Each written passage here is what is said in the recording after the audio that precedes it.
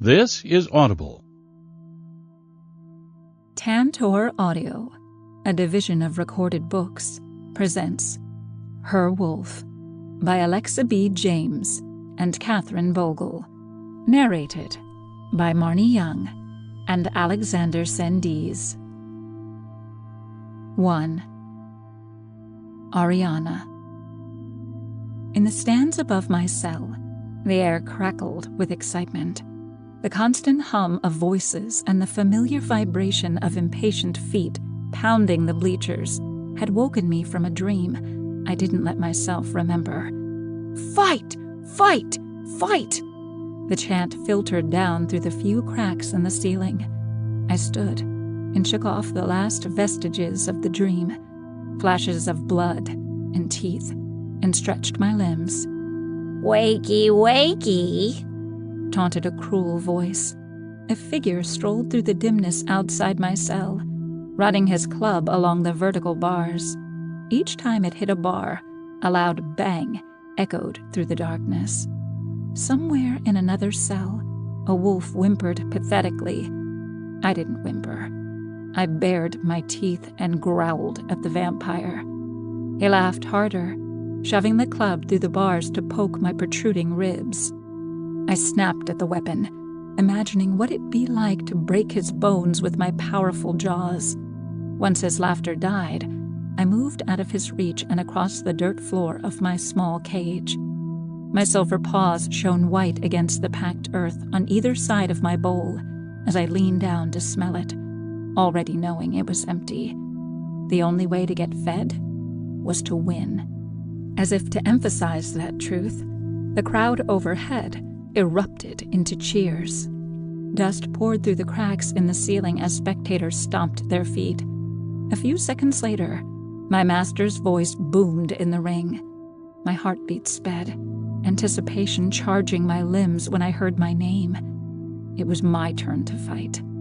"For tonight's entertainment, we have Ariana and Benjamin in a fight to the death," Dante announced like the grand showman he was. The crowd cheered. I paced my cage, a growl building in my throat. The vampire gave me one last sharp-toothed grin before unlocking my cell. "Don't get your head ripped off," he said with a sneer. He swung the cage door open and stepped back, keeping the bars between us. I snarled at him just for kicks, but I couldn't waste energy on a vampire. He may have been the one who had collected on my parents' debt by taking our freedom, but killing him wouldn't let me live another day. Winning would. I trotted down the short tunnel and emerged on the floor of the pit. The frenzy increased, spectators pounding the floor and screaming with bloodthirsty excitement.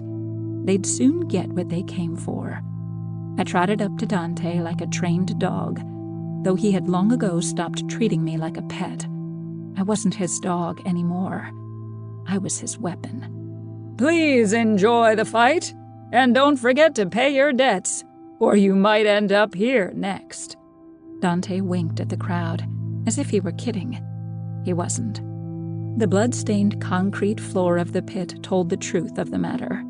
Dante wasn't above throwing a human into the pit if they owed him. He called it a bonus for the spectators, a little something extra after the fight. At first, I hadn't wanted to kill a defenseless human, but I'd learned quickly. There were only two options in the pit: kill or die.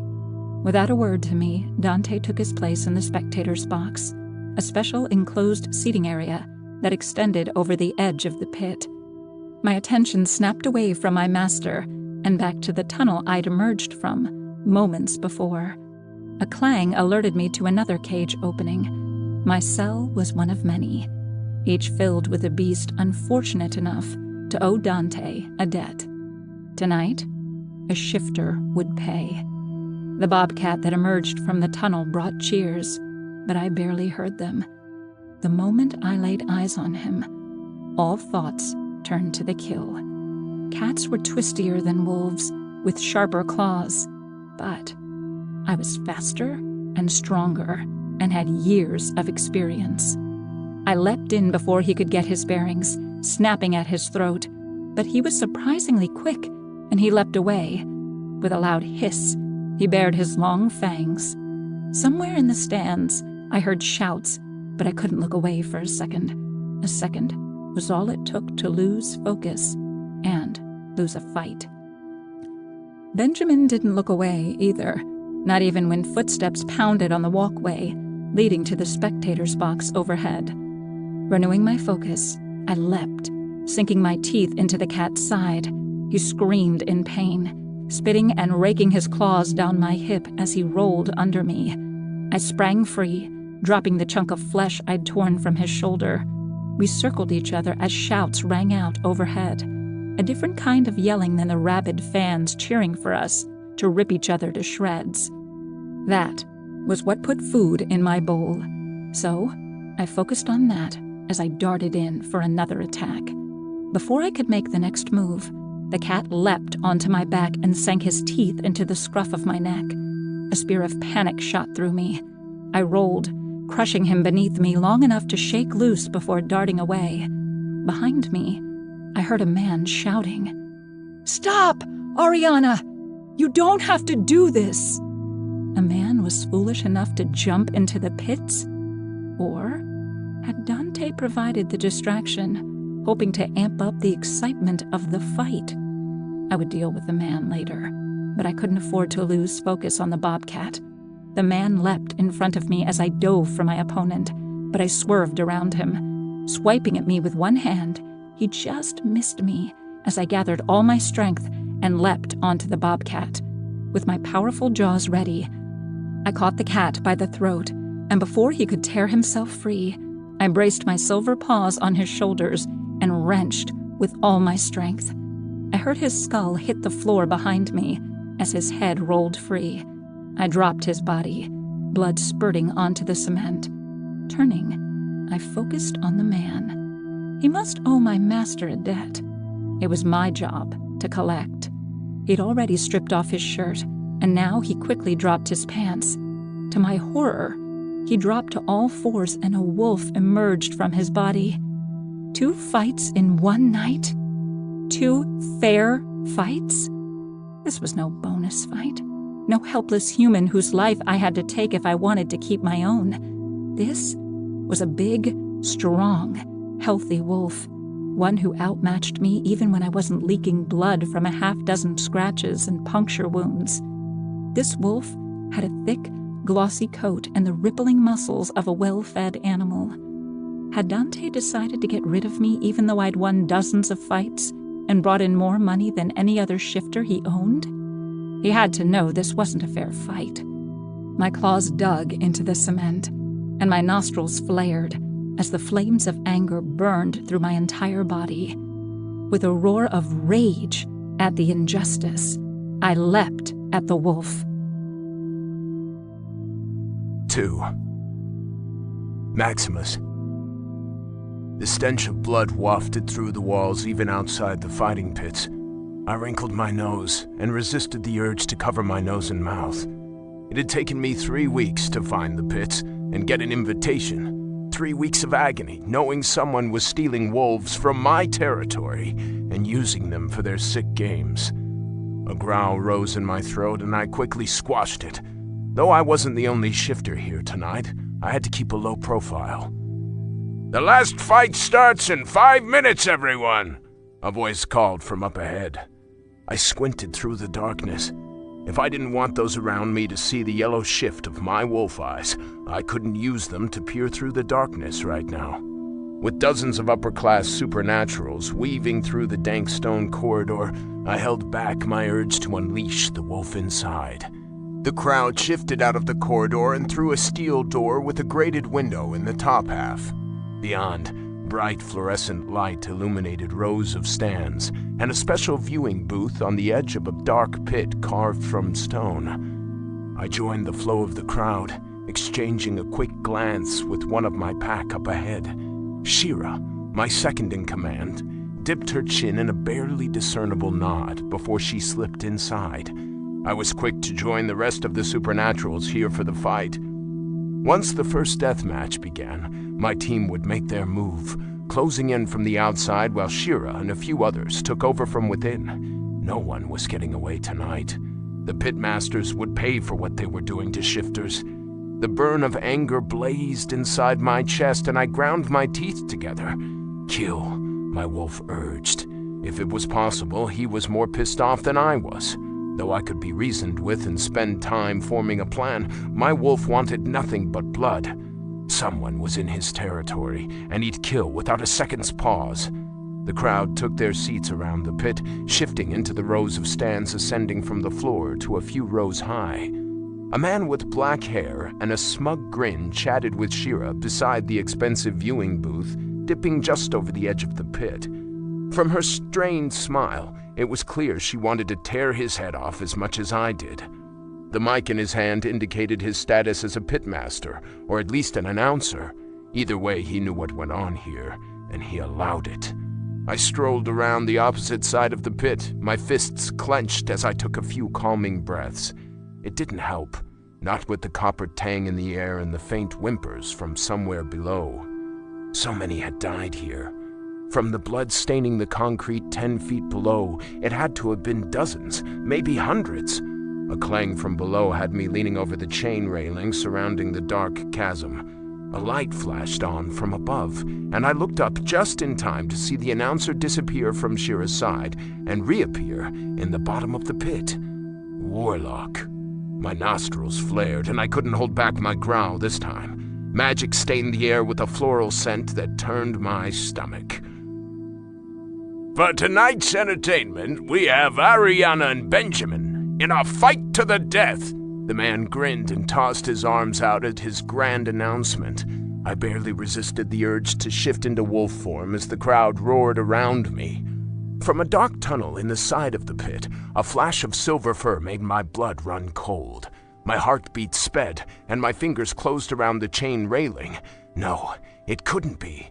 A wolf, not gray or white, but silver, walked from the narrow passage, her head low and her eyes lit with bloodlust. She trotted to the center of the pit, stopping beside what I had to assume was her master.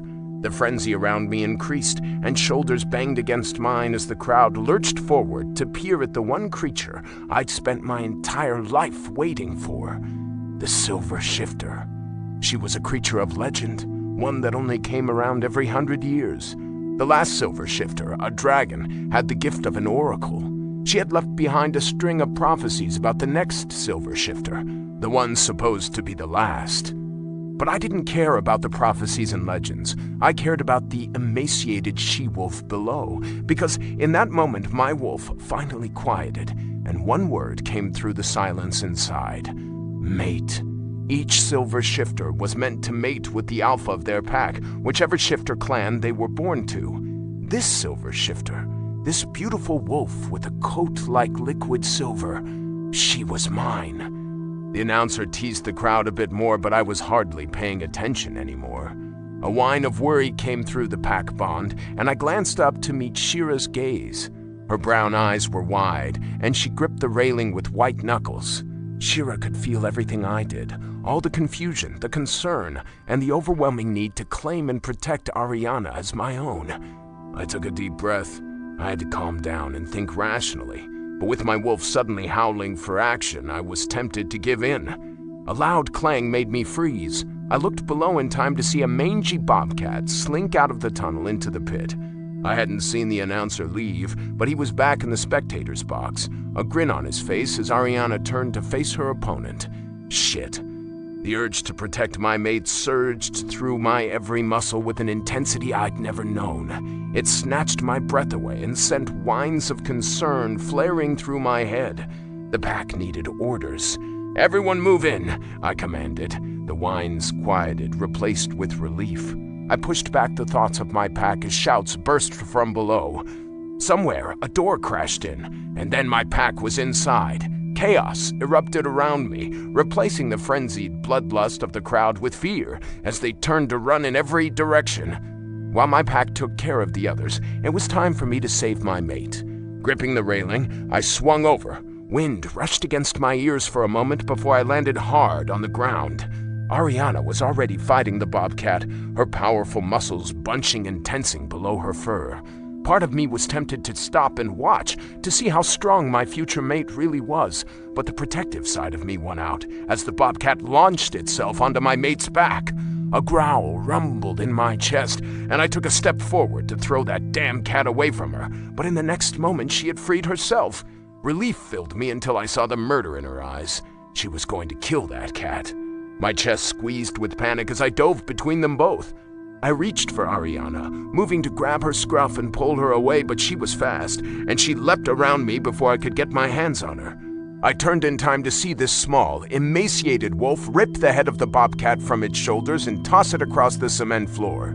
I winced as it thunked against the ground and rolled into the shadows. Blood drowned the floor in a sea of red, but Ariana wasn't looking at her kill anymore.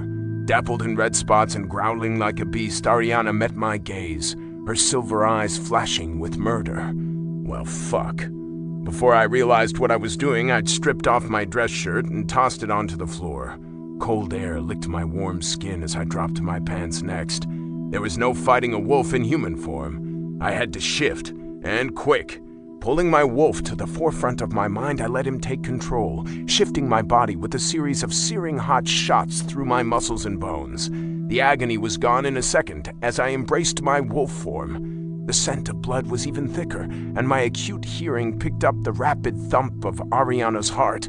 I took a step forward, my claws clicking against the cement. Ariana's nostrils flared, and her rage shimmered through the air with her snarl. I could nearly feel the heat of it as she bared her teeth and braced to leap. My mind raced as I calculated her movements and tried to come up with a plan. Ariana was beyond listening, and she certainly wasn't getting any calmer with me in the pit. Perhaps I should have waited, but there was no going back now. Ariana leapt, and my wolf dove to the side. I felt the tremble of his half-growl, half-whine. He didn't want to fight her any more than I did. The silver wolf dove again, but I was quicker, leaping out of her way before her paws hit the floor. She turned another snarl on me, but I was already stalking away. Did she not see that I didn't want to fight her? Could she not tell I was no threat? A growl of frustration echoed in my mind, but I refused to unleash it or show any other kind of hostility toward Ariana. Hostility would only make her more wary. We continued our dance, Ariana leaping, jaws snapping at my throat while I dove out of reach. Each time her nostrils flared and she pawed at the ground angrily. She wanted to fight. She wanted to kill. My heart sank and my ears flattened back against my head as a terrible thought flitted through my mind. Had she gone feral? Was I too late? What if she'd been outside a pack for too long? Every shifter knew that a lone wolf wasn't long for this world. Without a pack, a wolf slowly lost their mind until they were more beast than human. Only alphas could survive on their own, but an alpha without a pack would never feel whole, never be satisfied. Ariana jumped again and I matched the movement. Before I landed, she shifted her body in midair and tore off the ground, slamming her shoulder into my chest. Wind huffed from my lungs and I staggered, trying to get my feet under me. Teeth sank into my neck, but I ripped free before Ariana could do any damage. I tried to put space between us, but she'd already jumped again, slamming into my side and forcing me against the wall. A growl tore from my throat as I spun to face her, forcing all my alpha dominance into my gaze. A normal wolf would back down immediately, knowing there was nothing they could do to overcome me. But Ariana didn't back down. Instead, she met my gaze with unwavering silver eyes and dove at my face. I yanked my head just out of her reach. So it was true. Ariana had gone mad. I darted a few steps back, evading every swipe of her claws and snap of her teeth, but she didn't relent. If I didn't do something soon, I'd lose her for good. The shouts above were quieting, and if my pack saw another wolf attacking me, even the silver shifter, they might be tempted to intervene. "Keep out of this," I growled through the bond. Before I could discern their answers, Ariana crashed into my chest, forcing me onto my side where she crouched on top of me and ripped at my flesh with her claws. Pain slammed into my shoulder, and I snarled as I snapped at her face, not to hurt her, but to scare her into a retreat. She didn't retreat. She was too far gone. There was only one thing I could do. I had to bring her into the pack. If I could return her mind to the present, to the human form she might not have seen in some time, then there might be hope yet. I only had one shot. Growling, I slammed my back paws into her chest, throwing her off. I was on my feet before she'd landed, and I dove at her neck. To force a pack bond, I needed to mix my blood and hers. She'd be forced, if only temporarily, into the pack mind. It should be enough to pull her back to sanity. Adrenaline coursed through my veins as I bit down on my tongue. Copper burst inside my mouth.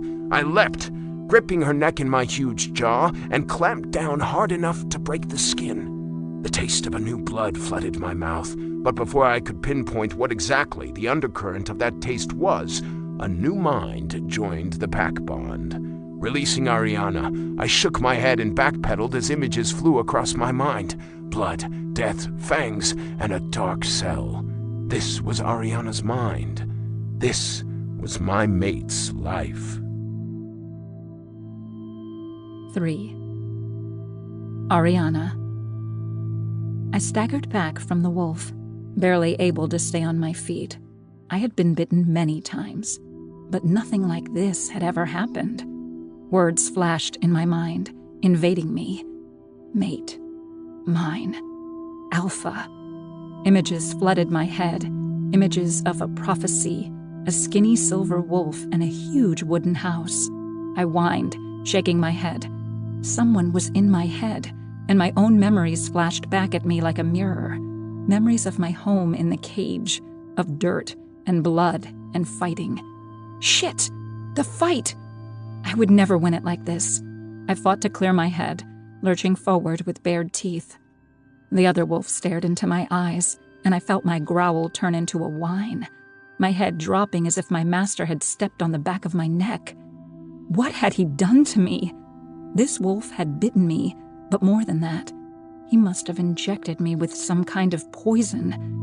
And then, the emotion swept over me, knocking me flat with the intensity, horror, desperation, and pity. My own emotions fought back against the intrusion, and I snarled at the pity he was forcing into me. Let out, you're human. I jerked my head up, startled by the thought that had crashed over me. My human? The thought was as familiar as my cage, and yet as forgotten as the life I'd lived before it. The wolf stepped forward, nudging my neck with his muzzle. He put both paws on my shoulders and stared into my eyes. With a series of jerks, he changed, right before my eyes, into a human. Let out, you're human, he said aloud this time. Before I could think to snap at his exposed and vulnerable belly, my own body began to spasm and bunch. Seconds later, I sat in front of him, in human form. Everything in my body felt wrong. I was no longer myself, and yet I was more myself than I'd ever been. My thoughts began to take more human form, too. I hadn't been in this body in years. Now I sat before a man who was as naked as me, more bare than I'd ever been as a wolf. I threw my arms around my body, jerking back from the man who sat in front of me, his hands still on my shoulders. I could still feel the mental intrusion, like a tongue was licking into my brain. Get out! I screamed, grabbing my skull with both hands. The man reeled backwards, grabbing his own head. Whoa, Ariana, he said, his voice gentle but firm. I'm Maximus, and I'm not going to hurt you. You don't have to fight me. I've mixed my blood with yours, which has bonded you to my pack. We can't help feeling any intense emotion from you. I jumped to my feet, scrambling back. I could feel my wolf inside, too, snarling to get out. She wanted to leap at the man's back as he turned and retrieved his clothes. He slipped into his pants, zipping them before turning to me. He held out a dress shirt, and his mind commanded me to step forward and take it. The feeling of being compelled was unbearable, and he winced as I snatched the shirt and retreated. I turned away as he had, pulling my clumsy arms through the sleeves. It didn't fit me like fur, but it was better than the exposed feeling of bare skin, where every air current tickled almost painfully. Hugging the shirt around me, I stared at this Maximus. I could feel him, his worry and urgency, his trepidation about me. My wolf snarled to get free, but his command held her in check. I could tell she was stronger than me, but his mind was even stronger than her. I appreciated the sharp clarity of my mind after the years of fog and monotony, where the only thought was survival and the only emotion was fear. Trying to ignore the swirl of thoughts and feelings being imposed on me, I turned to Maximus and asked him the only pressing question. "Are you my new master?" My voice was squeaky and weak with disuse, the words feeling foreign on my tongue. "No," he said quickly. "I'm your alpha right now, which is why I can communicate clearly with you in wolf form." "What's the difference?" I asked, tugging at the bottom of his shirt, which barely concealed my upper thighs.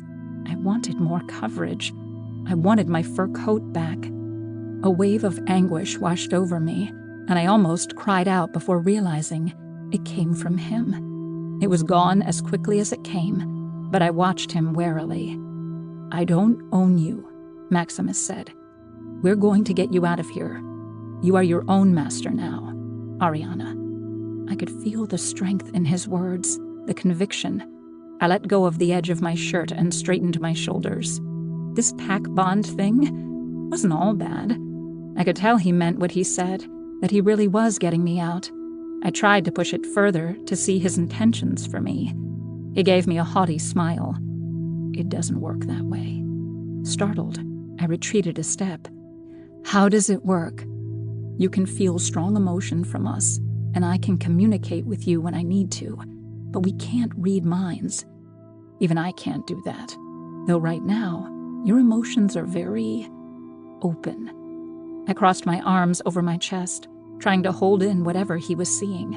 I knew better than to show weakness to an opponent and let him exploit it. "I'm going to bring my second-in-command down," Maximus said, his voice softening. "I know you don't trust me, and you have no reason to, but I'm not going to take advantage of you, Ariana. Not now, and not ever." A moment later, an East Indian woman dropped into the pit beside us.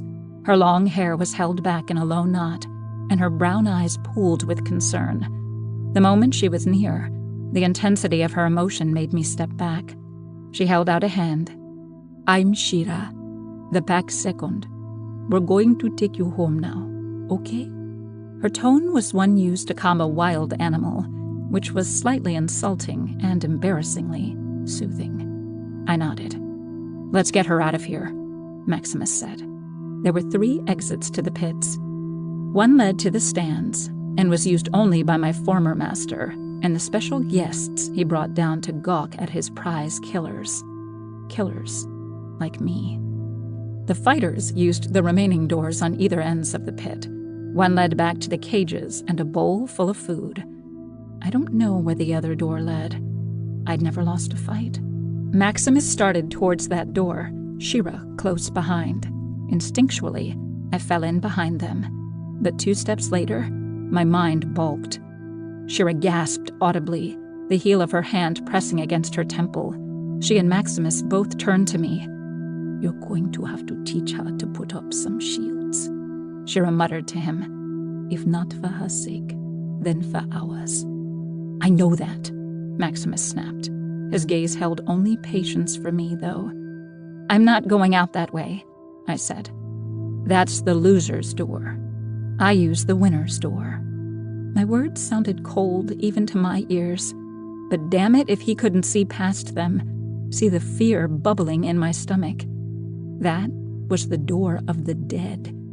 The only living things that used that door were the pit crew dragging out the bodies. The pit crew were only a step above the fighters, those who owed the master, but were not shapeshifters. Shit! The pack could see that too.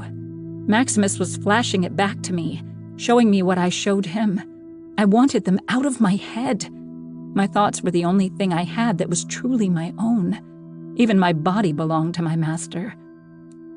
"We can use the other door," Maximus said quietly. I caught a flicker of surprise from Shira, but she followed behind when he strode toward the tunnel leading to the cages. I fell in behind them. uncertainty coursing through me as we approached. I hadn't been to the cages as a human since I was a kid, since the memory of my parents caught me by surprise, and I stumbled. Maximus glanced over his shoulder at me, his jaw tight. "Hold it together, Ari," I told myself. Seen from human eyes, the cages looked pathetically small, just big enough for a dog to sleep in the dirt, empty food and water bowls. I swallowed, sick with anger and humiliation. This was a terrible idea. I shouldn't have taken them back this way. "There are more," Maximus said, pulling up short. "Of course there are more," I said. "People require entertainment like dogs require food." I winced as I said the line that my master had said to me so many times. Maximus's shoulders squared. "We're not dogs. We're wolves." I didn't argue, though it made no difference to the master or to me. I'd fought dogs, and the trick to winning was the same. Take out their front legs instead of going right for the throat. "I'll have someone get the key to these and release the captives," Maximus said. "Let's get you out of here." We passed the remaining cages and exited the building, stepping into a balmy night. Trees along the edge of the parking lot tossed in a gust of wind. I closed my eyes and inhaled, taking in the scent of fresh air that so rarely made it down to the cages under the stands. My eyes snapped open. I hated fresh air.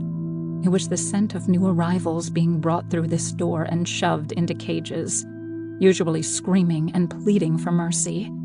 Shira grimaced at me. I couldn't help what she was seeing. Maybe she should learn to stay out of my head. "It's the first thing I'll teach you," she said as we approached the car. Maximus climbed in the driver's seat, and I didn't hesitate to open the back door and slide onto the leather seat. The only thing on my mind was getting the hell out of here as fast as possible. I could worry about where we were going later. It couldn't be worse than this. "We're taking you to our home," Maximus said. "We prefer to live close.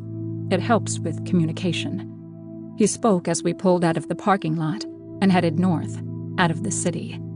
They lived an hour outside the city, he said, on a mountain. The pack owned the whole mountain, and he led the pack. He said we were safe from the warlock, but I wasn't so sure. He wouldn't let me go so easily. I was bound to him. My parents had pledged service to him. He owned us. The idea of being free, of owning myself, was impossible to comprehend. But I knew one thing for sure. I wasn't going back without a fight. And so far, fighting me had not worked out so well for my opponents. As promised, we pulled into Maximus's werewolf community an hour after leaving the city. Also as promised, Shira and Maximus went over the basics of how to keep them out of my head during the drive. I had pictured brick walls coming up around me, and relief showed in both of the wolves. By the time they told me we were entering their territory, I was mentally and physically exhausted. The car climbed the low mountain, winding back and forth through a series of switchbacks. Through the trees to my right, I could just make out high bluffs shining white in the moonlight. Above them, scattered over the top of the mountain, were a handful of little houses and one big house at the top. A few minutes later, we pulled up in front of the large wooden lodge. "Let's get you settled in for the night," Maximus said, getting out of the car and stretching. The moonlight glimmered off his strong back, the muscles knotting under his bare skin. "It is late," Shira said, yawning, "and I'm sure we have all had enough excitement for one day." I balked at the thought of going into their house, but Maximus smiled and fed me a picture of a bed. I edged a step closer. Then he gave me more images: a spacious living room with the sun streaming through the window, a leather couch and a bookshelf, feet up on the coffee table and coffee steaming beside me. Or him. I was still confused about how the bond worked, if I was seeing the past or the future. When I didn't rush into the house, he tempted me further with the image of a plate full of spaghetti. That did it. I could at least eat here and rest. Then I'd figure out what they wanted. Inside, Shira led me upstairs and showed me the bathroom and a bedroom. "You can wear my clothes until you get a few of your own," she said, opening her bureau for me. "Come downstairs when you're ready to eat." I was ready to eat now, but the thought of the shower was enticing, and I was more than ready to get my body covered. I took a quick shower and pulled on the yoga pants and long-sleeved tee I'd chosen. When I stepped out of the bathroom, the smell of food drew me straight downstairs and into the kitchen. Maximus turned from the stove, a plate in each hand. He'd pulled on a plain white t-shirt with his dress pants, and for the first time, I noticed how handsome he was. His strong jawline and chiseled cheekbones were subtly highlighted by the dark shadow of stubble across his cheeks and chin. Bright hazel eyes met mine, a smile playing over his lips. Damn it! Was he picking up on my admiration? "I'll eat with you," he said, delivering the plates of spaghetti to the table. He sat opposite me and passed me a bowl of Parmesan. I dug in without hesitation, famished after the fight and the long day without food that preceded it. "Shira showed you the bedroom where you can sleep?" he asked. I nodded, eating quickly without speaking. Sometimes they gave us only enough food to whet our appetites before pulling it away, taunting us with a bowl that sat just out of reach. "You're going to be safe here," Maximus said. "I can tell you're tired, so just eat, and then you can sleep in the guest room. We'll talk more in the morning." I was grateful for his understanding, even if he'd poked around in my mind to get there. After eating, I'd retreated to the room they'd left me and fell into an exhausted sleep immediately. I woke after a few hours. I wasn't used to sleeping a whole night at a time. A lot of business took place at night, with vampires coming and going, new residents arriving in the cages, and other commotion. Now that I'd slept, my mind was clearer. I slipped from the big bed and listened. My wolf urged me to get out, to run, and she was right. I didn't know what these people wanted, but I knew for damn sure that their kindness wouldn't come without a price. Everyone wanted something. That was the way the world worked. If I wanted to eat, I had to fight. If I wanted to live, I had to win. I tiptoed from the room, stopping in the hallway to listen. I could hear soft snores from down the hall, my heart pounding. I slipped silently down the stairs. All the while, I waited for an alarm or a guard to stop me, but none did. It was almost as if I were free to come and go as I pleased. What if it could really be that simple? I shook my head and started towards the woods, needing to put some distance between myself and these wolves with mysterious motives. What did they want from me? Was that what Maximus meant to tell me today when we talked? As I stepped into the woods, a sense of familiarity washed over me. I'd played in the woods as a child, before the old warlock had died and passed us on to his son. He let me roam the woods and creeks like a wild animal, though I knew I must always return home. He'd been kind to us, but we never forgot that we belonged to him. My wolf was even more comfortable in the woods than my human side. She strained to get out, but I was hesitant. I wasn't sure that I could control her, that I could choose this form at will. I had been forced into it by Maximus's command as Alpha, but already the bonds were weakening. I could feel the tie with the pack loosening as I moved further away, deeper into the forest. At last, I found a tangle of briars and vines where I could crawl under and rest. I'd never had a pack, and I didn't need one now. I'd survived more than they ever would, and I'd done it on my own. Out here, the trees provided protection and privacy. There were plenty of animals to hunt. My wolf would take care of me. She knew how to survive, and no one would demand payment for favors. 4.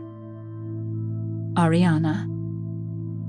When I awoke the next morning, I knew they were looking for me. Rays of warm sunlight peeked through the brambles, warning me of dawn. I yawned and stretched, only to feel the prick of briars at my ankles. I winced and retracted my feet, glaring at the surrounding foliage. Ariana. I looked around quickly before realizing Maximus spoke in my head again. I resisted an irritated groan and shimmied out from under the copse of shrubs. The same deep voice spoke my name again, and I quickly slammed up the brick walls Maximus and Shira had taught me to construct. Though I could feel the concern of the pack, it was distant, like a whisper over my mind. I took a deep breath and straightened my clothes, or Shira's clothes. Smudges of dirt marred the once clean clothing, and for a second, I felt bad. It had been a long time since someone showed me kindness, and I'd already run away. My heart lurched painfully, and I gripped the hem of my shirt. I knew I shouldn't feel guilty. I didn't know these people, and I couldn't trust them. The only people I'd ever been able to trust were gone, dead. There was only me and my wolf. And as if on cue, my wolf strained forward, desperate to be free of the mental cage I'd shoved her into. I bit my lip. She showed me images of us running through the forest, one with the wind as we leapt over fallen trees and across streams. But though I wanted to trust my wolf, I didn't know if it'd be easy to return to my human form. I knew my wolf had kept me safe by taking over the last few years, but now that I'd gotten me back, I wasn't so ready to lose her again. Taking a deep breath, I calmed my racing heart and pushed away the voices of the pack. I had to think. It had been so long since I'd had my head. I didn't know where to start. Though my wolf could protect me out here in the wild, provide me with food, safety, and comfort, did I want more than that? Something about Maximus and the others called to me, pulling on my soul to return to the lodge and be with my pack. But was it my pack? Maximus had forced this bond on me, and that act in itself was certainly not going to make me trust him. Instead of sorting through my thoughts, I started walking away from my pack territory. I instinctively knew I was heading away from it.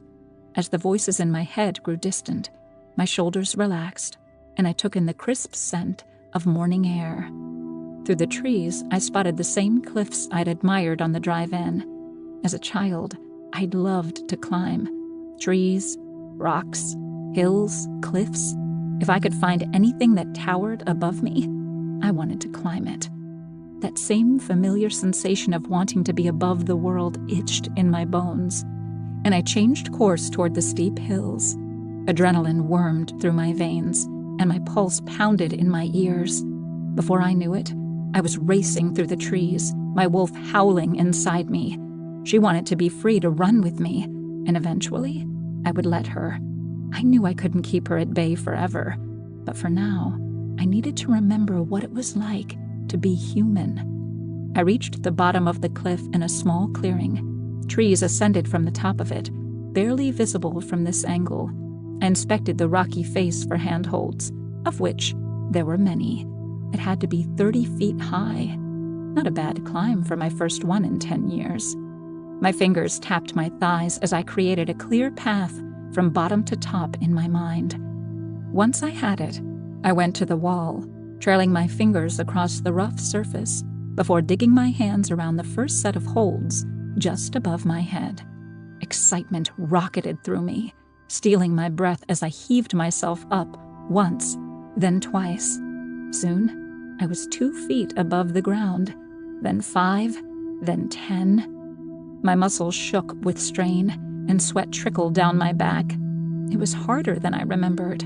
Still, my excitement wouldn't be tamed as I edged upward, one hold at a time. 10 feet from the top, I jammed my fingers into a crevice and held tight. I was just above the trees now, and the forest stretched out around me. I dug my toes into a small nook and pushed. The stone slipped beneath my feet, grinding against the cliff before tumbling to the forest floor. My heart lurched, and I clung to the cliff face, grappling for another toehold. I expected something else to shift and send me to my death, but nothing did. It took me several long minutes and several deep breaths to regain my composure. When I finally stopped shaking, I turned my attention back to the wall and pushed myself up once again. A sudden whoosh overhead had me leaning back. What now? The trees shook with a violent wind, and a beast like I'd never seen before shot over the edge of the cliff, scaled wings splayed on either side of its massive form. A cry of shock escaped my throat as it flapped its wings and the current caught me off guard. I dug my toes and fingers into my holds, but the current was too strong. A gasp tumbled from my lips as I was yanked right off the side of the cliff. My heart raced as I desperately threw out a plea for help to anyone that might be able to save me. I was too high up, and I'd break every bone in my body if I hit the ground. Time seemed to slow as I twisted in midair. The rocky ground below was coming up way too fast. I was going to die. I'd survived the pits, Dante, the death of my parents, and torture for years, only to die from falling off a damn cliff. The irony wasn't lost on me, and I would have laughed if I had any breath in my lungs. I closed my eyes, accepting my fate. Instead of rocky ground, something warm caught me, and my eyes flashed open. A set of chiseled arms held me to a bare chest, one arm hooked around my back, the other beneath my legs. My cheek pressed against the man's shoulder, and heat flamed through my cheeks. "Hang on tight," he said. I glanced up, but being pressed so closely I could only make out dark hair and gorgeous mocha skin. His angular jaw was covered in dark stubble, and I swore I saw a flash of green eyes. He squeezed me tighter, and I lost sight of his eyes, but over his shoulder, red wings beat the air. I gasped. "What are you?" I'd read fairy tales as a child, damsels trapped in towers, knights sneaking into the dens of dragons seeking glory. It wasn't possible, and yet, here he was, a man with dragon wings. Wait, had it been him who flew overhead? My eyebrows furrowed and flames of anger burned inside my belly. He'd nearly killed me. The man chuckled, and his lips twitched in a smile. He didn't respond, and that only fanned my fire.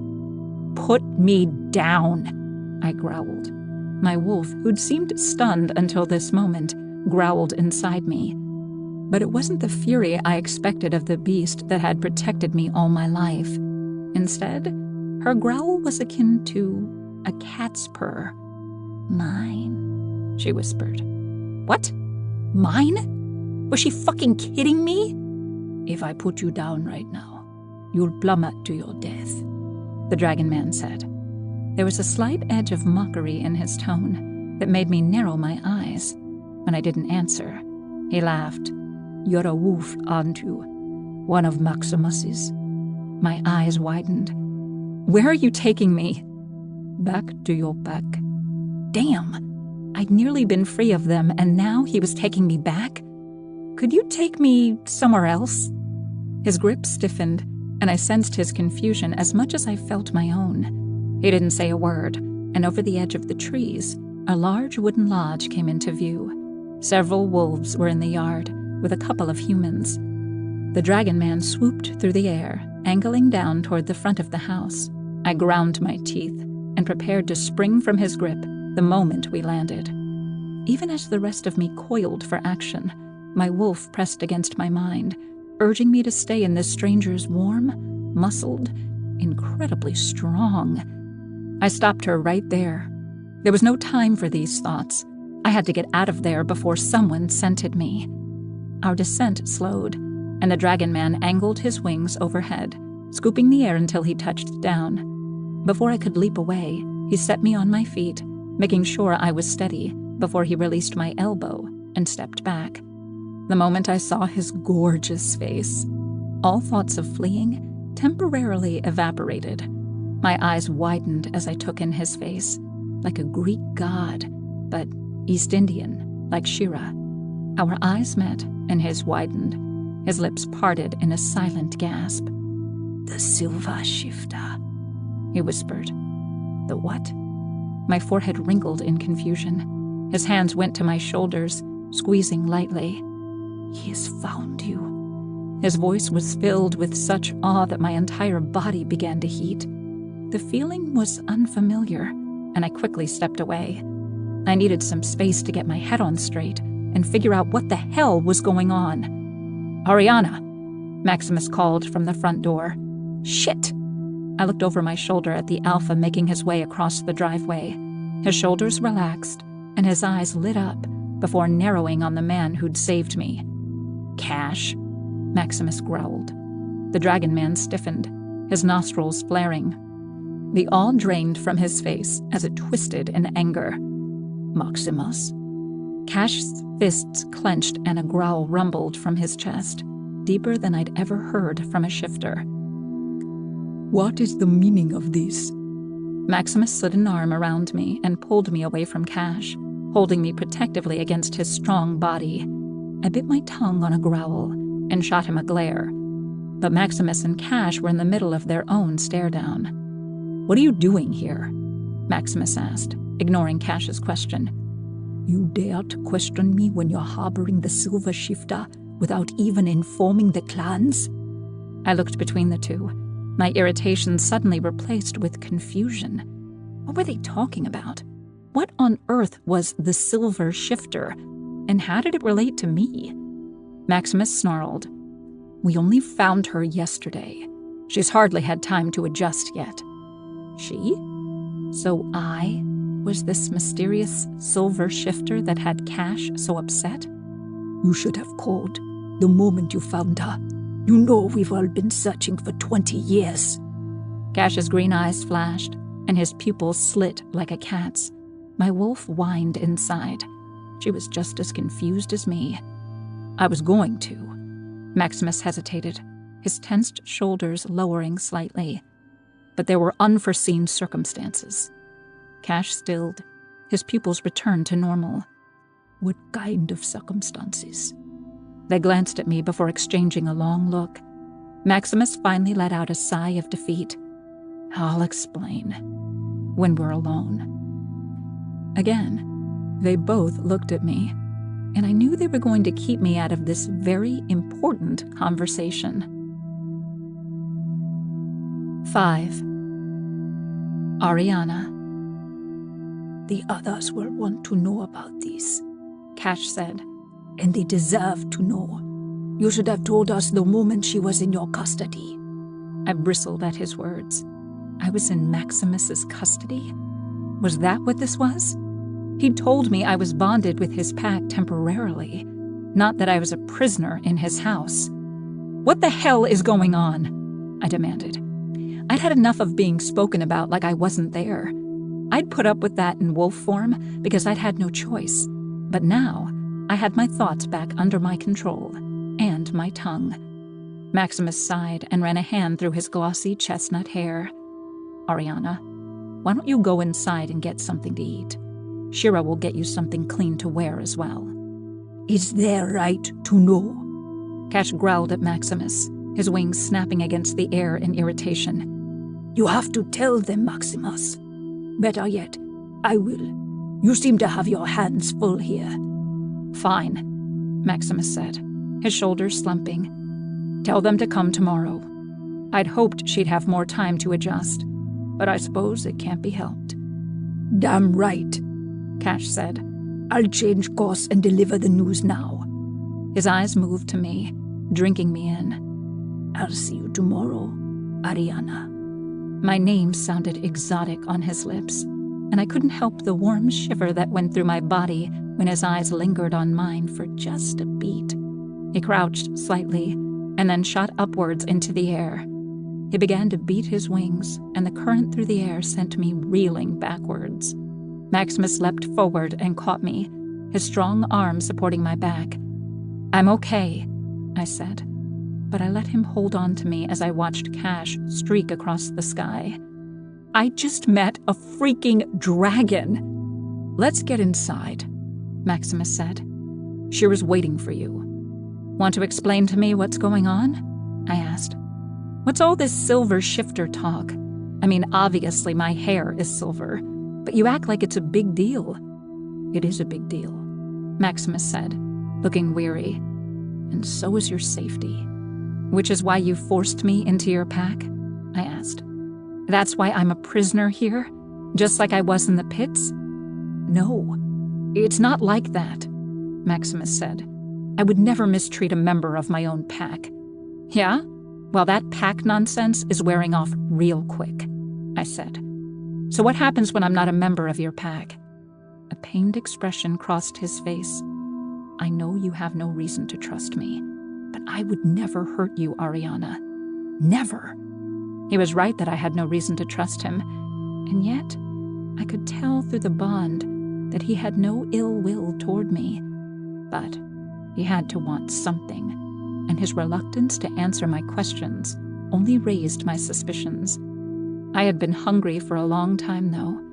I couldn't remember a time when the gnawing pain wasn't a constant companion. So I followed Maximus inside when he walked up the steps and into the lodge.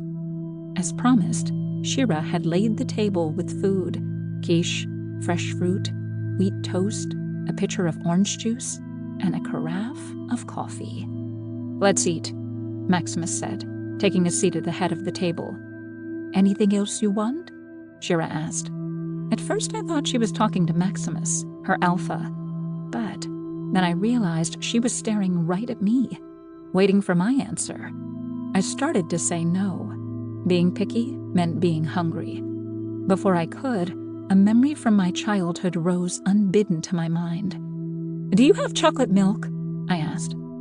"I'm afraid we don't," she said. "I can get some next time we go into town." "Don't worry about it," I said, suddenly self-conscious at their eyes on me. "I'll make you some," Maximus said, pushing back from the table. "It's okay, really," I said. "Just let him make it," Shira said. She patted my hand as Maximus took some chocolate syrup from the refrigerator. She lowered her voice to a whisper. "Trust me, he'll order you around plenty. On the rare occasion he wants to be of service. Enjoy it." "I heard that," Maximus said, his back to us as he poured milk into the glass with the chocolate. Shira rolled her eyes and offered me a smile before he returned to the table. "For our guest," he said, bowing gallantly and handing me the chocolate milk. I couldn't help but smile. "Thank you," I said, taking a sip. The sweetness of chocolate burst on my tongue, and I had to suppress a moan. "I haven't had this since I was a kid." "Me neither," Maximus said, pouring himself some coffee. "Adults don't usually drink chocolate milk." I decided right then that I'd be drinking it every day. "Now, let's get some things straight," Maximus said, squaring his shoulders. "Ariana, you can't go running off like you did. It's not safe out there, as you now know. What if Cash hadn't been there to stop your fall?" I jerked in my seat. For a moment, I questioned how he knew I'd fallen in the first place. But then my desperate mental plea came to mind. Even so, angry heat rose inside of me. "If Cash hadn't been there, I wouldn't have fallen," I shot back, not bothering to hide my irritation. "I'm trying to protect you," Maximus growled. "Please stop being so stubborn and do as I ask while I'm still asking. You've gotten us into enough trouble today." My wolf stirred. "You mean I got you into trouble?" "Yes," he said, "and yourself. I'm the pack's leader. I need to know where my members are and that they're safe. I can't have you wandering around and falling off cliffs." My wolf growled at that. "So, I'm not free to take a walk? I might as well be back in the pits." Maximus's eyes flashed with anger. "That's not something to joke about. You think I don't know that?" Now my wolf was straining to break free, to have at this man who was upsetting me. Pushing her back, I grabbed my chocolate milk and chugged the whole thing, refusing to let his anger intimidate me. I'd been in a cage most of my life, and before that, even when I was free, I'd been the property of a warlock. Now, I'd been promised freedom for the first time in my life, and I wasn't about to give it up this easily. I slammed my glass down and glared at him. "You're acting like a child," Maximus said through clenched teeth. "I was born into the service of that warlock, but if you don't have paperwork to prove it, then I don't belong to you." "You don't belong to me," Maximus said stiffly. I could tell he was barely controlling his anger to speak to me in an even tone. "But you should belong to this pack. Wolves need protection, and I can protect you." "No," I said. "I'm done being owned and controlled. If you want me to stay, I'll stay for now. But I need to be able to do what I want, to come and go when I want, and I'm not taking the bond." "Bullshit!" Maximus burst out, his fist slamming against the table. "I can't protect you if I don't know where you are. I don't need your protection," I said, my hands clenching into fists. The wolf inside me roared to come out and join the fight. "And I won't be forced into your pack and have you listening in on my every thought." "I can show you," Shira started, but I cut her off. "I don't care," I said, jumping to my feet. "I'm not your pet, and I'm not your property. I belong to myself now. Myself and my wolf." I couldn't hold the howl inside me any longer. Stumbling back from the table, I let it out as pain gripped my body. Relief washed over me as I stopped fighting my other half and let her out. I had to tear at the clothes on my body, and by the time I'd ripped them off with my wolf teeth, Maximus had undressed and shifted too. He lowered his head and drew his lips back, his nose wrinkling as he bared his teeth and growled. Without having been raised in a pack, I was surprised at how instinctually my wolf interpreted his warning snarl. He was telling me to straighten up, or he'd make me. And I wasn't about to let him. I lunged for him, going right for his front legs. Maximus's head slammed into mine, knocking me off course, and he snapped loudly. I was within reach, and he could have bitten me. But instead, he slammed his shoulder into me. My body went flying, crashing to the floor. As I rolled over, ready to spring to my feet, Maximus leapt onto me, pinning me down. He growled low in his throat, his eyes locking on mine. "Obey your alpha." His words crashed into my head, so intense I was forced to drop my gaze. A hideously pitiful whine escaped my wolf throat. Maximus lowered his head and licked my cheek. Instead of submitting further, I used his vulnerable moment to take him by surprise. I lunged at him, sinking my teeth into the side of his neck. With a howl of pain, he wrenched free. Blood splattered across my face and the floor. Somewhere in the back of my mind, I heard the fading sound of the pack, but it didn't register. I was in fight mode now, like I'd been in the pits. I'd drawn blood, and my only job now was to finish him off. Lunging again, I went for his throat. Maximus leapt off me, and I was back on my feet in seconds. He sprang aside when I went for his legs, and before I could turn and go back in, something heavy crashed onto my back.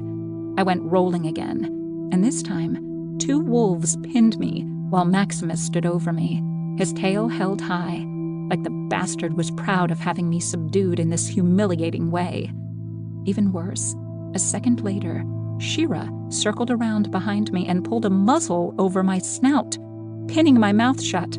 I roared in rage inside the thing, straining every muscle to break free. Maximus swiftly transformed back into human form, and together with Shira and 2 others I didn't know, he hauled me through a door at the side of the kitchen.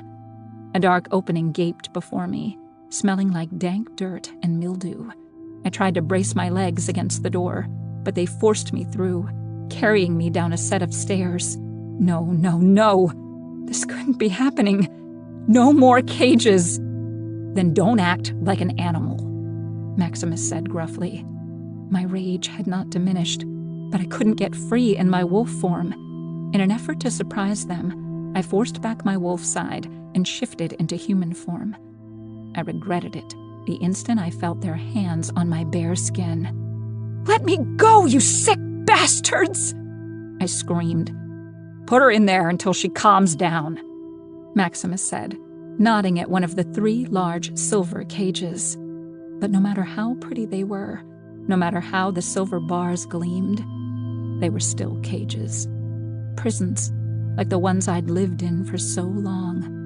They pushed me inside, and I flew at the bars, screaming and yanking on them even as I heard the lock click into place. Maximus stood looking at me with a haughty, superior expression, even as he held his shirt against his bleeding neck. He'd even taken the time to put his pants on while the others forced me into submission. Blood bloomed on the fabric he held to his wound, but I was too angry to care that I'd bitten the man who had shared his house with me and showed me such generosity. Underneath it all, he was like all the others in my life who had wanted to control me, own me, cage me. "You won't get away with this," I snarled at him. "I'll fucking kill you next time." "I'm not your owner, but I am your alpha," he said, coolly, arching one eyebrow. "You can cool down in there, as any of our pack members must when they get out of control. When you're in your right mind, I'll be ready to talk to you." The others rushed to follow when he turned and walked away, his head held high. 6. Owen. The silver shifter was found. Excitement thrummed inside me as I drove my pickup truck into wolf territory. The scent of the beasts hit me and a breath hissed between my teeth. It wasn't often shifters crossed into one another's territory. In fact, it was forbidden unless given express permission or there was an emergency. So when Cash had arrived in bear territory last night, I knew something was up.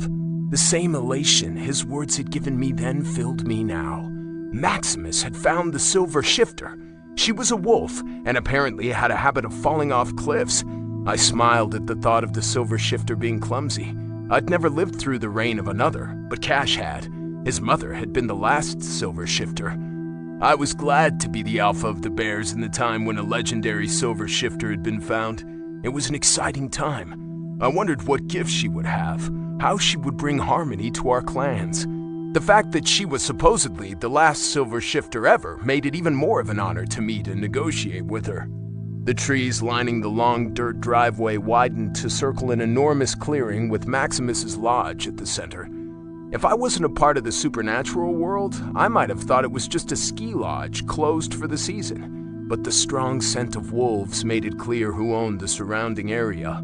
A dark blue Jeep was parked beside a silver Lincoln next to the entrance of the lodge. My eyebrows shot up as I inspected the sleek curves. I'd never been one for luxury cars, but damn, I think this was the first time I'd ever been jealous of Cash. That was one nice car. I pulled in next to the others, ripping the e-brake and silencing the hum of my truck before climbing out. For a pack that just found their silver shifter after years of searching, the lodge was awfully quiet. I'd expected some sort of grand celebration or at least a barbecue. Crickets chirped in the heat of the sun, and birds fluttered from the treetops. Nothing else moved. Confusion furrowed my brow as I approached the front door. Seriously, what was going on? Where was everyone? I took one last look around before knocking, 3 swift raps on the door. The door creaked open and the pack's second-in-command stood in the doorway. "Owen," Shira said. Shira? I furrowed my brow at her curt nod. Normally, Shira was all smiles and wore some pretty intensely colored clothes, but today, her lips curved into a frown, and she worried the edge of her gray blouse. "Come in." She stepped aside to let me through and closed the door behind me. Cash stood from the leather sofa in the living room. His dark gaze met mine, and I knew immediately something was wrong. "What's going on?" I asked. I tried to keep my tone light, more like a joke, but it fell flat. Cash grimaced. "I'm not sure yet." He looked around the living room, then at the door to the kitchen and the stairs to the second floor. He was looking for something or someone. The silver shifter? "So, where is she?" "Ariana," Cash said. It was a pretty name for what I was sure was a pretty girl. The silver shifters were known for their ethereal beauty. I tested out her name. Ariana. Cash met my eyes, and his jaw hardened. He didn't say anything as Maximus descended the stairs to join us. Maximus greeted us curtly, wearing the same surly look as Cash, but with the worried brow of Shira. "Will someone tell me what's going on already?" My hands fisted at my sides. Irritation shot through me. I'd been so excited to come and meet the silver shifter. I'd heard so many things about what she might be like and the peace she would bring. After the silver dragon was assassinated, the clans had fallen back to their old ways. All distrusted one another, and with no idea who'd ended the life of the last silver shifter, we'd never had a reason to find peace when any one of us could be the killer. I'll explain once Jet arrives. Maximus avoided both our gazes, instead staring at the door to the basement. "Jet's always late," Cash said. I wasn't sure if it was a complaint or just an observation. A growl interrupted the quiet, emanating from the door Maximus stared at. My heart lurched with the realization a shifter was down there. "Maximus," I said, "what are you keeping down there?" Maximus shot me a look and my irritation turned to outrage. This better not be what I think it is. I stormed over to the door and yanked it open. The growling grew louder, and the distinct scent of an angry werewolf flew up my nostrils. I looked back in time to see realization cross Cash's face too. Maximus looked between us and the door. At least he had the decency to look guilty. "It's where we keep werewolves who break laws," he said quickly. "It's just a holding cell for them to cool down. A timeout." I turned back to the darkness of the stairs and flicked on the overhead light before descending to a landing and turning left to finish the rest of the steps to the basement floor. Snarls ripped through the quiet, and claws grated the cement floor. I squinted through the dim light, looking for the source of the sound. Only faint daylight streamed through two tiny basement windows on the edge of the basement. The rest was left in shadow. The tread of boots and the light click of dress shoes told me Cash and Maximus followed. "You don't understand where she came from," Max said. Finally, I spied the light switch and flicked it on. Blinding fluorescent light sent sparks of white across my vision. I blinked to clear them. Shadows merged into shapes and left me staring at a row of cages lining the back wall. Each had silver bars, unbreakable to werewolves. Only one cell was occupied by a thin silver wolf with her head lowered and her lips pulled back, baring her teeth in a snarl. The wolf snapped at the bars before pulling back and pacing the cell. It took me a moment to collect my thoughts and process what I was seeing. A wolf with silver pelt, locked inside a cage. "Ariana?" I whispered. The wolf paused, her ears swiveling. Her growling ceased. "What the hell were you thinking?" Cash snapped at Maximus. The two alphas stood side by side next to the stairs. Cash motioned at the cage, embers of rage kindling in his eye just like the ones in my belly. "You don't understand," Maximus said again. "No, we don't," I bellowed. "So why don't you explain to us why you'd lock the silver shifter in a cage?" Ariana tilted her head as she considered us. Gone was the fierce animal that prowled the cell. She was beautiful but small, her ribs nearly visible on her thin haunches. "How long has she been down here?" I demanded. "Only the night," Maximus said. Cash laid a hand on my arm. "He's telling the truth. I saw her just yesterday, remember?" His words calmed my bear, whose instincts flared inside my head, snapping at me to release Ariana now. "Still," I insisted. I couldn't believe the wolves were keeping her down there. They should be worshipping the ground she walked on. I took a step toward the cage. "You can't keep her in there." "I had to do this, Owen," Maximus said. "Like hell!" I stormed forward and in one swift yank tore the lock from the front of the cage. Ariana's silver gaze widened as she looked between me and the lock I'd tossed to the floor. I pulled the cage bars back just as Maximus yelled for me to stop. It was too late. The gate was already open before I saw the murder in Ariana's eyes. 7. Ariana. I bolted out of the cage with one thought on my mind. Freedom. "Ariana! Stop!" Maximus yelled, but I wasn't about to obey him. Not after he'd stuck me in a cage just like Dante. Fuck that shit. I was so out of there. I lunged past the man they'd called Owen, ignoring Cash and Maximus. Scrambling up the stairs, I charged for the open door. I would never be put in a cage again. If I had to die to make that vow come true, so be it. They'd have to take me down fighting. When I reached the top of the stairs, I leapt, sailing through the opening. A wall of muscle met me in midair, and I thudded to the floor. In seconds, I was back on my feet, going straight for the man's groin. That always took down a human. A fist slammed straight into my mouth, crushing into the back of my throat. Gagging, I tried to pull back, but he grabbed the skin at the back of my neck with his free hand, maneuvering me. I couldn't breathe, and I couldn't bite down because his fist was in my throat. Panic swelled inside me at my helpless position. "So nice of you to finally join us, Jet," Maximus said behind me. "Late, as usual." "Ain't this some shit?" Jet drawled in a slow, slight southern accent. "I thought I was coming for a civil discussion. If you don't change my mind in a hurry, I'm going to assume this is an ambush." "It's not an ambush," Maximus growled. "That's her, so get your fist out of her throat before you kill her." The man holding me straddled my back, wrapping his arm around my neck in warning before removing his hand. A piteous whimper escaped my throat, though inside, it was more like a roar of rage. I stood, catching my breath, my muscles trembling. "You've got to be kidding me," my attacker said. He started laughing then, hooting and slapping his knee as he held me in a headlock. "Your silver shifter mate is feral? That's the funniest thing I've heard all year." "I'm glad you're amused," Maximus said stiffly. "Now bring her back downstairs." At that, I began to struggle. The bond he'd forced on me was almost completely gone, but I could feel a command worming through what was left of it. He wanted me to shift back to human form. Yeah, right. I had no intention of making this easy for them. "I won't put you in a cage," Maximus said when they reached the bottom of the stairs. He didn't bother with the telepathic shit this time, just said it out loud. "Stop attacking us for a minute, and we can help you understand what's going on." "You sure you want me to let her go?" asked Jet. "I know how to fight a dog. I've had a few fights with y'all before, but you might want to shift first." "We're not dogs," Maximus snapped. "It's your neck," the guy said, releasing his chokehold on me. I darted away, crossing the room to the far wall, where I spun to face them.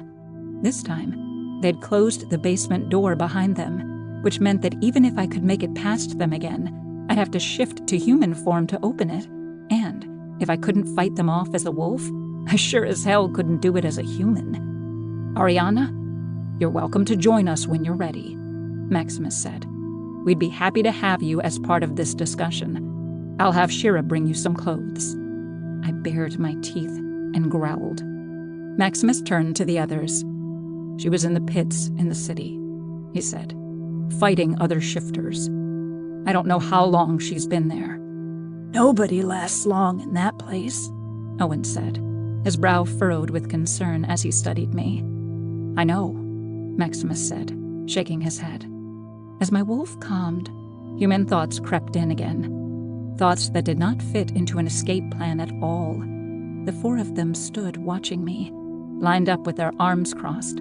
My human side wanted to get out, to be with them, to see them as a human would see them. My wolf side? She had something else on her mind, too. Less coherent, but no less confusing. Mine, mine, mine, mine, echoed through her head like a chant. My wolf wanted to taste their blood, to claim them as her own. But which one? Wolves had one mate, and since I was a wolf, that meant only Maximus could be my mate, as much as I despised the thought. Sure, he looked good standing there with the others. His dark hair swept back from his forehead, those angular cheekbones and strong jaw set as he looked at me. But the guy was a hard-ass control freak, and that didn't go over well with me. The other guys couldn't be my mates. Wolves didn't mate with dragon men, or whatever the others were. But they looked so good. I was nearly salivating. I wanted to bite them, to make them mine. All of them, not just Maximus. The new guy, Jet, stood a step apart from the others, his stance relaxed and easy. His brown skin had a slight sheen like silk, his bald head gleaming in the overhead light. A broad grin stretched across his face, as if delighted by this turn of events. Next to him, Cash stood with his wings folded behind him, watching me with slight amusement, a smirk on his fine lips, his dark curls spilling over his forehead. Owen was a big, burly man, with a barrel chest straining against his flannel shirt and sturdy tree trunk thighs. His blonde hair was pulled back in a ponytail, his beard neatly trimmed. My wolf must be a greedy bitch, because she wanted him too, and the guy who had stuck his fist down her throat. Mine, mine, mine, mine. Shira slipped through the door and trotted down the stairs, delivering a set of folded clothes to Maximus. "Let me know if you need anything else," she said. "I will," Maximus said. Shira turned and disappeared up the stairs again. I eyed the door, but I wasn't crazy enough to make a run for it again. Last time, I'd taken them by surprise. I wouldn't have that advantage again. "Looks like you've got a little problem on your hands," Jet said. "I'm going to enjoy watching you try to fix this, Maximus." "Like it or not, this is not just my problem," Maximus said. "We all need the Silver Shifter." "What are you going to do about her?" Cash asked. "Stick her back in that cage?" I snarled, taking satisfaction in watching all the men jump a little. "You can't put her in a cage," Owen said. "You saw how she reacted." I decided he was my favorite. "It doesn't matter, Wolfie." I tried to reason with myself. "Your mate has to be a wolf." "If she's too stubborn to reason with us, maybe that's where she belongs," Maximus said. "But does it have to be him?" "If she's been in a cage for a long time, putting her back there is not going to help," Owen said, his voice a low rumble. "It's no wonder she's pissed. You're treating her like you're her master, not her mate." Maximus scowled. "Got any better ideas?" "She needs time to adjust to all of this," Owen said. I bristled a little. Even though he was being kind, I was tired of people deciding what I needed. "We don't have time," Cash said. "It's a miracle the clans haven't declared all-out war by now." "You going to tell her to get her shit together?" Jet asked, still grinning his full head off. "I want to be around to see that." "We need to be in agreement," Maximus said. "We've got to decide what to do about her today." "You're right, Owen. She doesn't belong to me. She's my mate, though, so she stays here." "You can have her," Jet said, holding up both hands. "I don't need more crazy in my life." "She's not crazy," Owen said. "She's broken." "And she'll stay here until she's healed," Maximus said, matter-of-factly. Okay, that was it. I'd had it with all of them. I shifted back into my human form with words already rolling off my tongue. "Stop talking about me like I'm not even here," I snapped. "I don't need any of you deciding where to keep me. In fact, if it weren't for your bossy asses, I'd be out in the forest and off your hands." "Whoa," Owen said, his mouth falling open as he ogled me. I was too mad to be embarrassed. "And stop acting like I'm too delicate to handle myself. I am neither crazy nor broken." "She graces us with her presence at last," Jet said with a smirk. "Always a pleasure," Maximus said dryly. "I'm right here," I said, throwing my arms up and resisting the urge to stamp my foot. "Yes, you are," Cash said, obviously enjoying my human form more than I was. I snatched the clothes from Maximus's hand and pulled the t-shirt over my head. I tugged on the jeans without bothering to pull on the underwear provided. Now that I was dressed, I was even more aware of how naked I'd been. In front of all of them, Cash was staring at me like a cat eyeing a bowl of milk. I gulped, hugging myself. "Ready to talk like a civilized human being?" Maximus asked. "I am a civilized human being. Then act like one." God, he was insufferable and so freaking gorgeous. Even as a human without my instinctual wolf side drooling over him, I couldn't help but be drawn in by those hazel eyes. He'd been kind to me, even if he had stuck me in a damn cage. "Stop excusing what he did just because he's hot," I scolded myself. Maybe my human hormones were going nuts to make up for lost time. I'd been a wolf for so long that maybe my human hormones were choosing now to flood my body. That doesn't explain my wolf calling them all her mates. "Can we go upstairs and get out of this cave?" Jet said. "Owen might be a bear, but panthers don't live in dens." "You're a panther?" I asked, turning to Jet as Maximus started up the stairs. "Yeah," Jet said, giving me an incredulous look. "And you're supposedly our savior." I'm getting really tired of people telling me what I am. "No one's trying to tell you that," Owen said, his big hand falling gently on my lower back as he ushered me ahead of him towards the steps. "Then maybe you should start by explaining what all of this is about." "That's what we're trying to do," Maximus said as I stepped through the doorway into the kitchen. "If you'd calm down and stop running long enough to hear us out." "Fine," I said, planting my hands on my hips and turning to face them. "Explain." "You're the Silver Shifter," Maximus said. "Do you know what that is?" "Does it look like I know what that is?" "Let's all sit down and talk about this," Owen said in that low, rumbling voice. It sent an involuntary tremor through me, like he was an earthquake brewing deep below the surface of my conscience. I had a feeling that Earthquake Owen could shake up my life in ways I could only imagine. We took our seats around the table. As my eyes moved from one man to the next, a second of hesitation gripped me. What if the truth was worse than the life I'd already known? My anxiety was quickly overpowered by my need to know. I couldn't imagine a life worse than the mindless survival of my past. If these 4 beautiful men held the key to a different future, I was ready. "Okay," I said, folding my hands on the table in front of me. "Tell me everything." 8. Ariana. The Silver Shifter is being born every 100 years, Cash began. I was surprised Maximus hadn't started, but instead he went to the fridge and then a cupboard. With his large shoulders in the way, I couldn't tell what he was doing. Normally, you'd be born inside one of the clans. We'd know who you were from the second you were born, Cash continued. He raised his eyebrows meaningfully.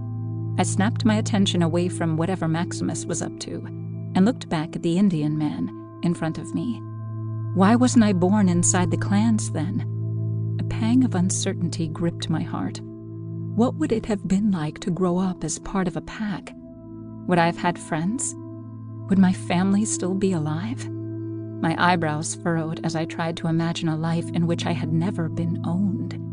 I wasn't sure what that was like. In one way or another, someone was always telling me what to do, where to go, what I could and couldn't do.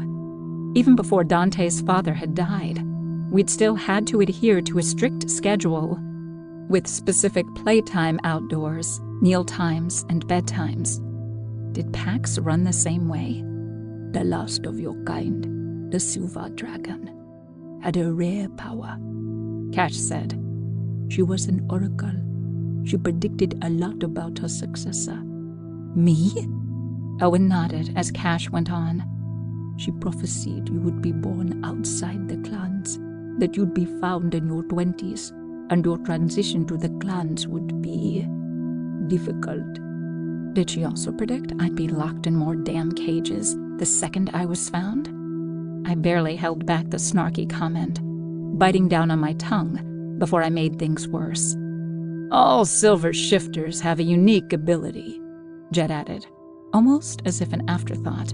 His gaze trailed over my face and down my baggy t-shirt, making my cheeks heat. I'm sure we'll find out what yours is, eventually. Okay, I said. I wasn't sure what else to say or what to make of this. Here. Maximus appeared at my side suddenly, and I jumped like a skittish rabbit. He placed a tall glass of brown liquid in front of me. Chocolate milk? I reached for it, licking my lips. I could already taste the sweet, glorious chocolate. Maximus nodded curtly and took a seat beside me. He laid an arm across the back of my chair and didn't meet my eyes, even as I inspected his face for far longer than was appropriate. While my wolf hummed her approval, unease twisted my gut. What did he want in return for this kindness? "So?" Owen's voice cut through the awkward silence. I forced my gaze away from Maximus and wrapped my fingers around the cool glass. No matter how suspicious the gesture was, I couldn't resist the offering. "Do you know anything about the New York clans?" Owen asked. His face was kind and open. He didn't sneer like Jet or smirk like Cash. It was much easier to relax under his calm blue gaze. So I focused on him while I sipped my drink. "Nothing," I mumbled between sips. "Well, there are 4 clans, as you might have guessed."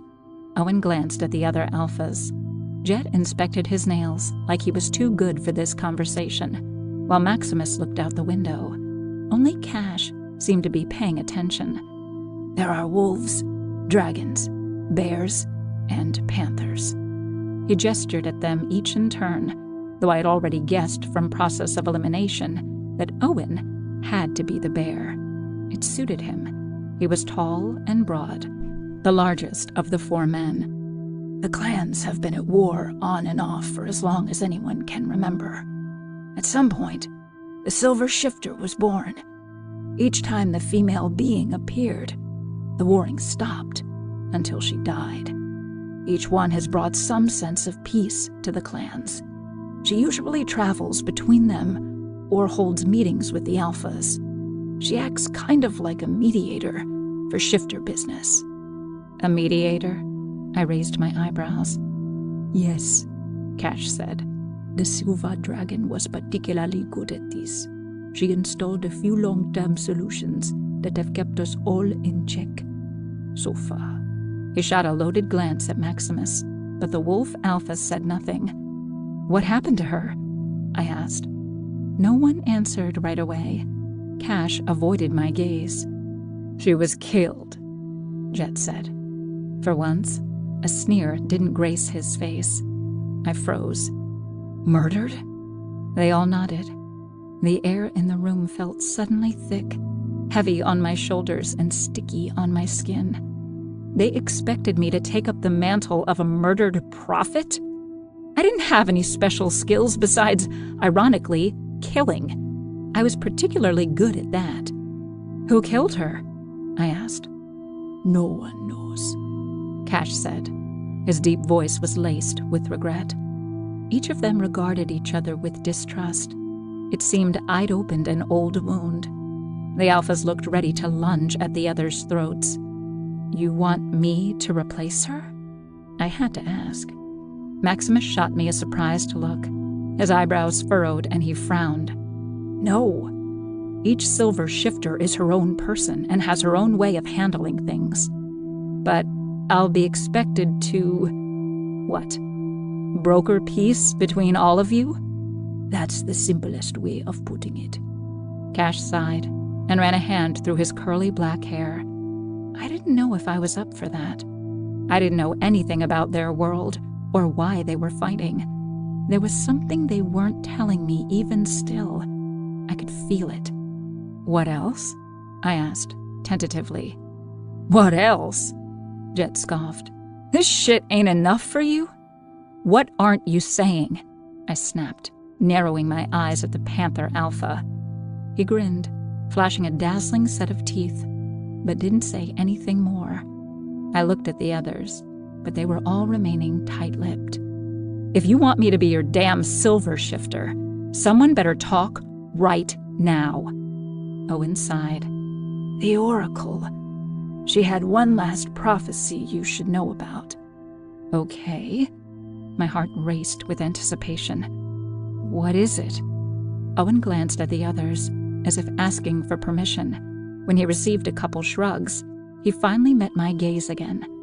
"The Silver Dragon's last prediction was that you would be the uniter of clans, and the last Silver Shifter." My eyes widened. "What?" Before I could help myself, I'd stood, pushing away from the table. Are you serious? Maximus regarded me like I was about to make a run for it again. He shifted to stop me, but I held up a hand. I wasn't going to run away. Not now, at least. You want me? Me?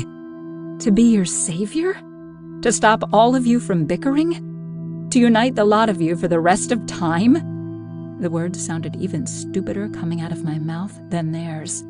What the hell were they thinking? What was I thinking? This wasn't a new home or a fresh start. They wanted someone I could never be. I wasn't a savior, a mediator, or anything like the woman they wanted. If they'd chosen me, they'd chosen wrong. And you thought I was crazy. I laughed. I couldn't help it. This was just so ridiculous. The four of them looked back at me with wide eyes. It was almost comical, especially with Jet's grin wiped from his face. We know you're not crazy, Owen said quietly. Speak for your own damn self, Jet said. Owen shot him a glare that could wither bone. Shut up, Jet. Enough, Maximus growled. He turned to face me. Yes, you are supposed to be the savior of the clans and unite us all for the rest of eternity. But you aren't expected to do it alone. And we don't expect you to do it right this minute, Cash added. I looked between the two of them, mildly surprised by Maximus's attempt to soothe me without being condescending or calling me an animal. My wolf hummed her approval as I assessed the man who was supposed to be my mate. For the first time, he wasn't being a giant jerk. But I get why you doubted, he said. You just had to go and ruin it. I narrowed my eyes at him and barely held back a growl. Whether the chocolate milk had been a peace offering or some attempt at bribery, I suddenly wanted to throw the delicious drink in his smug face. If I had more than a mouthful left, I might have. I took a deep breath to calm myself, tearing away from Maximus's gaze. So, what happens now? You stay here, Maximus said immediately. I resisted rolling my eyes. I still wasn't sure if I was okay with that, though I doubted I had much of a choice. If I was some sort of mystic shifter prophesied to save the clans, they'd never let me get far on my own.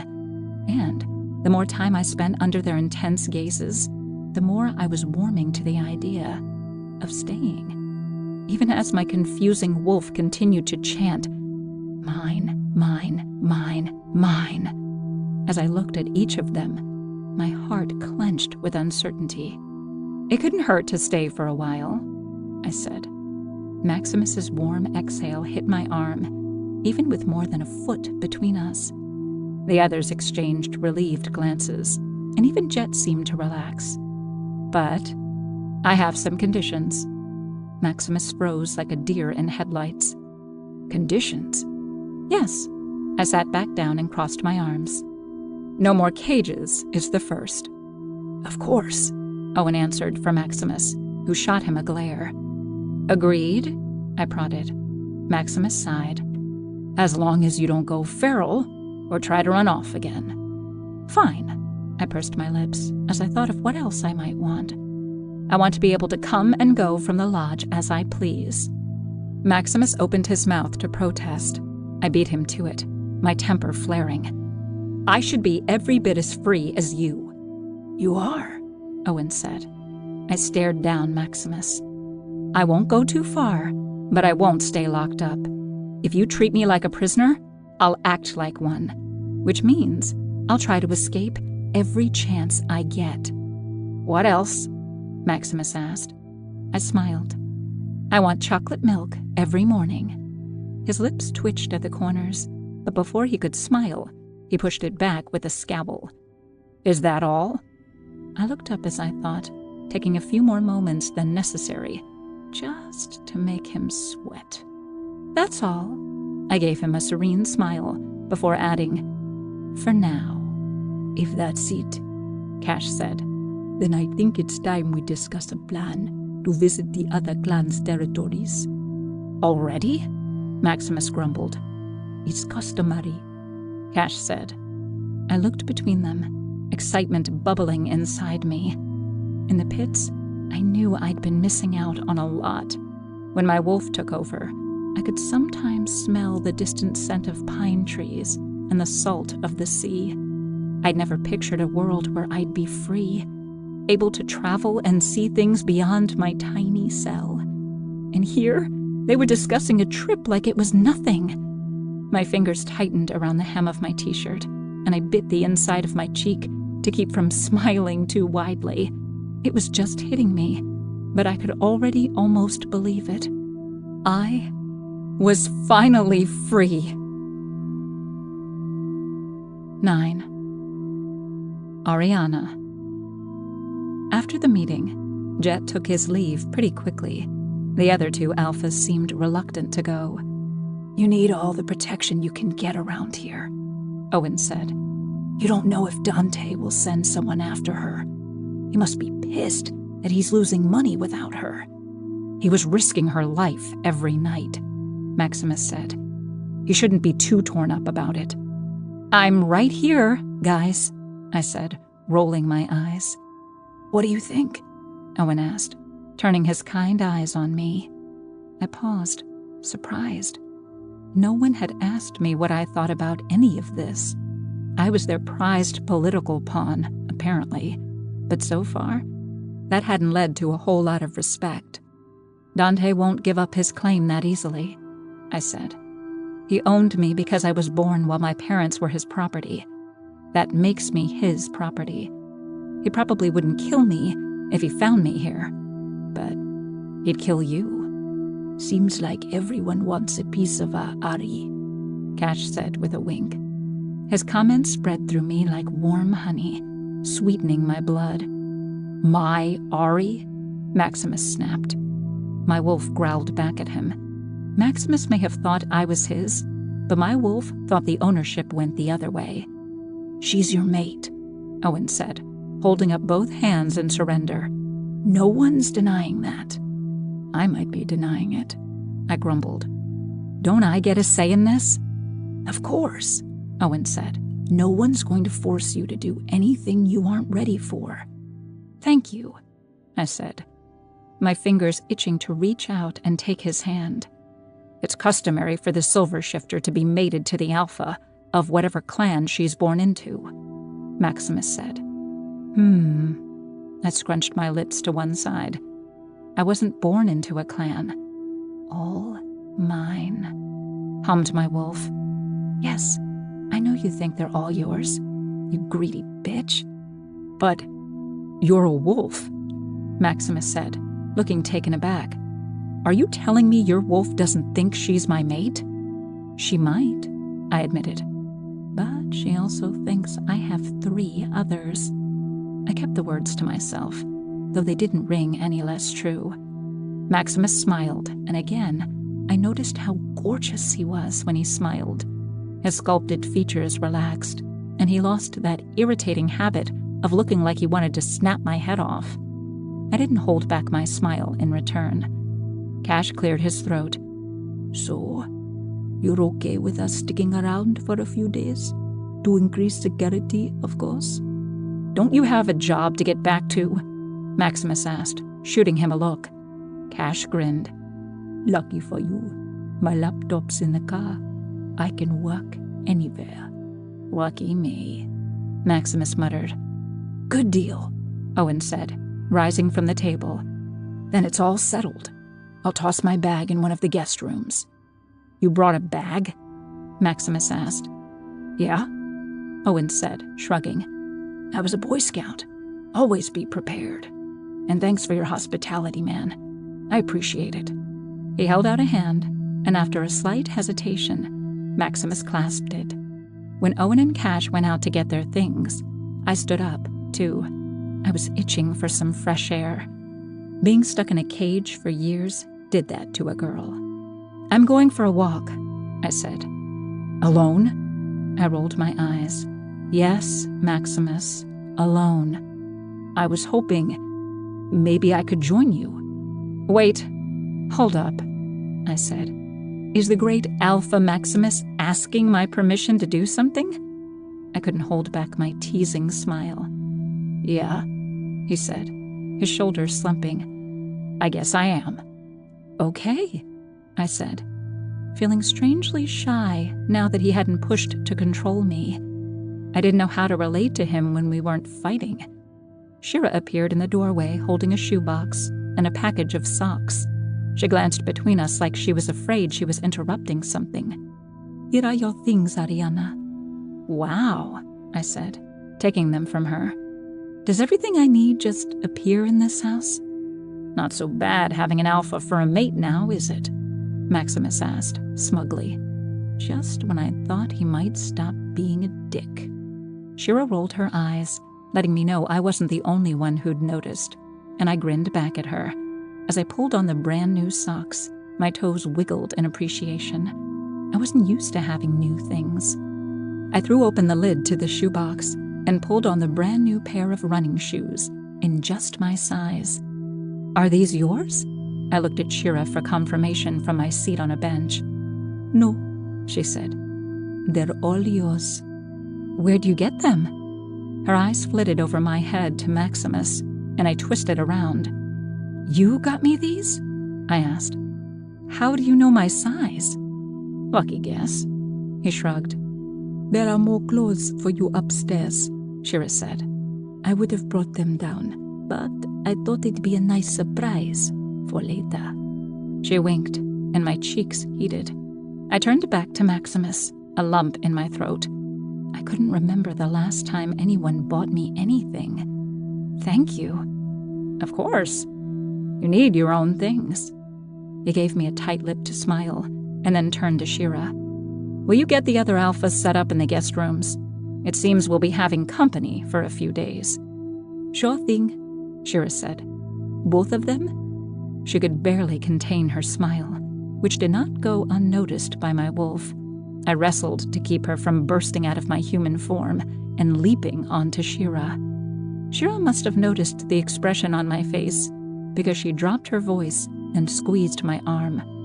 "Obviously, they can't have a wolf for a mate, but that doesn't mean they're not fun to look at. Am I right?" She gave me a wink, and I forced a smile, even as my wolf growled her usual, "Mine, mine, mine," chant. I joined Maximus at the door, and just as we stepped outside, the other two arrived with their things. "We're going out for a while," Maximus said to them. "Shira will show you to your rooms." "If you want to wait a minute, we'll join you," Cash said. I opened my mouth to invite them both to come, but Maximus spoke before I could. "Maybe next time." His hand closed around my arm in a possessive but gentle hold. "You don't want to keep the lady waiting, do you?" He led me from the porch, frowning when he noticed me glancing over my shoulder at the two men we were leaving. "Let me show you around the property," he said, his hand sliding down my arm. He surprised me by linking his hand with mine. "With all the excitement, I've hardly had a moment alone with you." I considered this. Everything had happened so fast I hadn't even realized it. Maximus was supposed to be my mate, and yet we hadn't spent a second without someone else hovering. I twisted my lip between my teeth as I thought about his fingers linked with mine and what it meant. "What about Shira?" I asked. "She's not... was she your mate before I got here?" "No," he said with a frown. "Wolves only have one mate. It's customary for a second to live with the alpha if they're both unmated, but we aren't involved in that way." "Mine. All mine," my wolf said with approval. "Good," I said, my fingers tightening around his. When we stepped into the woods, the heat of the sun on my shoulders disappeared as the leaves overhead shaded the path. The trail I'd followed before my encounter with Cash was narrow, but well-worn, dappled with sunlight in the daytime. "Is it?" Maximus asked, his eyes searching mine. "Good that I'm single, It seems like we got off on the wrong foot somewhere. I get the feeling you don't like me very much." I narrowed my eyes. "You locked me in a cage." His jaw tightened. "And I apologized." "Did you?" He sighed and raked a hand through his hair. If I didn't, I'm sorry. This is all new to me, too. I had to make a split-second decision that would be best for the whole pack. Obviously, it wasn't the best thing for me. Best thing for him, I scoffed. You weren't the one locked in the basement. I'm the one dealing with the consequences, he countered. We came out at the spot where I'd climbed the cliffs and fallen. The afternoon sun cast a warm glow over the exposed bluffs. I'm only human, Maximus said, tugging my hand so I had to stop and face him. Well, not only human, but I'm equally fallible. Do you think you can forgive me? My heart softened at the glimpse of vulnerability in him that I hadn't seen before. I think I can do that, I said, my voice a little breathless. I want you to have your freedom, Maximus said, his voice dropping. He stepped closer and reached for me, his finger sliding across my cheek and slowly winding a strand of silver hair behind my ear. I don't mean to be impatient, but I've been waiting my whole life for my mate. Something between us shifted in that moment. I knew that my wolf wanted Maximus, and I knew he wanted me for his mate. Now that I knew what this meant, warmth spread through me, and my legs threatened to give way. It was a lot of pressure. Just don't rush me into this. Okay, Maximus? He swallowed before nodding. You're right, he said. I'm not thinking of what life was like for you. There's no rush. I hope you know that. Good, I said, with a little gulp.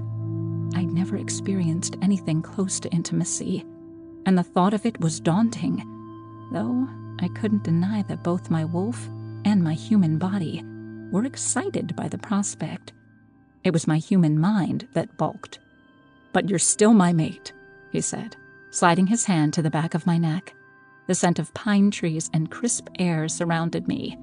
The smell of Maximus. You just don't know when to stop, do you? I whispered, letting him pull me even closer.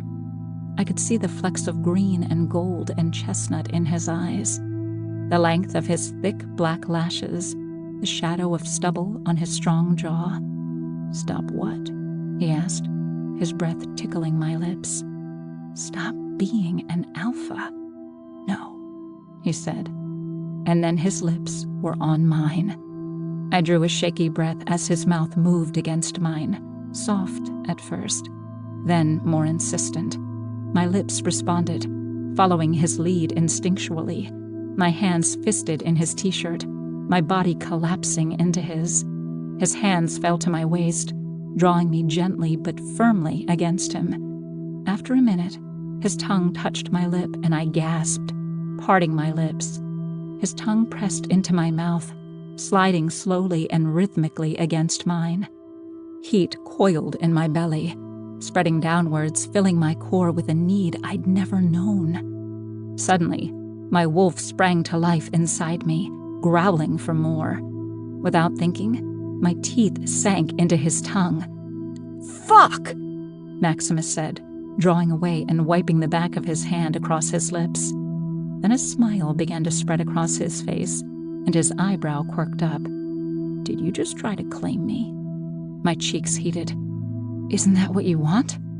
His smile dropped away, and his eyes fixed on my lips, with such longing it made me shiver in the best way. Very much, he said, his voice husky. That slightest taste of his blood lingered on my tongue, but it wasn't enough. My wolf was practically ripping through my skin for more, and I wasn't sure I could stop her. You'll be part of the pack, he said. Permanently, this time. But I can protect you this way. Of course it's what I want, Ariana. Me too, I breathed, standing on my tiptoes and stretching up to him again. He took a step forward, pushing me back against a tree that grew beside the path.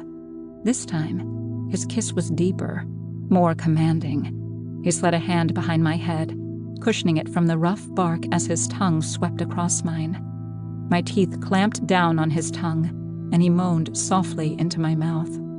A second later, He sucked my lip between his teeth, and I drew a sharp breath, pleasure rippling through me. My wolf shuddered her approval.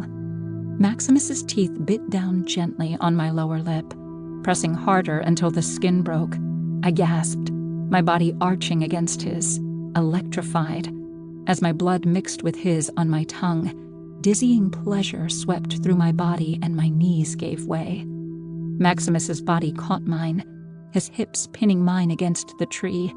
Heat throbbed between my trembling thighs as the flavor of our blood mingled on my tongue, creating something new and right. The taste of us together. "My God, Ari," he whispered, breaking the kiss.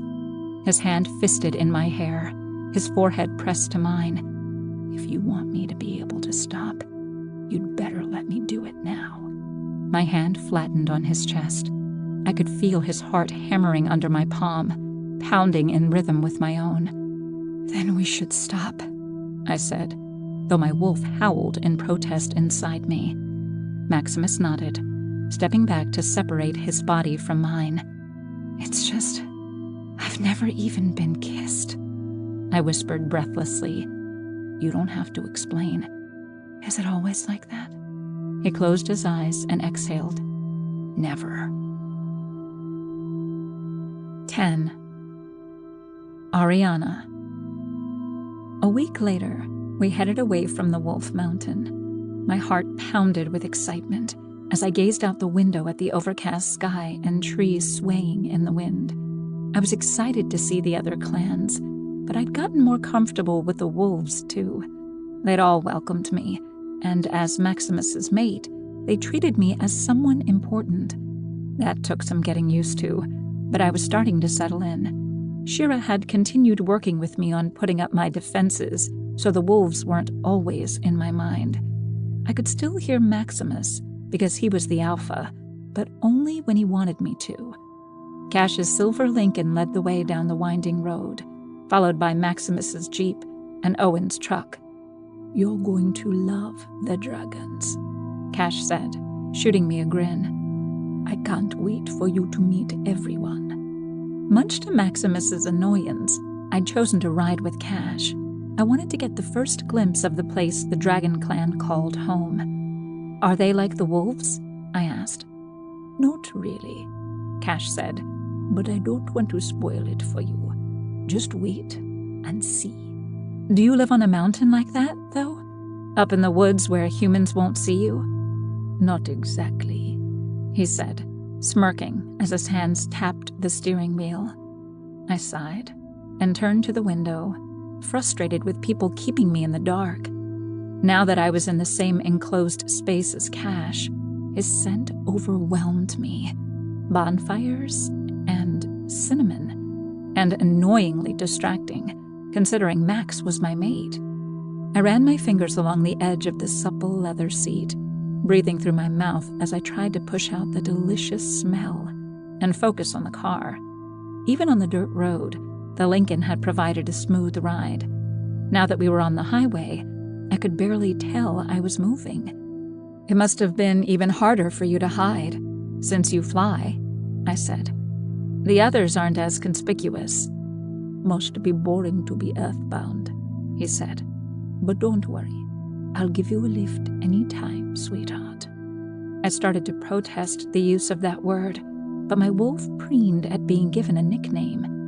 "I might take you up on that," I said. "It must be an even better view than climbing the cliffs." "You have no idea," he said. "Just don't tell Maximus you're riding me. He might not like that." "It's not his place to tell me who I can or cannot ride." I crossed my arms. Cash grinned at the road ahead. "Good to know." We turned into the city, where metal behemoths loomed in the distance. My heartbeat quickened. I'd never seen much of the city. I'd forgotten how the skyscrapers brushed the clouds. Maximus's presence brushed across my mind, checking that I was okay. Warmth swelled inside me. We'd butted heads a few times over the past week, but things had smoothed out considerably since I joined the pack. As we turned onto a narrow street, a black SUV surged out of an alley straight in front of us. Cash swore and slammed on the brakes. The heels of my palms slammed into the dashboard. Then my body lurched back against the seat. Behind us, Maximus's tires squealed as he came to a stop just inches from our bumper. Another SUV barreled out of the alley on the other side, blocking off that lane too. The whole road was blocked, and more SUVs were crawling out of alleyways and joining the two blocking the road in front and behind us, blocking us in. Adrenaline burst through me as the door to one of the vehicles opened, and a tall, impossibly pale man with jet black hair stepped out. "Shit," I whispered, leaning forward and gripping the dash as more men spilled from the cars ahead. "Vampires." "Stay here," Cash barked. My wolf bristled at being told what to do, but the rest of me stared at the familiar vampire in horror. Cold fear slithered through my belly and down my spine. I knew that vampire. I knew his violent hands just as well as I knew the smirk on his face. He was one of the pit guards, one of Dante's men. My fists clenched around the hem of my shirt. All I could do was watch as Cash leapt out of the car and slammed the door shut. Smoke blew from his nostrils as he stepped in front of the nose of the car. I felt Maximus's presence in my head, commanding me to stay, like some kind of dog. If I weren't so terrified, I might have argued. But as the red eyes of the pit guard met mine, the whole world drained away. The last week didn't exist. I'd never met the 4 handsome alphas or heard of the New York clans. I was back in the pits, the dirt coarse beneath my paws, cold air licking my fur and fear gripping my spine as a metal baton clanged against the bars of the cage across from mine. Clang, clang, clang. The baton hit bar after bar, and I winced at each sound. I scurried back in my small cage, pinning myself to the opposite side. A sharp whistle cut through the air, and crimson eyes peered into the dark recesses of my prison. "Hello, little doggy."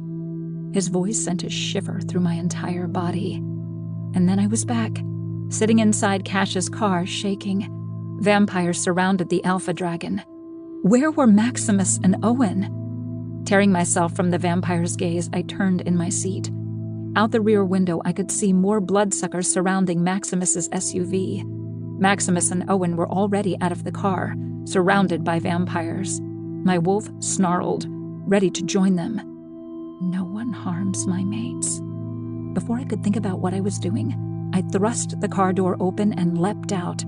Cash gave me an irritated glare as I strode to his side, my fists clenched. I forced myself to take deep breaths and face down one of the many vampires to terrorize me for the last few years. "There she is," the vampire purred. His lips pulled back to reveal his fangs.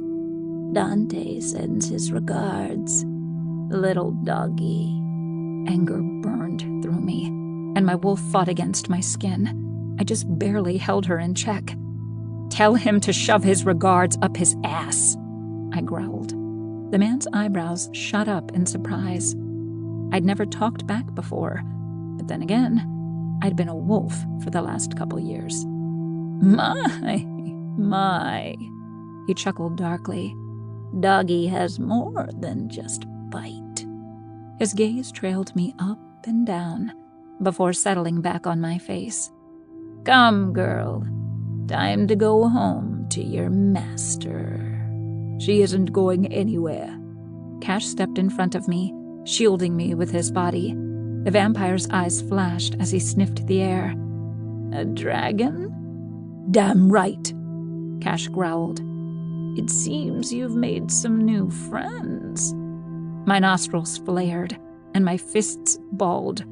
Before I could respond, the vampire raised his hand and motioned forward with 2 fingers. "Take her!" My heart leapt as a dozen vampires surged toward us. Cash roared as wings flew from his back, shredding his dress shirt. His wings slammed into the first few vampires to reach us and sent them flying back toward the SUVs. "Get back in the car," Cash commanded. Both me and my wolf rolled our eyes in amusement. Not fucking happening. Instinct took over, and when the first vampire slipped past Cash, I slammed my fist into his cheek. I might have been a wolf for the last 2 years, but when my father had still been alive, he taught me a thing or two about hand-to-hand combat. The vampire stilled. Instead of being thrown back like my father had been in our practice matches, he barely moved. Only his face moved to the side with the impact. The rest of him remained like a statue. Shit! Ariana! Cash barked. I leapt back as the vampire rounded on me again. This wasn't good. I had to transform. My wolf was a far better fighter than human Ariana. Come here, little girl. Another vampire hissed through his teeth as he grabbed my arm and yanked me away from Cash and his gigantic wings. The Dragon Alpha sent blazing trails of red, orange, and yellow through the air as he launched fireballs at the vampires. But it wasn't enough. Shifters might be fast, but vampires were faster, and they far outnumbered us. I yanked my arm from the vampire's grasp and stomped on his foot before slamming my elbow into his nose. Pain shot up my arm. It was like hitting concrete. The vampire grabbed me again, this time restraining me with both hands on my biceps. My wolf howled for release, but just as I went to unleash her, giving her control in this awful situation, pain shot through my neck. I cried out in shock. A draining feeling washed through my veins, like my very life was being sucked from inside me, and I lost the grip on my transformation. I'd never been fed on by a vampire, and I didn't like it one bit. I thrashed in the vampire's grasp until he pulled back breathlessly. You're far tastier than I imagined, pretty puppy. Disgust turned my stomach, and again I tried to pull away, but his grip was like iron. Another vampire joined him, and then another. Heat coursed through me as their bites tore through my flesh. The world spun and stars danced at the edge of my vision. My body started to go numb, the pain falling away as my legs gave out. Distantly, I heard someone calling my name, and in one last attempt, I sent out a desperate mental plea for Maximus to get this blood-sucking leech away from me. 11. Maximus. Pain and terror shot through the pack bond like a wave of ice water. I gasped and threw the vampire atop me away, scrambling to my feet to look for who dared to harm my mate. My heart raced as I saw all the blood and ash at my feet. I'd killed a few vampires that stood in my path already, but there had to be nearly a dozen on this end alone. The second I'd leapt from my car, I'd tried to get to Ariana, but the vampires had crowded in, separating me from my mate. I'd been foolish to relent when she'd insisted on riding with Cash. She should have been by my side when this happened. At least then I could protect her. From here, I was all but useless.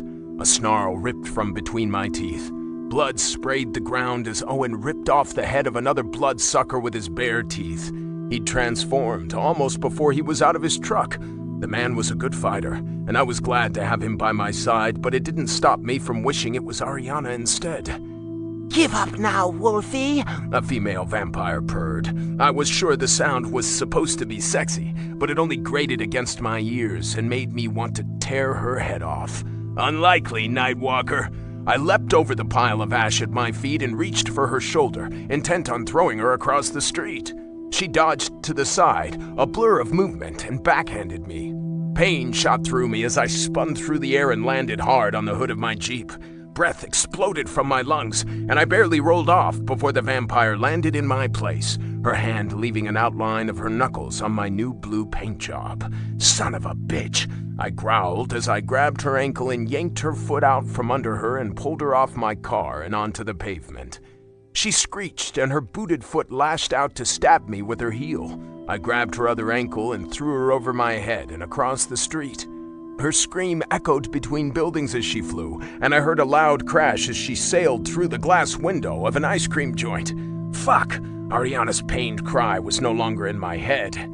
"You good?" I shouted at Owen, who'd just charged a group of vampires. He barely glanced back, giving a swift nod before his hulking grisly form stood on his hind legs and swiped enormous claws at the vampires before him. I turned and raced between cars, sliding over the dented hood of my Jeep before taking off to find Ariana. Her voice was gone from my head, but her presence was still there. She wasn't dead, though every fiber of my being howled for me to kill every last being that dared lay a hand on her. Cash roared up ahead, spraying fire at the surrounding pack of vampires. I stopped by the head of his Lincoln and scanned the flaming ash for signs of Ariana. There! A flash of silver caught my eye between a huddle of vampires. Before I could stop my wolf, I was transforming. My body cracked and reshaped, but past the momentary pain, all I saw was red.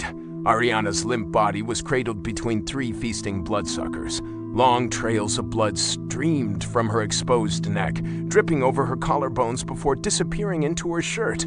I snarled in rage as I leapt across the pavement and barreled into the first vampire.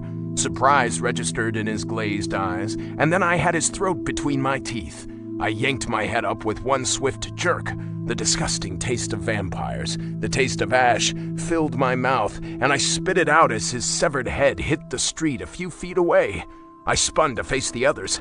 They dropped my mate on the ground and turned to face me. I lunged at the closest vampire. He caught me midair and threw me to the side. Pain shot down my spine as my back hit a group of metal mailboxes. I forced back the pain and leapt aside before either of them reached me. Neither blurred with movement as they usually did. The same glazed look was in their cold eyes. One vampire shot forward, followed slowly by the other. They got caught in each other's way, giving me time to snap the ankles of the first with my powerful jaws. He tumbled to the ground and the second fell on top of him with a grunt. I leapt onto his back and sank my teeth into his shoulder. He screeched as I dug in harder, my claws ripping through his shirt and then his skin. The sound continued to echo off the surrounding buildings until I finally severed his spinal cord. His body fell limp on top of his friend. I pulled back to throw the body away, but the vampire was faster, throwing the body of his comrades at me before racing down the closest alley. My wolf was torn between chasing the vampires and going to Ari, but my human knew Ari was my end and my beginning. I ran to her, my breath strangled in my throat. She lay in a heap in the middle of the street, her silver hair spilling over her face and blood covering the front of her shirt. A whimper escaped me, and I scrambled to reach her side as fast as I could. I shifted back to human form and fell to my knees at Ariana's side. My hands froze inches from touching her. I didn't want to harm her further, but I had to know she was okay. Carefully, I pushed her hair back, away from her neck. Her shirt was ripped and stretched from where the vampires had grabbed her, but other than the bites on her neck and shoulders, she didn't have any other injuries. I took her in my arms, cradling her in my lap. "Ariana," I whispered, brushing strands of hair from her face. My heart thundered in my chest. I'd just found her, and I couldn't lose her, not like this. "Ari!" After a long moment, her eyelids fluttered open, and the swirling silver depths of her eyes were revealed. I heaved a sigh of relief and clutched her to me, pressing my heart to hers. "Damn it, Ariana," I growled. "Don't ever do that again." Soft fingers brushed my shoulder, and I froze before pulling back to look at her. Do what?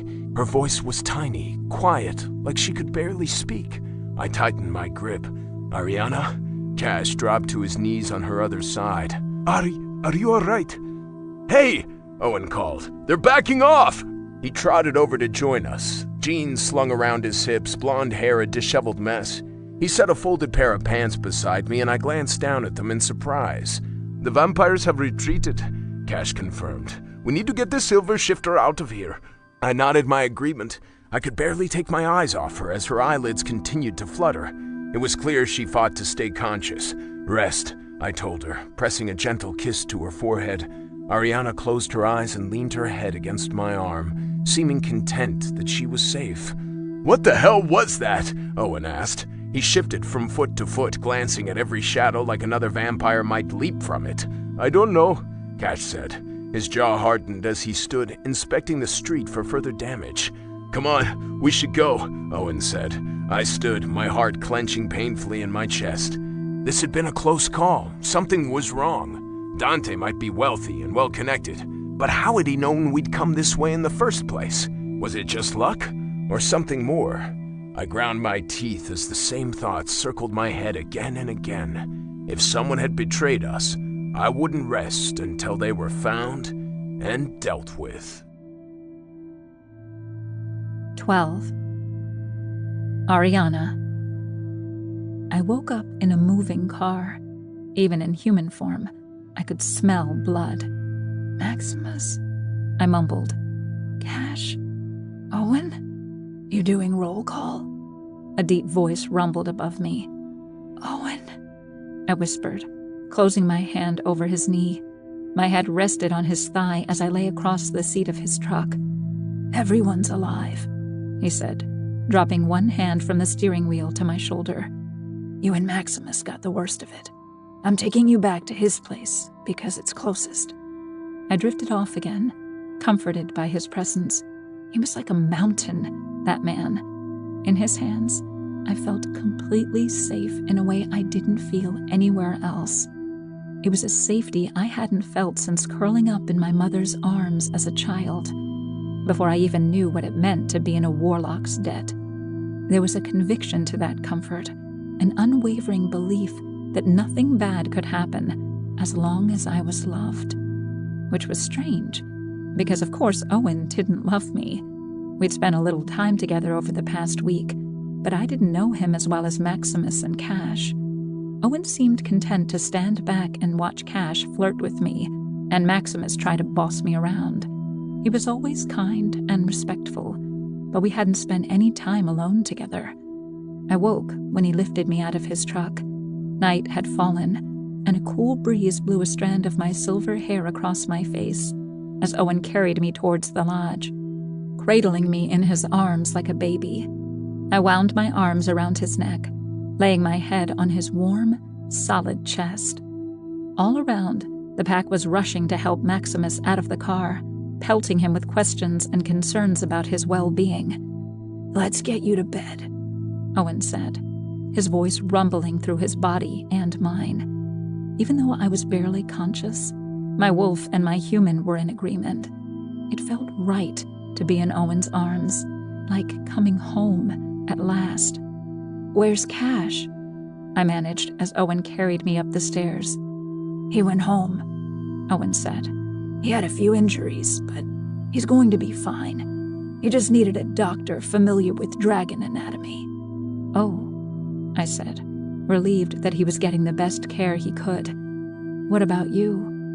I shifted early, Owen said, opening the door to the bedroom where I'd been staying. I didn't get hurt much. You just worry about getting yourself better. All right? Dante's face flashed in my mind. I swallowed hard, my lips trembling. I didn't know how I could ever feel safe with him out there. Now that he knew where I was, who I was with, he'd be coming for me, hunting me. When Owen laid me on the bed, I kept my arms around his neck, tugging him close. He was so strong he'd escaped the vampires with barely more than a scratch. Stay with me, I whispered. Ariana. I closed my eyes. Please, just hold me until I fall asleep. He hesitated, then stood and went to the door. My chest squeezed, and I curled up into a ball, holding my hands under my chin, trying to hold in the hurt. I'd learned long ago not to ask for anything. It only lets someone else see your vulnerability, your need. Owen paused for a second in the doorway, then shut off the light and pushed the door closed. Maximus won't like this, he muttered as he approached the bed. I felt his weight sinking onto the mattress, and then he swung his legs up and lay down beside me. It's not Maximus's choice, I said, fitting my body into the angles of his. I sighed, amazed by how well we fit, how right it felt. It's my choice. You're my choice. That's the blood loss talking, he said. His voice was so low it was a rumble beneath the surface, more felt than heard. His massive arms snaked around me, pulling my body to his. Lying with him like this, I felt how fragile I had become while in the pits. He could have broken me with his bare hands. And yet, I'd never felt so safe in my life. I knew instinctively that he would use that strength to protect me, never turning it against me. I snuggled closer into his arms, pressing back into his lap and sliding my fingers through his, holding his arm around me. "Tell me you don't feel it," I mumbled, my eyes falling closed. "Tell me this doesn't feel right." "It feels right," he admitted, his voice barely audible. "But shh," I said, smiling in the darkness, letting the exhaustion melt my body into the bed, into him. "I'm trying to sleep." Owen's chuckle rumbled through my entire body, and his embrace tightened. I disappeared into the black behind my eyelids before I could hear his response. I woke to find myself still cocooned against Owen's body. The scent of sandalwood clung to my nose and heated my insides. My body was a little sore, and my clothes stuck to me in all the wrong places. But I'd slept the whole night protected and safe in his arms. Before now, the only person who had made me feel safe was Maximus. And that was different. Or was it? Turning it over in my mind, I tried to find a way in which my mate felt better, safer, or more right than this. But it felt exactly the same. The thought startled me. I shouldn't even be capable of feeling this way about someone after claiming a mate. And yet, it felt just as right, just as perfect, just as simple. "Mine." My wolf growled in pleasure at the sensations of Owen's body pressed so tightly against mine. He was breathing deeply, his arms wrapped snugly around me. His body was relaxed in sleep, but something much less relaxed was pressing firmly against my ass. I drew a slow breath as I realized what it was. I'd never been in this kind of situation before. I'd spent my teenage years in a freaking cage with a dirt floor. My curiosity burned through me, and I struggled around under his arm to face him. Tentatively, I ran my fingertip down his chest. Owen's eyes fluttered open and my heartbeat increased. I gulped, but he didn't stop my finger from moving lower, over his abs, until it reached the top of his jeans.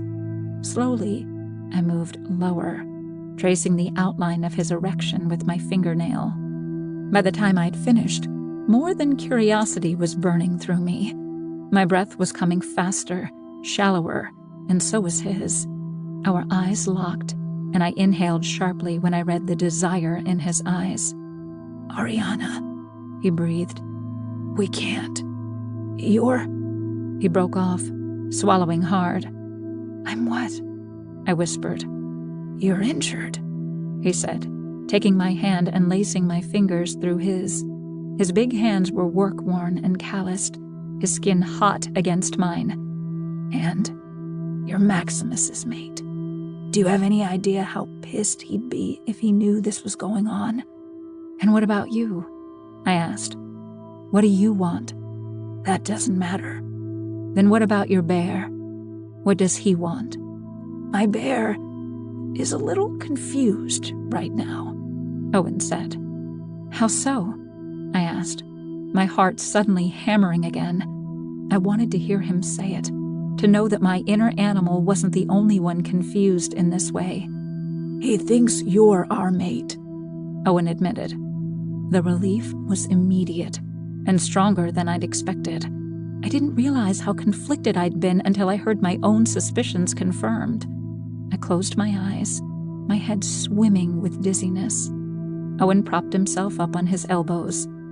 "Ariana, are you okay? I didn't mean to upset you. I shouldn't have said anything." "Not upset," I said. "But maybe I should eat something." "On it," Owen said, rolling up from the bed to his feet. A minute after he padded from the room, Shira appeared at my bedside. "Maximus wants you to quit blocking him so completely from your thoughts," she said, with a small smile. "Tell Maximus to stay in his own head," I said, "and that I'm fine." "Do you need anything?" "Owen's getting me food." She said. Interesting. I know I'm Maximus's mate, I said, but there's something else going on. I don't know it yet. Just tell him he doesn't have to worry. She studied me a minute. Okay, she said at last. I sense that you're doing what's best for the pack. I don't know how that can be, but you must know what you're doing. When she left, I closed my eyes and rested a moment. I appreciated her trust, but I didn't know if I deserved it. I had no idea what I was doing. After I ate, I spent most of the day sleeping and recovering from the attack. Owen stayed by my side all day, and Maximus came in to visit as well. By evening, I felt stronger when I woke. Want me to bring you up some dinner? Owen asked. He was sitting in the chair where I'd been piling my clothes all week. Maybe, I said, pushing myself up to sit. When I yawned and stretched, I felt the tightness of my shirt. Looking down, I realized I was still covered in blood from the night before. I shuddered and peeled off the shirt without thinking. Owen averted his eyes, his cheeks going a little red. Around the others, I would have felt like they were staring, and I would have immediately felt self-conscious. But when Owen sat staring at the floor, I realized I wanted him to look at me. My wolf was growling things that didn't make sense, and my body was just as bad. My cold skin quivered at the thought of Owen's rough, hot fingers on it. I should get cleaned up, I said, bewildered by my own thoughts and desires. I clambered from the bed, and Owen rushed to my side. He scooped me into his arms and carried me to the bathroom. A large clawfoot tub sat in the middle of the floor, and Owen drew back the curtain and turned on the water. Can you sit up in the bath? He asked. I think so, I said, though my legs felt like noodles when I stood. I looked into the rushing water, and suddenly, I was lying on the pavement again, blood trickling down my neck, wetting my shirt. I turned away from the water and sank onto the edge of the tub. Swallowing hard, I avoided Owen's eyes as I spoke. Will you stay? Take as much time as you need, Ariana. I nodded, gripping the buttons of my jeans. Will you? Of course, he said, crouching beside me. His big hand rested gently on my lower back, his eyes searching my face. I'm going to take care of you. I knew, somehow, that his words extended beyond this moment, that he was promising something that had nothing to do with my weakness or injuries. Sometime during the day, he must have began to listen to his bear as seriously as I was listening to my wolf. I nodded mutely, my throat suddenly tight. His hand felt hot against my bare skin, and I was suddenly aware of how close we were, that I could feel the heat of him climbing my arms, my ribs, warming my chest. Owen knelt and undid my jeans, slowly working them down over my hips and thighs. His lips were set in a determined, businesslike expression. When I looked down, I saw that my underwear were caught in my jeans, sliding down with them. My breath caught, and I rested my hands on his shoulders for balance while he tugged my jeans over my feet. He lifted his gaze, his eyes catching between my thighs. He swallowed and raised his eyes to mine. My fingers curled into the shoulders of his shirt, tugging him closer. His large, calloused hands closed around the back of my calves, sliding up to the soft skin behind my knees. Heat raced up my thighs, curling into a knot of anticipation at my core. I closed my eyes, drawing a shaky breath.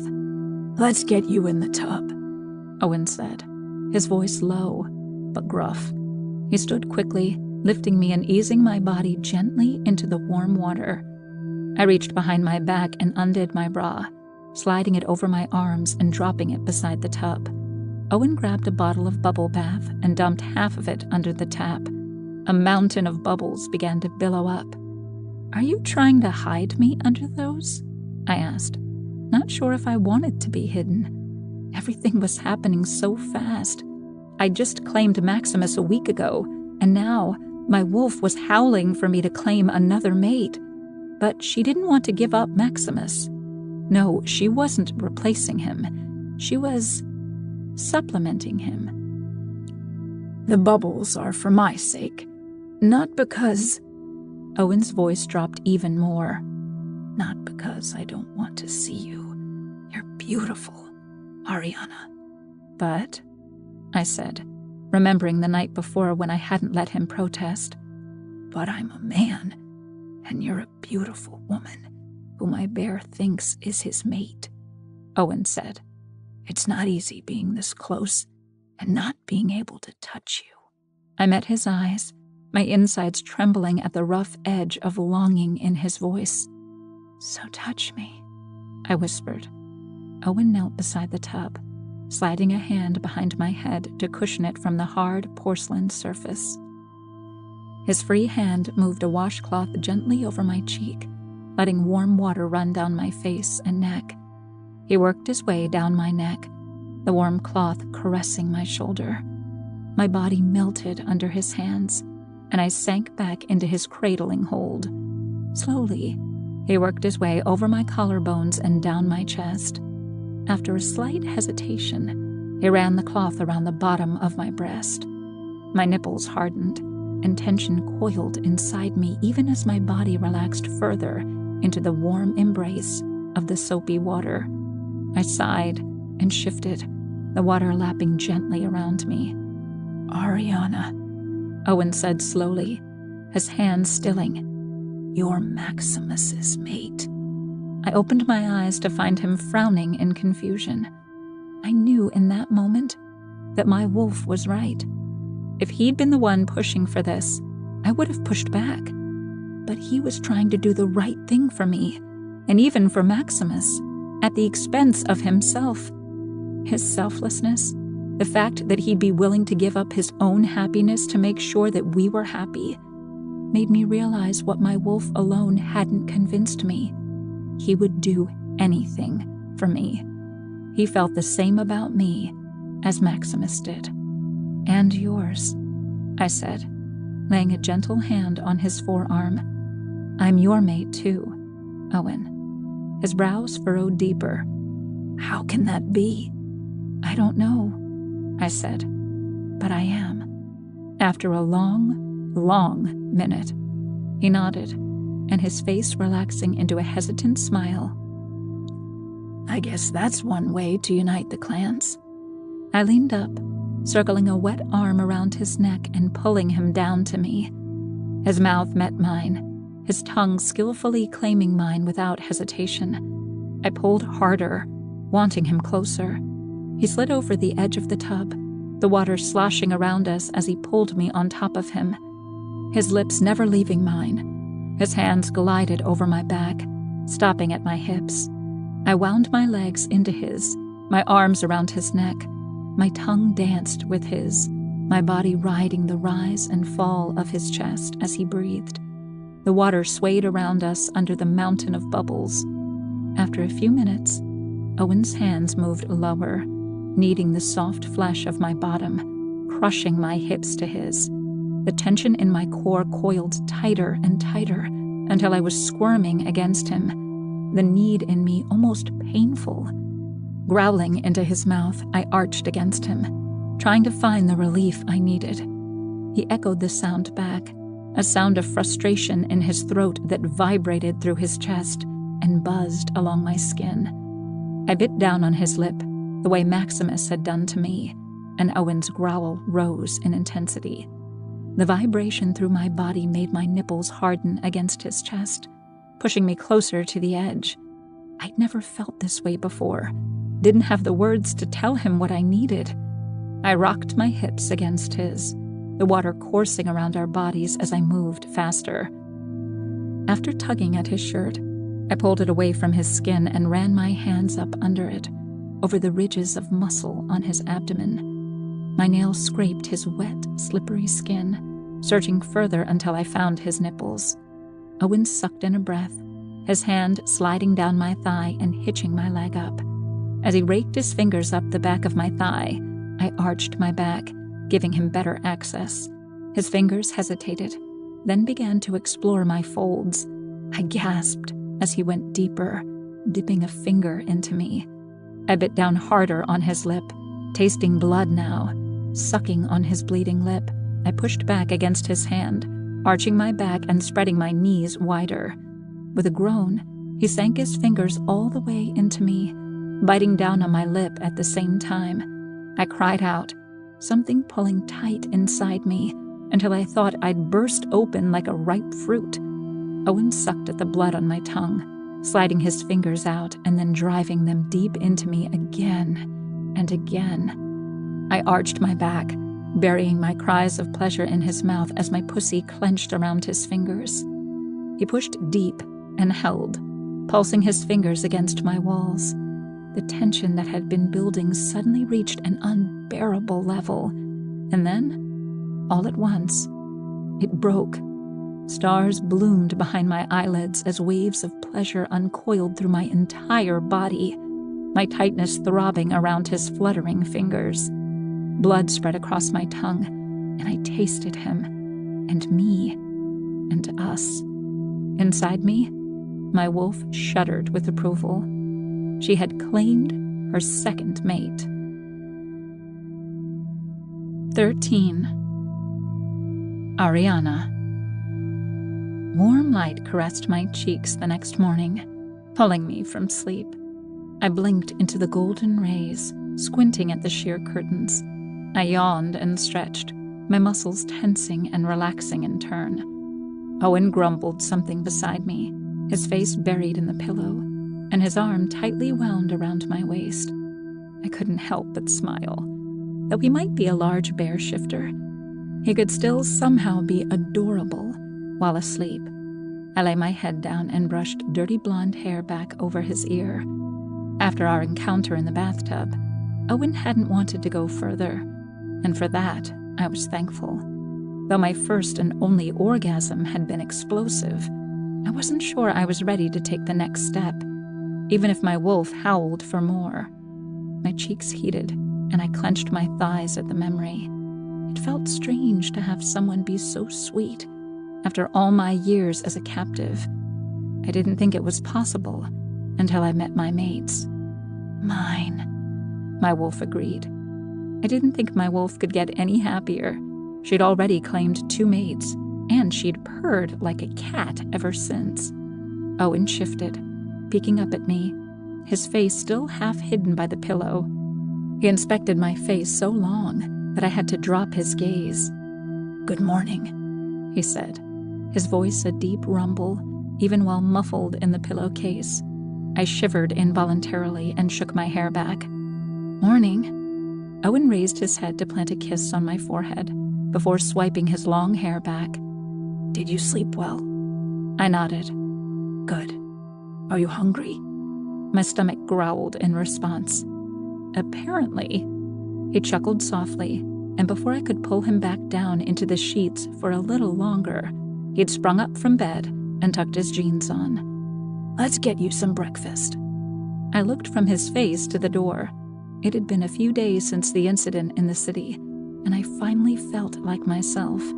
Though I wanted to see the others, I was afraid of what they might say. I'd barely seen Maximus, and I felt him at the edge of my thoughts, constantly, poking and prodding for a way in. Every time I felt him, I slammed my mental barriers down. I wasn't ready to have him in my head, seeing my thoughts, seeing Owen. I knew once I dropped my walls, both alphas would be there. How was I supposed to explain that to Maximus? Owen pulled on his shirt while I slipped out of bed. I'd slept in a large t-shirt and panties.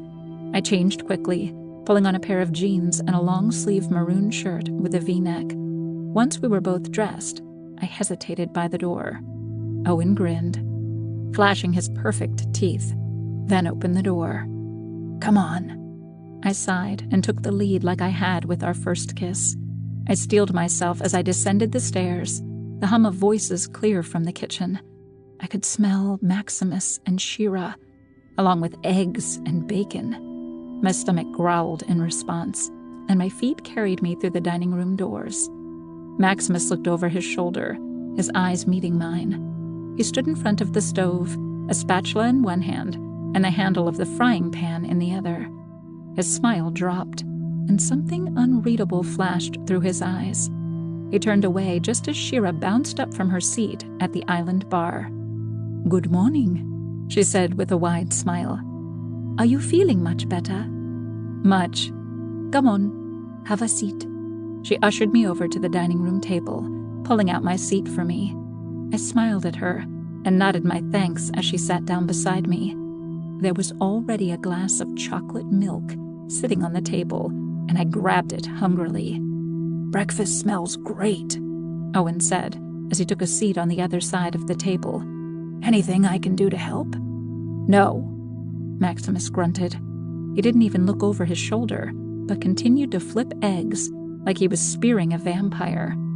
I sucked down my chocolate milk, wondering how they knew I'd come down today. It didn't seem like Maximus was in the best of moods, though that wasn't exactly surprising. "Is he okay?" I whispered to Shira. He could probably hear me with his enhanced wolf hearing and all, but still, I pitched my voice low. Shira glanced between him and I think you keeping him out of your head is making him anxious." I nodded and leaned back, setting my glass back on the table. I didn't want to explain why I wasn't letting him back in. It couldn't end well for anyone, but especially not for Owen. I didn't want to cause any fights, especially on Packland, where dozens of wolves might jump in to aid their leader. Maximus finished up breakfast and set a plate in front of each of us, though he visibly tensed when delivering Owen's. I wanted to roll my eyes and tell him to cut it out, but I chose not to. I had to pick my battles. We ate in silence, and it wasn't until halfway through my plate when Maximus finally decided to speak up. "It looks like your injuries have healed." I glanced up, surprised by the broken silence. My fingers went self-consciously to my neck and shoulders, where dozens of vampire bites had covered my skin only days ago. Now it was as if it had never happened. "They have," I said cautiously. "I'm glad." And that was that. Maximus didn't say another word, only finished his breakfast in silence. I exchanged a look with Owen, not sure what to do or say. He shrugged. Once we were finished, Shira grabbed our plates before any of us could stand to help. She insisted we stay seated, that we had a lot to talk about. She slipped away to load the dishwasher and clean up the counters before I could argue. "So," Owen started, clearly trying to break the awkward silence. "When do we visit the dragons?" Maximus glared at the bear shifter. "When the problem with the vampires has been dealt with." "What?" I asked. "I'm fine now. We should visit Cash and his clan tomorrow." Maximus shook his head. "No, I won't put you at risk again. You're safer here on Packland. So you want me to stay here and twiddle my thumbs for what? A week? 2? However long it takes," I growled. "We don't even know how they found us. It could have been a coincidence." Maximus scoffed. "Unlikely. I won't just stay here in captivity, Maximus." Maximus's jaw hardened. "You're not a captive." "Exactly. Which is why we'll leave tomorrow." I crossed my arms and stared him down. He sighed. "Ariana." "We'll take a different route," I said. "We can bring Shira and some of the other pack members. It'll be fine." Maximus worked his jaw back and forth. "I don't want you to get hurt again." I smiled. "I know, but keeping me locked up isn't the answer." Maximus stared me down for several long moments before finally nodding his approval. Owen stood abruptly, pulling a cell phone from his pocket. "I'll call Cash." He stepped out of the room, holding the phone to his ear. Maximus looked at the table, his fist clenched atop it. I reached across and laid my fingers over his knuckles. "It'll be okay." He took my hand in his and squeezed.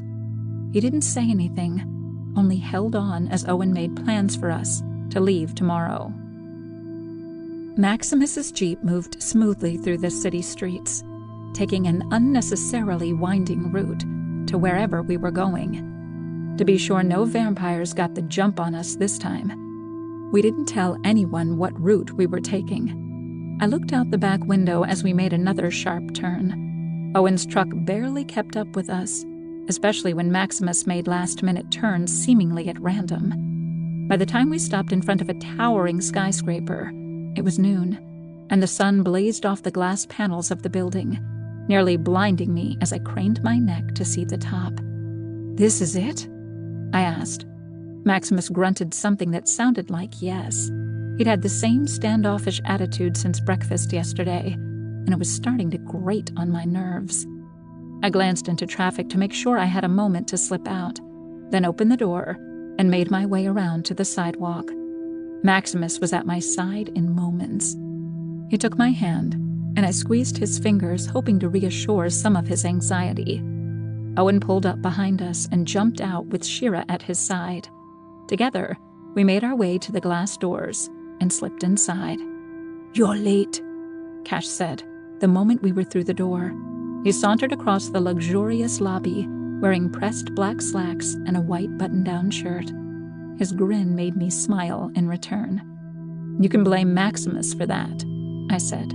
Maximus shrugged, but didn't offer an apology to our host. "All the same, it's good to have you here."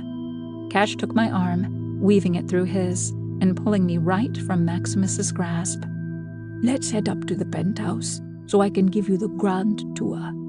Maximus growled in protest, and it was Cash's turn to ignore him. Feeling a bit awkward, I could only nod and follow, as Cash led the way to the elevators lining the back of the lobby behind a security desk. I marveled at the marble floors and amazingly high ceilings until we were shoulder to shoulder in a metal box. I realized then that I'd never been in an elevator before. Once we were all inside, Cash hit a button for the top floor, then keyed in some sort of code on a panel beside the rows upon rows of floor numbers. I barely felt it when the elevator lurched, only a slight airiness in my stomach as we rose. Then the doors chimed and opened. I guess elevators weren't exactly something I'd missed out on during my early years. "Welcome home, sir," a man said, the moment we stepped off the elevator. He wore a black suit and had his dark hair slicked back. His smile was friendly, and his eyes warm as he opened an inner door for us to pass through. "Thank you, Henry," Cash said. "This is Ariana, our new silver shifter." Henry's eyes widened, and his mouth dropped open slightly before he could right himself. "Oh, yes. Cash said you would be coming. I didn't realize you'd be so young." I wasn't sure what had brought on the sudden awkwardness, but I shook his hand when he offered. I didn't know what to say. I still didn't feel like anything special, though every one of these alphas seemed keen on reminding me that I was. "You will be a pleasant surprise for many," Cash said. "You're very different from the last silver shifter. It's been so long." While I wondered exactly what he meant, Cash led the way through the door to his inner sanctum, a long hall of black and white checkered floor, lined by white columns and silver-trimmed paintings of people throughout the ages. "This is my home," Cash said, instead of gloating at the lavish architecture or glimmering marble floors like I expected. He gazed fondly upon the paintings in gilded frames. "These are portraits of my elders, past dragon alphas." I followed his gaze to inspect a few, but found it more pleasant to look at his perfectly sculpted face. Cash led us down the hall to a large living room with white leather furniture, a faux fur rug, and a large fireplace with a pale marble mantel. He didn't linger long, and I followed mechanically. I recognized the signs of wealth when I saw them. I'd known Cash must be wealthy from the way he dressed and his fancy car, but this was beyond what I'd expected. Unlike my former masters, he didn't brag about the things he had. Instead, he drew my eye to his personal possessions, a shelf of ancient tomes, Greek statues, and vases passed down from his grandfather. We passed a more informal living room and a hallway lined with doors, before stopping in a kitchen with dark wood cabinets, stainless steel appliances, and a man with a dark beard chopping vegetables for whatever was stewing in a large pot. "Peter," Cash greeted. The chef looked up, his cheeks smudged with flour, and grinned. "Cash, welcome home. How was your trip?" "It went quite well, thank you." Peter's gaze slid from his alpha, his blue eyes shining as he met my gaze. "The Silver Shifter," he whispered with reverence. He stopped what he was doing, dropping his knife on the cutting board before circling the island at the center of the kitchen. "They finally found you." I blinked dumbly again, struck by surprise. From what Maximus and the others had told me, the Silver Shifter only appeared once every 100 years. But they didn't specify exactly what one did, besides unite the clans. I didn't understand why they looked at me with such joy, or why I was so special to them. "We have," Cash said, when I didn't reply. Peter clutched my hands and kissed the back of them before he stepped away. "It's good to see another. I only knew the Silver Dragon for a short time, but she was an amazing woman." "You knew her?" I wanted to learn more about these women who came before me. What were they like? How did they deal with this burden of peacekeeper? Peter nodded. "I did, though I was young. She had a kind soul and a beautiful smile." "I wish I'd known her," I said. Peter smiled. "Of course, that's impossible. Only one can live at once." I smiled, not sure what to say. "Peter, could you whip up something for my guests?" Cash asked. "Of course." The chef grinned and his eyes lit up. "I'll get started right away." "Thank you." Cash nodded and led the way out of the kitchen.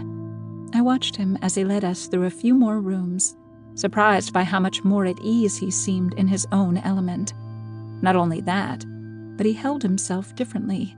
He was more commanding, but had a gentleness to the way he asked for things.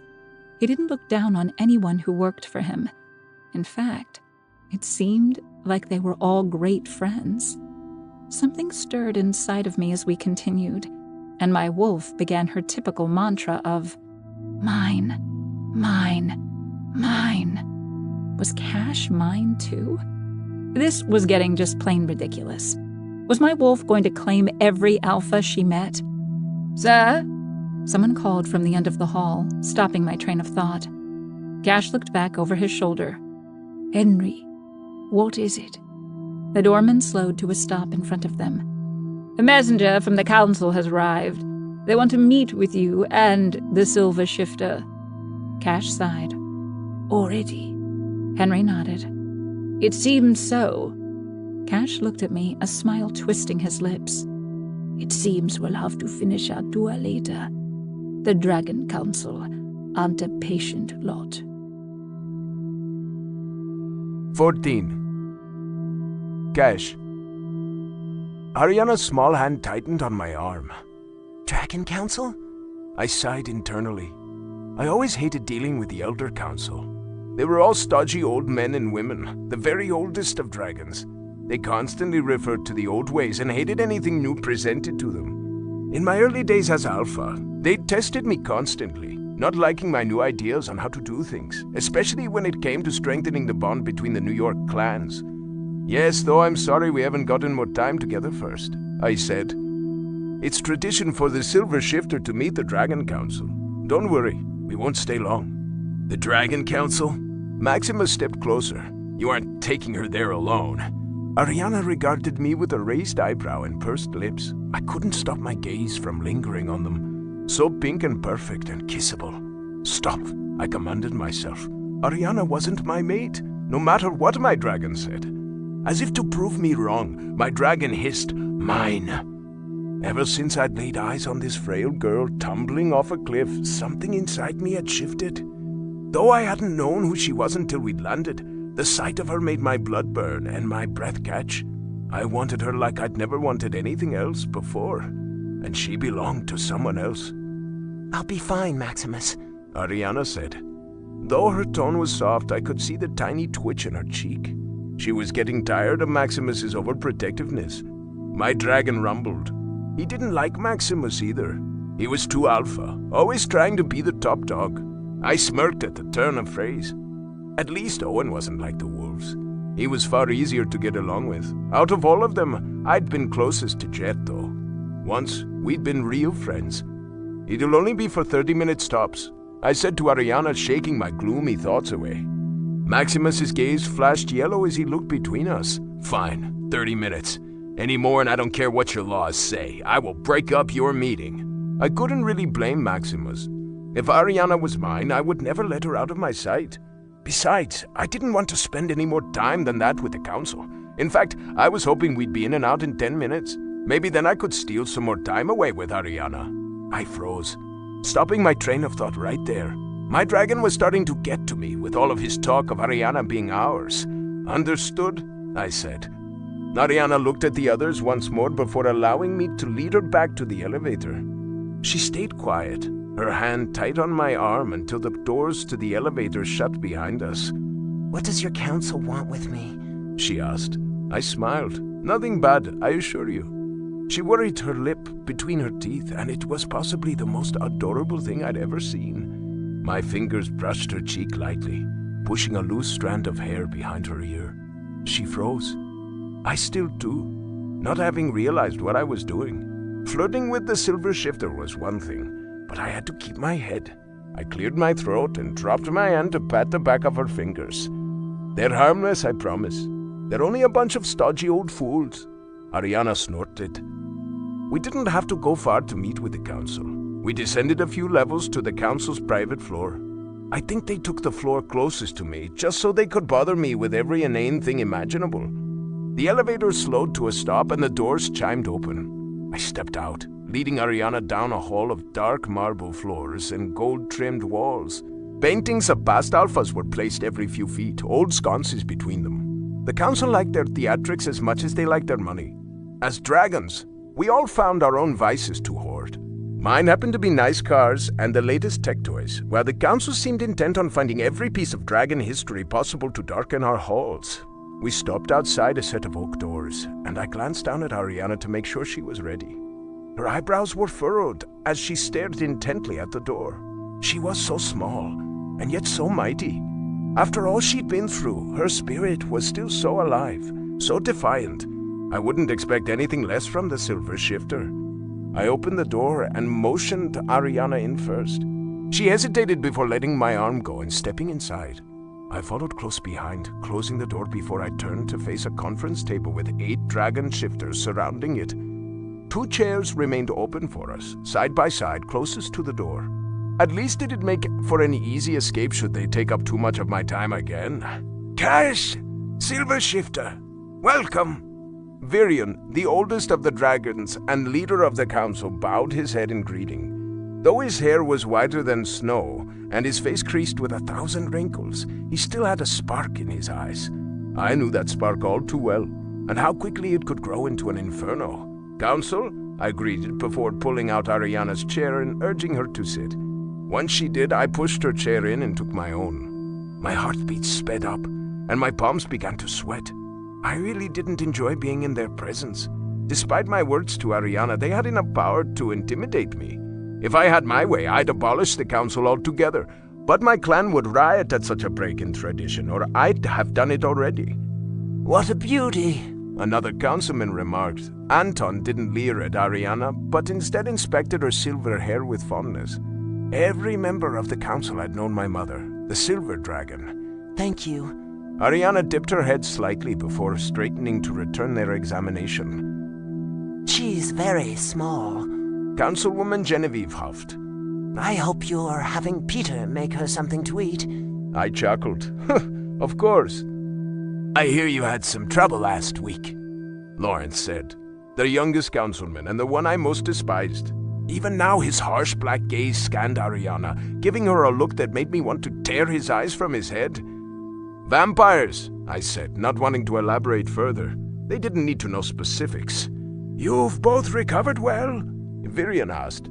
Yes, I said. Ariana touched her neck as if recalling her vampire bites. They were long gone now, but I'd never forget them either. My fists clenched at the memory of blood coating her pale skin. My dragon rumbled inside me and I took a deep breath. Who ever heard of vampires attacking out in the open like this? Lawrence huffed. It's blasphemous to attack the Silver Shifter. They clearly didn't know who she was, Anton said. That, or their queen is up to something, Lawrence said. I shook my head. We shouldn't speculate. I have men on it. We'll find out what happened. Good, good, Virion nodded. Now, Miss Ariana, you were born a wolf, yes? Ariana shifted uncomfortably. Yes. But you were born outside the New York pack. Again, Ariana confirmed. And is it true you were a slave to a warlock? Lawrence asked. The entire council went silent. That's an awful way of putting it, I snapped. I didn't like how Lawrence was treating Ariana, and we'd barely been in the room for a minute. But it is true, isn't it? He inclined his head and eyed Ariana like a predator. Ariana set her jaw. Yes. And you were found acting like a savage animal? Lawrence asked. I stood, hands slamming against the table. That's enough! Calm yourself, Cash, Virion said, though he glared at Lawrence.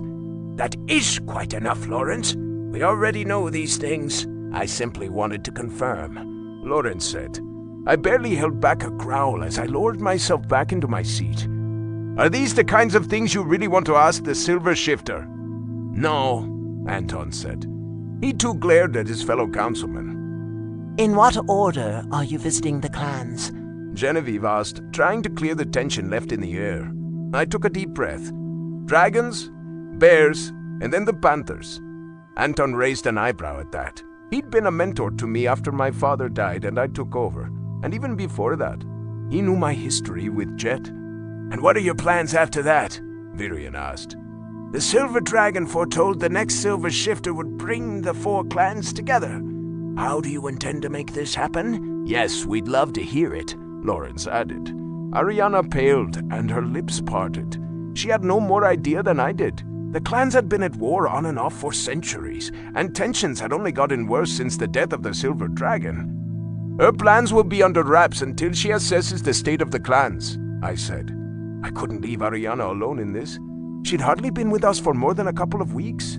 She had no idea how high tensions were. Ariana gave me a grateful look, and my dragon purred, actually purred. My chest heated, and I had to take a deep breath to calm myself and my dragon. A smart move, Anton said. He inspected Ariana and nodded his approval. We look forward to your thoughts after you've finished your visits. Ariana smiled stiffly and squeezed my hand under the table. Heat shot up my arm, and I entwined my fingers with hers. Mine, my dragon hissed. My jaw hardened, and my heart raced. I couldn't help but wish my dragon was right, that somehow, someway, Ariana was ours. I'm sure your ideas will change the world, Lawrence said with a smirk. I could taste fire suddenly, and I knew then that if I didn't get out of this damn room, I'd burn it to the ground. We'll take our leave now. I stood, gripping Ariana's hand firmly. She gave me a quizzical look, but I couldn't take my gaze off Lawrence. Enjoy your visit, Genevieve said. Ariana pulled on my arm, and I was forced to break my stare down with Lawrence. She smiled, and all the anger building inside me fled. Thank you, she told the council. Upon the great dragon god's grace, we were allowed to leave, and as soon as the door shut behind us, weight lifted from my shoulders. That was interesting, Ariana said. I shook my head. That's one word for it. Ariana grinned, and so did I. Let's finish the tour, shall we? She nodded, and I led the way back to the elevator, grateful when the doors closed on my least favorite floor in the entire building. 15. Ariana. Instead of stopping on the floor we had earlier, Cash stopped the elevator on the floor below it. What now? I asked, narrowing my eyes at Cash. Don't tell me I have to pass another test, because I'm not sure I passed the last one. That wasn't a test, he said, his hand landing on my lower back as he guided me out of the elevator. And you are great, Ari. Better than they deserved. Then what? I asked. as he nudged me towards a door at the end of the hall. "You'll see," he answered, a wicked grin on his face. Why do I feel like I'm walking into a trap? I didn't feel unsafe, though. Cash had defended me with his life when the vampires attacked. I just wasn't sure if I was the kind of person who liked surprises. "Don't you trust me?" Cash asked, his eyes sparkling with humor as he pushed open the door. I was greeted by a set of smooth granite stairs. "I'm not sure," I said, giving him some side-eye as I stepped into the stairway with him. "I just thought you might need a break after all of those people," he said. "Maximus and Owen will be waiting for us at the elevator. If we go up this way, I can show you around in peace." My wolf stirred at the thought of having Cash all to myself. Besides the time he'd caught me falling and flown me back to Maximus's, I'd never been alone with him. "Mine," she whispered in the back of my head. That's not possible. I thought back to her. I already had, somehow, 2 mates. 3 just seems selfish. "That sounds perfect," I said, after being paraded around the house meeting all of Cash's servants, and then being put on the spot and having to stand up in front of all those intimidating dragons. I was ready for something less stressful. Gripping my hand, Cash started up the stairs with me 1 step behind. I admired the hard planes of his back as we climbed, the muscles subtly apparent under his dress shirt. My wolf must be confused. Sure, Cash had flirted with me a little, and he'd protected me, but that was because I was the Silver Shifter, not because he felt anything more for me. I was here on official business, for completely political reasons. He'd introduced me to the Dragon Council, not his mother. Still, warmth climbed my arm from our linked hands, growing with each step we took. He pushed open a door and gave me that arrogant, irresistible smile as we stepped back into his opulent condo. We were in a short hallway with heavy rugs laying along the hardwood floor. For a second, I hesitated halfway through the door.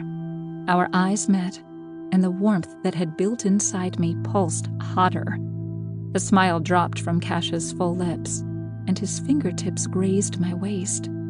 "Ariana," he said, his voice low in his throat, his eyes dropping to my mouth. My name sounded delicious on his tongue, his accent caressing each syllable sensually. "Yes?" "Mine," my wolf growled, more insistent this time. She was salivating to claim him. "Do you want to see the bedrooms?" he asked. I gulped at the thought. On the one hand, hell yes, I wanted to see his bedroom. On the other hand, my 2 mates were standing on the other side of the condo, waiting for me outside a silent elevator. My wolf growled, this time at me, irritated by my resistance to her claims. Cash's hand slid from my waist to my lower back, and he urged me through the door and into the hallway. "These are my guest rooms," he said, opening a door on either side of the hallway. Each was large, but furnished with personal items that he explained briefly.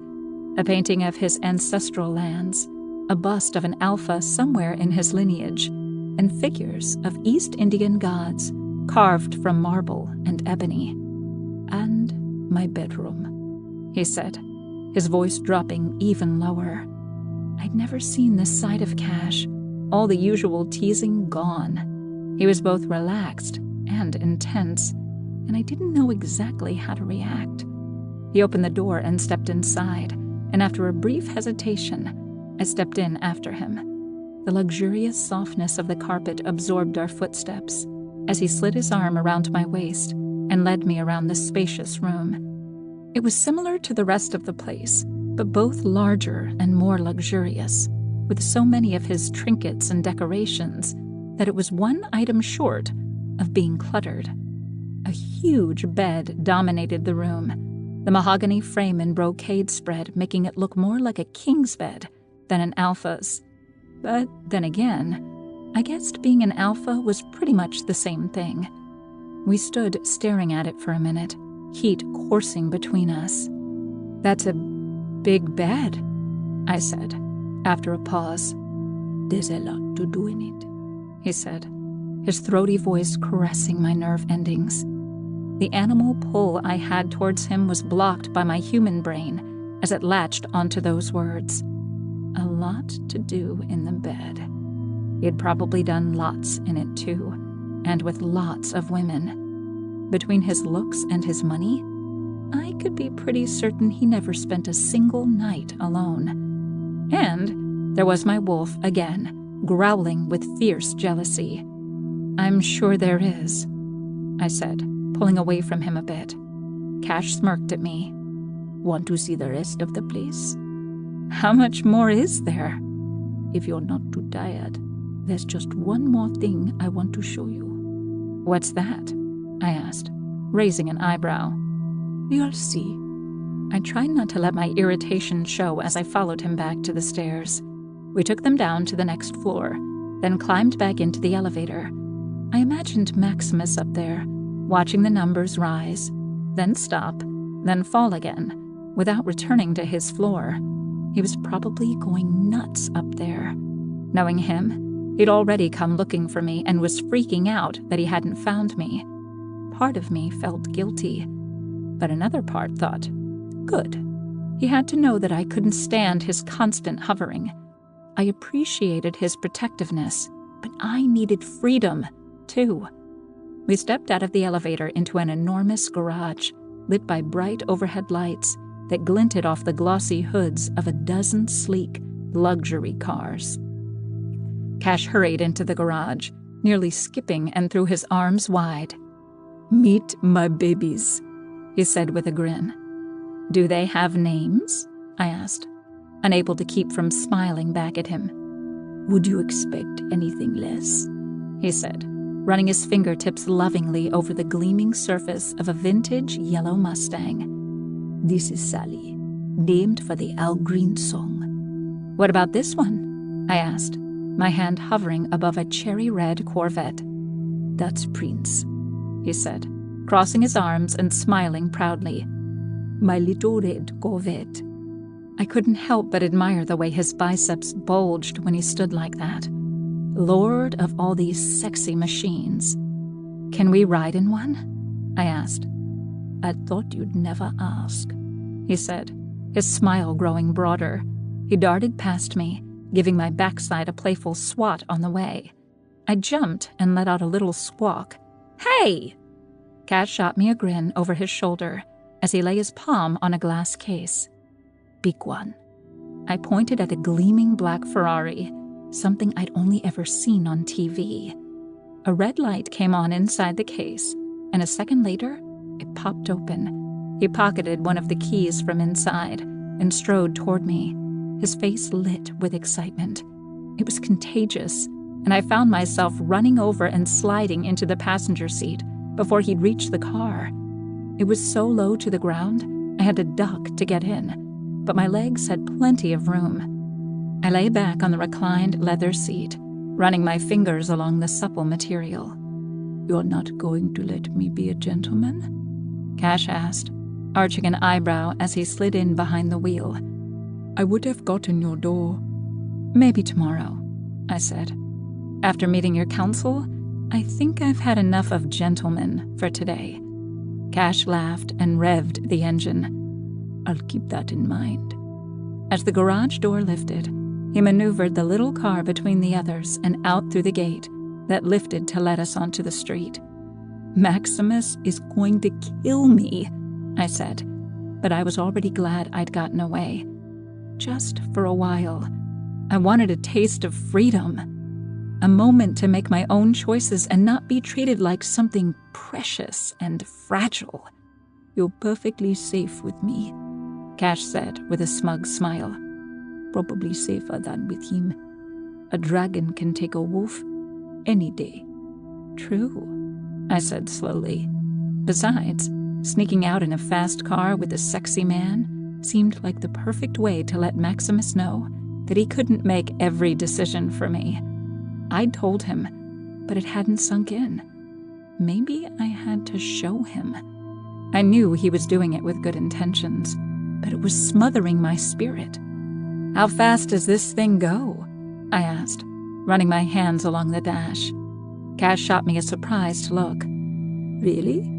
"Really what?" "You want to find out how fast it goes?"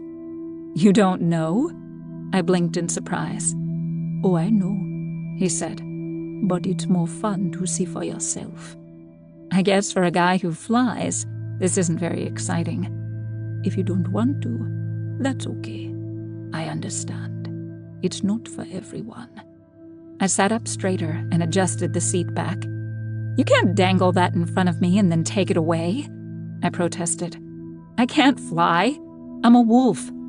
So show me how fast it goes." A slow smile spread across his lips. "How fast do you want it to go?" I bit at the corner of my lip for a second while I thought. "I don't know," I said. "I've never been in a car like this." "Buckle up," he said, "and get ready for Maximus to kill us both."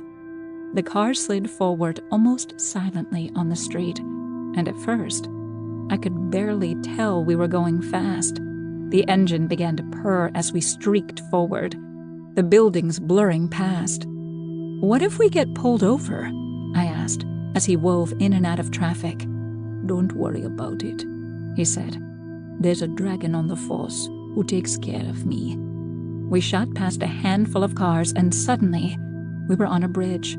The city sparkled around us, but for a second, I felt like we were airborne as we shot across. My heart leapt, and I turned to Cash. "Can we put the top down?" He laughed and shook his head. "Let's not get ahead of ourselves." Soon, we were out of the city, and the traffic became more scarce.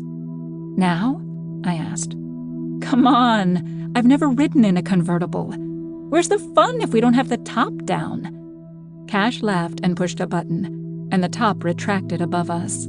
The cool night air rushed past, and I laughed, grabbing at my silver hair as it whipped around me.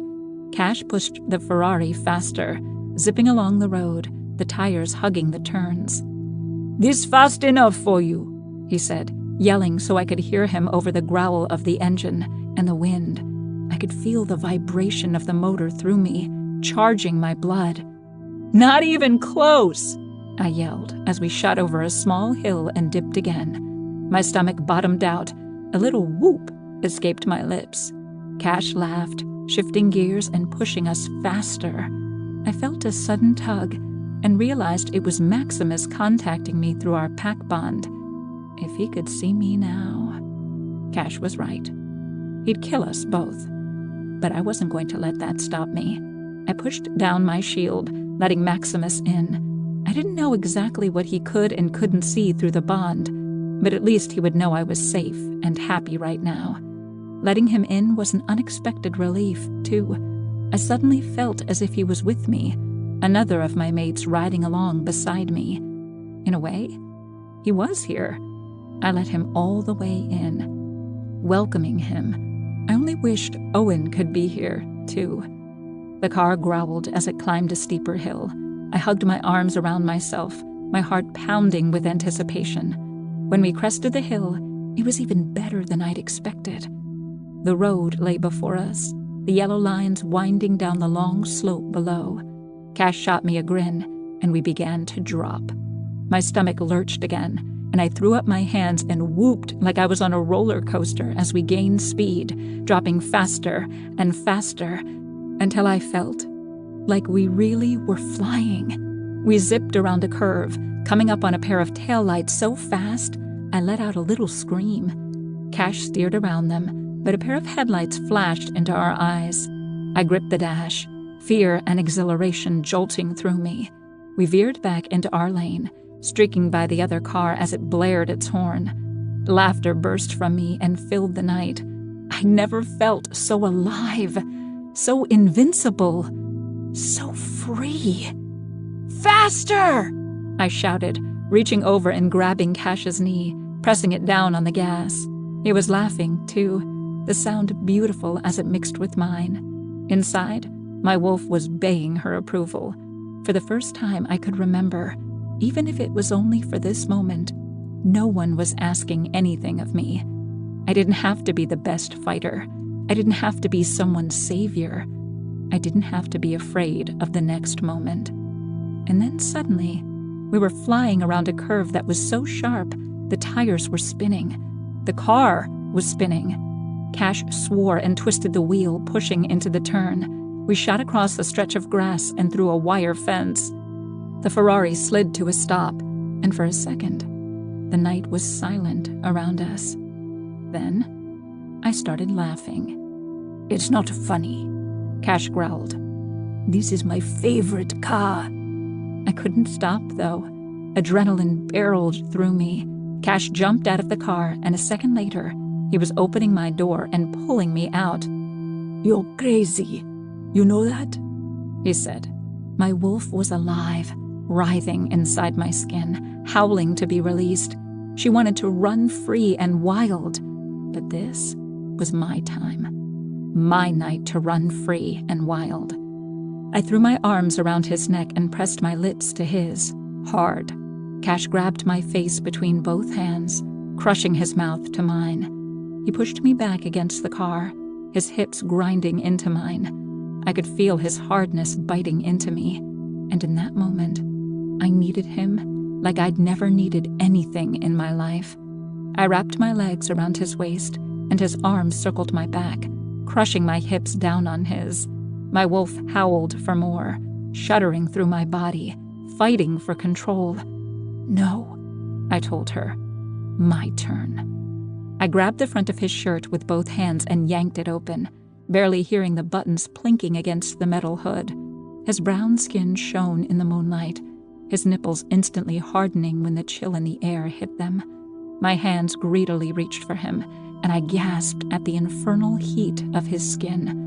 My wolf snarled for more, and I raked my nails down the ridges of muscle that made up his abdomen, eliciting a growl of pain from him. "Is that how you want to play?" Cash growled. He bent, slamming me down on the hood of the car. A cry escaped me as he yanked me to the edge of the hood, and I pushed up onto my elbow, my other arm circling his neck. I bit at his lip, my wolf raging for me to claim him. He was mine, mine, mine.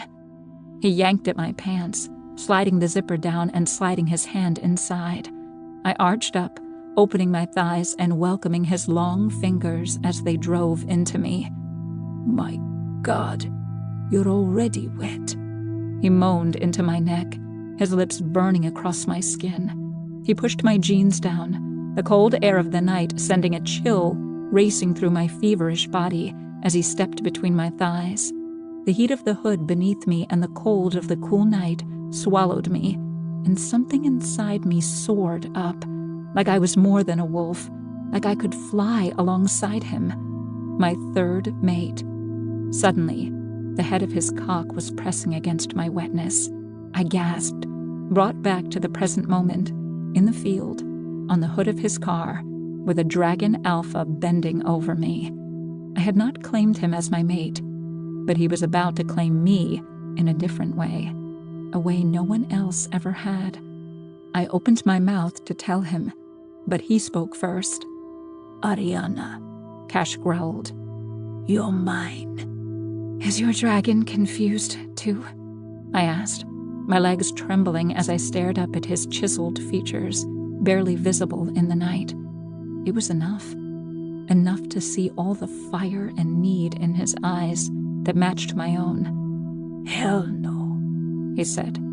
"My dragon knows what's his when he sees it." He thrust forward, forcing his cock inside me. I cried out, shocked by the sudden pain and the heat of him tearing into me. He answered with a cry of his own, mistaking my pain for something else. I hadn't had time to tell him I'd never done this before, and now it was too late. Now I had. He ground himself deeper until our hips connected, and then he paused, breathing hard. "I'll wait," he said, his lips skimming along my throat, his hips locked against mine, but not moving. I was still gasping with pain, but the longer he stayed there, his cock filling me, but infuriatingly motionless inside me, the harder it became to stay still. My wolf was roaring with a furious need to claim this man, and my body was in agreement. As the pain subsided, frustration took its place. I wanted him to move, to go fast and wild like we had in the car. I squirmed under him, my nails raking across his back. "Now," I said. "I'm ready." Cash sucked in a breath and drew his hips back, then drove forward, filling me again. I gasped in pain, but this time, there was pleasure along with it. Gripping my thighs, he pulled my hips to the edge of the car and began thrusting into me rhythmically. I pushed up on my elbows, watching him, watching our bodies together. His muscles contracted and expanded, outlined beautifully in the moonlight, his hips flexing as he gave me every inch of him, until I couldn't bear it. I lifted my arm, clamping it around his neck. "Let me claim you, too," I said, snapping my teeth at his lip and catching it on the first try. He grunted in pain, but I didn't release him. Instead, I bit down harder. The harder I bit, the harder he drove into me, growling as he slammed against the hot metal of the car. When I tasted his blood, I released his lip, but he caught mine between his teeth before I could pull back. He held my hips and pushed all the way in, grinding himself deeper into me. I winced as he reached my depths, but he held me pinned, his cock throbbing deep inside me. He gave my lip a quick, sharp bite and sucked. The sensation shot straight to my clit, and I gasped, my walls clenching around him. He groaned with pleasure, the vibration spreading through my whole body. I arched up, crushing my clit against his pelvic bone. He groaned again, sucking harder, and suddenly, the shimmering waves of pleasure I'd felt with Owen came crashing over me, spreading through my body and lifting me up. Cash drew back, resting his hands on the car beside me, and thrust into me one final time. Pleasure rocketed through my body, and I cried out as his cum flooded into me, as hot as spurts of lava. For a minute, neither of us moved, and the heat inside me began to cool. At last, Cash pushed himself upright and wiped his mouth. "Remember when we said Maximus was going to kill us?" he asked, bending to pull up his pants and button them. While he was occupied, I hopped off the hood of the car, trying not to show how much it hurt to sit up. "Let me worry about Maximus," I said. "Tonight isn't about him." "Damn right," Cash said, pulling me close and pressing his lips to mine. "It's about us. You're my mate now, Ari." He cradled my cheek in one hand, his palm warm against my skin. "About that," I said. "What about it?" he asked, drawing back a little. "We claimed each other. Our blood mingled. There can be no doubt in anyone's mind, no matter what Maximus would prefer." That was true, just not the whole truth. I knew that Maximus would definitely prefer to be my only mate, and yet he wasn't. Inside me, my wolf was lounging happily, satisfied at last. Finally, I understood what she'd been trying to tell me all along. I had accepted Maximus first, because it was obvious and expected that the Silver Shifter was the mate of the alpha of her clan. But it was more complicated than that, because I wasn't simply supposed to be with the expected alpha, or even to choose one of the other alphas as a mate. I was supposed to choose all four. 16. Ariana. I woke up to sunlight shining on my face. With a groan, I untangled myself from Cash. I could use a serious dose of mouthwash, or a whole bottle. It took me a second to realize where we were, curled up on the leather seat of his Ferrari, in the middle of a field. And it was daylight. "Fuck!" "Cash," I said, shaking his shoulder. "We need to get back." They're going to kill us." He opened his eyes and smiled, his dark hair mussed from sleep. He reached for me, but I swatted his hand away. "Seriously? We have to get back," I said. I could feel Maximus's distress through our pack bond, and worse, his despair. "If they're going to kill us anyway," Cash said with a grin. "I mean it," I said, taking his hand and giving him a pleading look. "Take me back." As Cash climbed in the driver's seat, I closed my eyes and opened my mind to Maximus. "I'm okay. I'm on my way back." "He would have come and found you if you are in danger," Cash said. "He knew you were okay." "I know," I said, but I couldn't explain to Cash how much it hurt to hurt my alpha. His pain was my pain, and knowing I'd caused it only made it worse. I was pretty sure my wolf was right about my mates. Cash was my mate, and so was Owen, and even Jet, who I barely knew. But Maximus was my alpha. We were wolves, and even though my wolf had somehow been destined for 4 mates, I was still part of Maximus's pack. He was the only one of them who could command me. Thank heaven for small favors.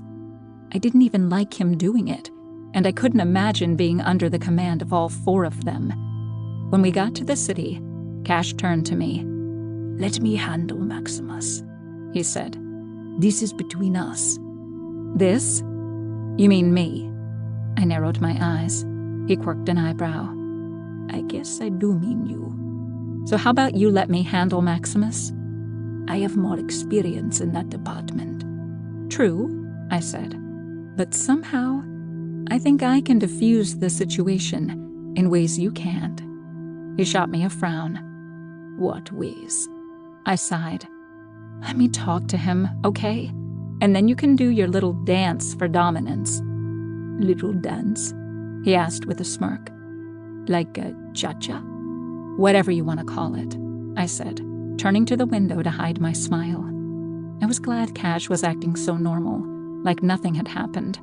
Not awkward, like we were avoiding the topic of the night before, but like nothing had changed. As distracted as I was, I didn't think I was up for heavy declarations. Still, he was so normal, it made me wonder again how often he did this. It might have been just another night of crazy sex for him. For me, it had been a night I'd never forget, as long as I lived. When we got out of the car, I was reminded of it with every step I took. I was really fucking sore. It hurt worse now than it had the night before. When we got in the elevator, Cash pulled me close and gave me a lingering kiss. My heart was already racing, and the kiss just made it worse. "Don't tell me you're doubting what happened last night," he said. "No," I said. "But can we talk about this later?" I could only handle 1 mate at a time right now. My head was still spinning with the realization that I had 4. 4! How the hell was I going to juggle them all?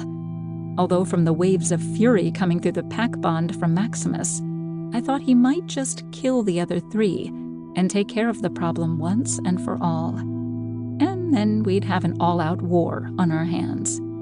Shit. Wasn't I supposed to smooth things over between the clans and make peace? How the hell was getting tangled up with all 4 of the alphas going to accomplish that? The second we stepped out of the elevator, Maximus launched himself out of his chair and grabbed my arm, pulling me to him. "You're going to pay for this." He growled over my shoulder at Cash, his voice murderously calm. "Maximus, it's okay," I said, gripping his upper arms with both hands. "He didn't do anything wrong. He didn't hurt me." "I know that," Maximus said, still staring at Cash, his eyes flashing molten gold. "I would have found you and killed him. Trust me, I didn't do anything to Ari that she didn't want," Cash said, with an easy grin. Maximus lunged forward, but when I blocked his way, he let me stop him. I pushed him back, flattening my hands against his ripped chest. His muscles were tensed so hard, They shook under my palms. "He's right," I said, swallowing hard. Maximus took a deep breath, his nostrils flaring. Pain rippled through our bond. "I'm glad you're back, Silver Shifter," he said. Then he turned and stalked off. My throat tightened, though I knew from my years in the cages that crying did nothing but show people how to hurt you more. But Max, he was my mate, and he hadn't looked at me once, not even when he'd spoken to me. I couldn't stop the ache of tears at the back of my eyes, but I refused to shed them. I wanted to collapse into the boxy leather chair he'd set up to watch the elevator and wait for our return. But I couldn't leave things like this for even one more minute.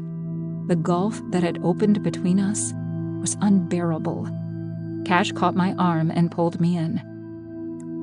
"We can break the news to him together." "No," I said. "I need to do this." He shrugged and released me. "If you need me, I'll be in the garage. The Ferrari's not used to jumping ditches. I better make sure she's okay." I turned and squared my shoulders, taking a deep breath before starting down the hall. I felt like I was marching down death row. If this was how the whole Silver Shifter thing was going to be, I wasn't sure I wanted any part of it. Smoothing things over between alphas was not fun. And how was I supposed to know how? Making peace was the exact opposite of what I'd been doing for the past decade. I stopped at the door to the guest room, where Maximus had gone. "Maximus?" I said. "Can I come in?" Nothing. "Seriously?" I said. "I know you're there. I can feel you through our bond, too. Don't you think this is a little immature?" The door swung open, and Maximus grabbed me and pulled me inside, shutting the door hard behind me. "Immature?" he growled. "You took off without telling anyone, in a city where we were attacked just a week ago. We barely fended off a vampire attack with all three of us there to protect you. And then you come waltzing back in and expect me to pretend nothing is wrong?" He was breathing hard, his eyes flashing gold at me like a warning. My own wolf leapt to the surface, ready to fight back. "I'm not asking you to pretend," I said, determined to keep my cool and be the mature one for once. "I'm sorry I worried you." "Are you?" he demanded. "Because I didn't feel much remorse coming through. You did whatever you wanted, laughing at our concern while you ran straight into the face of danger. Forget keeping my cool. I wasn't going to let him talk to me that way. Well, excuse me for doing something I wanted for once in my life," I shot back. "I haven't gotten a chance to be selfish for one fucking minute in the last decade. I think I'm a little overdue." "This isn't just about you," Maximus roared. "You need to think about the pack, about all 4 clans. You're not just a pit fighter anymore. You're the Silver Shifter. I never asked to be your fucking savior," I yelled back at him. My wolf was raging to get out, to rip him apart for accosting me. "You don't get to make that choice," Maximus said, his voice low and even. "You already are." His words sent a bucket of ice water cascading over me, instantly cooling my anger and sobering me to the reality I faced. I'd run off and had fun last night, but I couldn't escape this. Like it or not, I was their damn Silver Shifter. "Well," I said, after a long moment of silence, "I'm sorry I put your Silver Shifter in danger and made you worry about future alliances." "I wasn't worried about future alliances," Maximus said. "I was worried about you." We stood there staring each other down for a minute. "You slept with him," he said, his eyes hard. I didn't know what else to say, so I just nodded.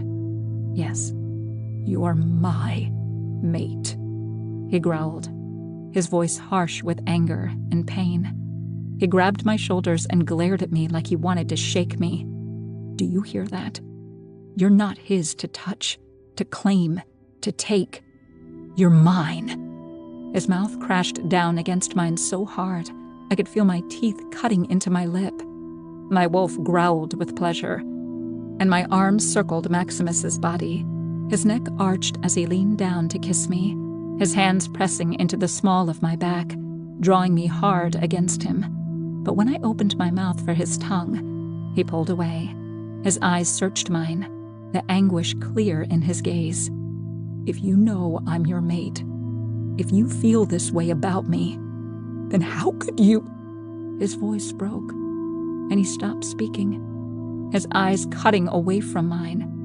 I took his chin in my hand and turned his face back to me. "Because," I said, "he's my mate, too.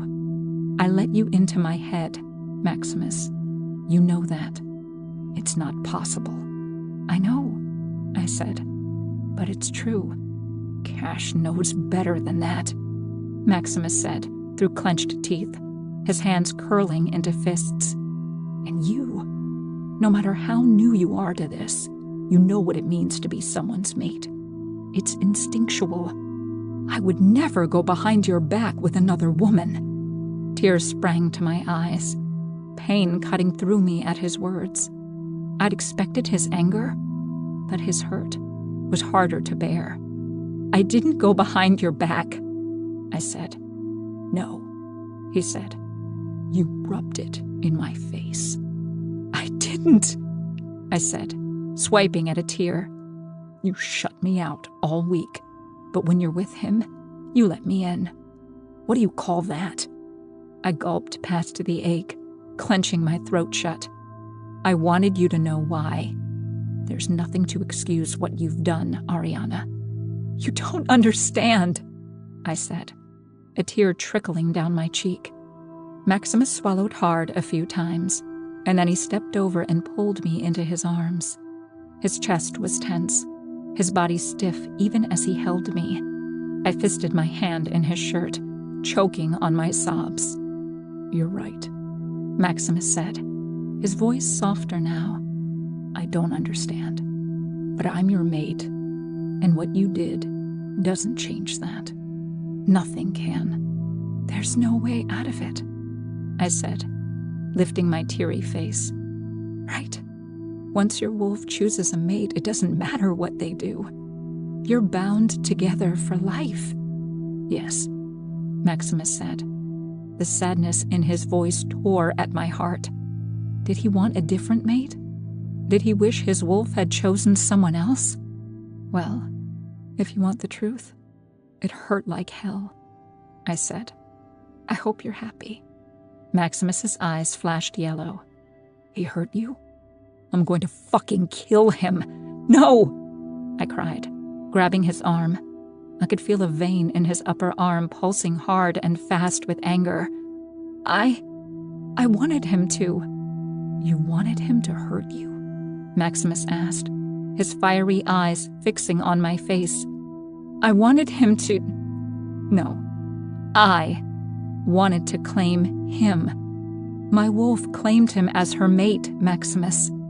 Like you said, it can't be undone." "That can't be," he said, his voice choked. For a second, I thought he'd cry, too. "She's been telling me all along," I whispered. "But I was confused by your stupid silver shifter traditions, and I haven't been listening to her. But Maximus, I'm not just your mate." "What are you saying, Ari?" he asked, and I could feel the hurt twisting his heart. Fresh tears sprang to my eyes. Seeing him in pain was almost enough to make me take it back. Almost. But I couldn't deny my true feelings, not even for one of my mates. I'm saying, I have two mates. I don't know how it's possible, but my wolf hasn't released her claim on you. I have more than one mate. That's all. I tried to say it gently to placate him, but Maximus's shoulders tensed, letting me know my easy tone had not softened him. He stared down at me like he didn't trust me, like I was a stranger. "Is that all?" "No," I admitted. suddenly trembling under his gaze. Owen is my mate, too. And maybe Jet, too. I don't know for sure, but my wolf wanted to claim you all when you were together that day. He gulped, cords of muscles standing out in his neck. Anyone else? I shook my head, tears rising in my eyes again. No. So I get 1/4 of a mate. No, I said, shaking my head hard. Claiming them doesn't make my claim to you any less strong. In fact, it seems to be getting stronger. I feel things for you that I didn't when it was just us. I'm your mate, Maximus. Never doubt that. I never have. His face softened, and he reached up and stroked my hair behind my ears, and then cupped my face between his hands. He ran his thumbs across my cheeks, drying my tears. And you're my mate, Maximus, I said, raising my eyes to his. My first mate. He let out a soft snort, as if he didn't believe me. I clutched his forearms, but he dropped his hands to my shoulders and simply stared into my eyes, dropping his shield so I could feel the turmoil of emotion rolling through him like storm-tossed waves. Are you mad at me? I whispered, my heart twisting with anguish. No, he said quietly. I'm hurt that you chose Cash to be your first. His honesty punched straight at my heart. I squeezed my eyes closed, another tear leaking from under my lid and sliding down my cheek. I didn't. It just happened. You're all equal to my wolf.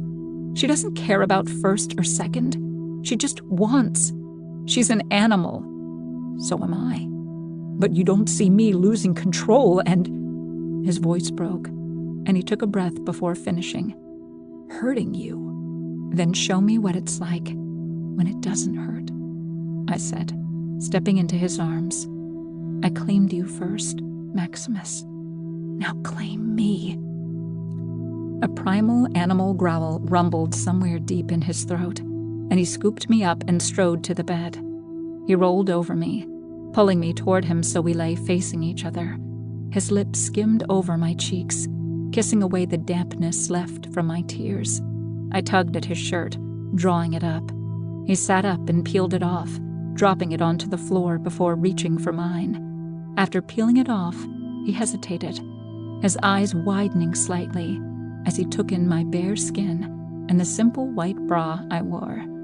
And though he hadn't even touched me, I suddenly felt exposed and naive, more naked than I'd felt when Cash had been beside me. I reached for Maximus, pulling him down on top of me. The enticing scent of my first true mate surrounded me. An instinctual need had risen within me, a need to close the gulf that had opened between us. When his bare skin touched mine, I gasped at the shock of intimacy. Maximus drew me closer, his mouth finding mine, tasting it. His warm hands slid up my bare back, pinching the clasp of my bra to unhook it. A second later, he drew it slowly down my arm. A tremor of need shimmered through me when the cool air brushed over my bare nipple, and it hardened instantly. A soft moan escaped my throat, entering Maximus's mouth. He groaned and ran his hand up my side, cupping my breast.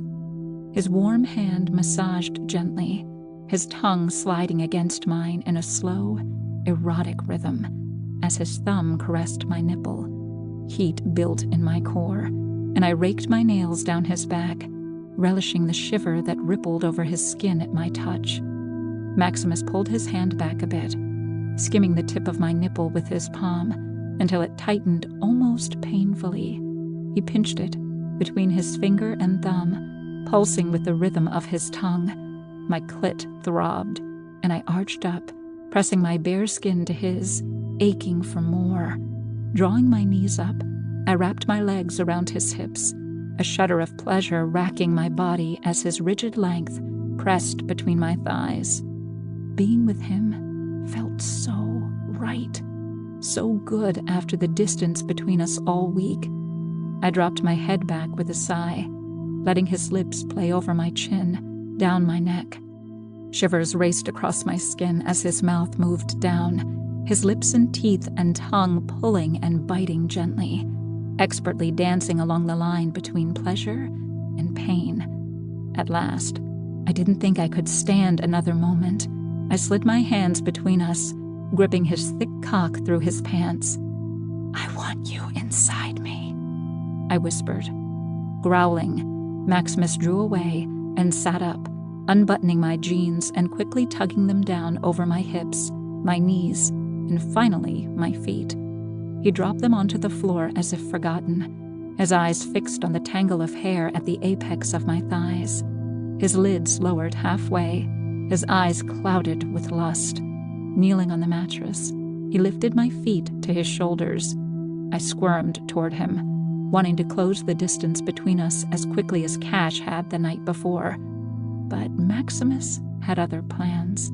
He ran his hands from my ankles to my knees, then down my thighs, parting them further. The door swung open at just that moment, and a tall, muscular black man in a pair of designer shades stepped into the room. With a curse, Maximus threw his shirt over me, blocking my body from Jet's view. "Don't let me stop you," Jet said with a grin, holding up both hands. "I'm a patient man. I can wait." He leaned against the wall and crossed his arms as if settling in to watch. Of course, he'd chosen this moment to show up after going MIA for a week. I pushed up on my elbows, glaring at him. "Ever heard of knocking? And miss the good stuff?" My wolf whined for more of Maximus's touch, but he'd drawn back, a scowl on his face. He got up, picked up my jeans, and handed them back. Jet shrugged. "Looks like I missed it, anyway." "Have some decency," Maximus said, grabbing Jet's shoulder and manhandling him out of the room. I threw myself back on the bed and pulled a pillow over my face to muffle my groan of frustration. Maximus had gotten me all worked up for nothing, and now I was so freaking horny I could scream. Instead, I had to face all of them together and talk about politics. At least I'd smoothed things over with Maximus. Now, I just had to tell the other 3 that I had 4 mates. That should be fun. 17. Ariana. I tucked my clothes back on before following Maximus and Jet out to the living room. My jaw clenched, and irritation lashed through me. Though the heat burning through me had dulled some, my core still ached to be filled. Of all the times Jet could choose to reappear, it had to be right then. I snorted and pursed my lips. Maximus shot me a questioning look, one eyebrow raised. I shook my head. It wasn't important. There'd be plenty of time for us to sneak off later. Jet flashed a grin over his shoulder, like he knew what I was thinking. Damn cat. "What are you here for again?" I asked, my voice low with annoyance. Jet chuckled, the sound shaking his shoulders and sending a jolt of heat directly to my center. I ground my teeth and squeezed my thighs together. "Mine," my wolf rumbled. Yeah, so you say." Jet leapt over the back of a plush white leather couch, sinking into the cushions and draping a relaxed arm over the back. "I have some information about your little vampire attack." I blinked in surprise. So he wasn't here just to interrupt us. Maximus stiffened. "What did you find out?" I slid onto the couch's matching love seat, and Maximus was quick to drop down beside me, sliding a possessive arm around my shoulders. I leaned back into the crook of his arm, taming my growling wolf just a little. The smug smile on Jet's face quickly faded. "You sure you don't want to wait for the other 2? Where is the dragon overlord anyway?" He looked around comically. "I'm surprised he'd miss spending time with Quicksilver." "Quicksilver?" I scoffed. Was that the Panther's new name for me? My wolf smiled at the pet name, while human me couldn't help crossing her arms. He was a cocky one, a fact proven by his toothy grin. "We'll fill them in later," Maximus said, squeezing my shoulder. Jet shrugged. "Fine by me. So, you remember how some of your little vampire friends got away during the fight, right?" I nodded. Of course I remembered. The bloodsuckers were lucky to get away without my mates chasing them down. "Well," Jet took a bracing breath, "one of them is human now." "What?" Maximus barked, sitting bolt upright. "I don't understand," I said. "Vampires can't be made human again. Can they?" I looked at Maximus for confirmation. "Not until now," Jet said. "I wouldn't have believed it if my spies hadn't shown me proof. It matched the face of your attacker from security footage at a nearby intersection. It was a match. That vamp is now human." "That isn't possible, Jet. Someone has their wires crossed," Maximus said. I narrowed my eyes at Jet. This all seemed too unlikely. Not to mention convenient that he had access to some kind of vampire spies and street footage. My chest tightened and cold pooled in my stomach. Could Jet be working with the vampires? Was this some kind of trick? "It's real," Jet said. "Your mate has vampire curing juju in her blood." His dark gaze landed on me, inspecting me like a lab rat. There was definitely more to Jet than the bravado exterior he liked to show. "This is crazy," I said with a shiver. "I couldn't agree more," Jet said. "But stranger things have happened." His gaze slid from me to Maximus, and I could have sworn jealousy flashed in his eyes. My wolf rumbled for freedom, and I quickly clamped down on her overzealous urges. Jet might be one of my mates, but if he was a traitor to shifter kind, I didn't want him in our lives, even if my wolf cried at the thought of losing him. The elevator dinged then, and the three of us turned just in time to see Cash and Owen walking in. Cash flashed a smirk and gave me a wink the moment his eyes landed on me. My blood heated in response. Owen brushed his hair back and gave me a lopsided smile. "Welcome to the party." Jet opened his arms and grinned, his bravado returning. Cash raised an eyebrow. "Did I miss something?" "Ariana's blood turned a vamp human," Maximus said. Cash's eyes widened, and Owen's mouth dropped open. "Explain," Cash snapped. Jet seemed delighted by their reactions. "Like Wolf Boy said, my spies informed me of it a few hours ago. One of the vamps that bit Quicksilver and got away is human now." "That's impossible," Owen said. "That's what I'm saying," I grumbled. Owen took a seat on the couch a good 2 feet away from Jet, while Cash began pacing the living room. Jet shrugged like he didn't care if they thought he was lying. He'd done his duty in bringing the information forward. I pursed my lips. I could feel slivers of Maximus's trust through the bond. Even if the clans had been at war for years, the Alphas did seem to trust what Jet was saying. But I couldn't shake my suspicions completely. "What does this mean?" Cash said. He stopped and turned to face us. "That life's about to get a whole lot more dangerous for Ariana." Maximus drew me closer to his side. I barely resisted the urge to snuggle against him.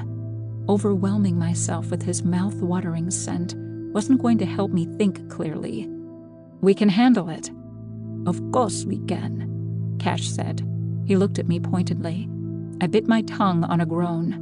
Why did I have a feeling they were about to chain me in a tower like Rapunzel? "As long as we stick together, everything will be fine," Owen said, my voice of reason. He gave me a sweet smile, and I relaxed. I wanted to go curl up in his arms suddenly, but after what had happened earlier, I didn't think leaving Maximus's side to go sit in the lap of another was a great idea, especially with the whole 4 mates thing still hanging in the air. "Exactly," I said. "We can continue visiting the other clans. We'll just have to be more vigilant." Maximus stiffened. I don't think that's a good idea. Of course he didn't. I'm not going to stay locked up at the Pax Lodge. I turned from Maximus to Cash. Or this apartment. So you're all going to have to live with it. Maximus's body vibrated with his growl, but he didn't argue. Well, I'll let you kids sort it out. Jet stood and stretched, his tight black shirt rising to reveal a deep V descending into his low-slung jeans. My eyes widened and my blood pumped, filling me with heat. My wolf howled, "Mine," and clawed for the surface. Down, girl. I gulped and forced my gaze away, but not before Jet caught me looking. His cocky grin returned, and he dropped his shades over his eyes before rounding the couch to head for the door. Let us know if you find out anything else, Cash said. Will do. Jet gave a mock salute before he disappeared down the hall to the elevator. I don't think continuing the tour of the clans is a good idea, Maximus said, as soon as the elevator doors dinged shut. It'll be fine, I said. It will, Owen added. We're headed to Bear Territory next. She'll be safe with my clan. I shot him a grateful smile. I suppose we can't get out of it, Maximus said. I'll allow it to continue, as long as you don't go anywhere without one of us.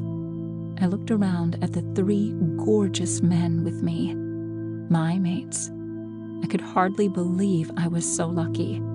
Deal, I said. Cash twisted his jaw. We don't take any risks. Not with Ariana. Ever, Maximus said. Owen nodded. My mates had finally come to an agreement. Protecting me seemed to be the only goal they had in common. I could only hope I wouldn't need it, and they were all worrying for nothing. 18. Ariana. Ignoring my wolf, who was growling on about not having laid claim to Jet, I turned to Cash. Do you have access to the garage from up here? What do you mean? He asked. Could you lock the door? I asked. I need to talk to Jet before he disappears again. What for?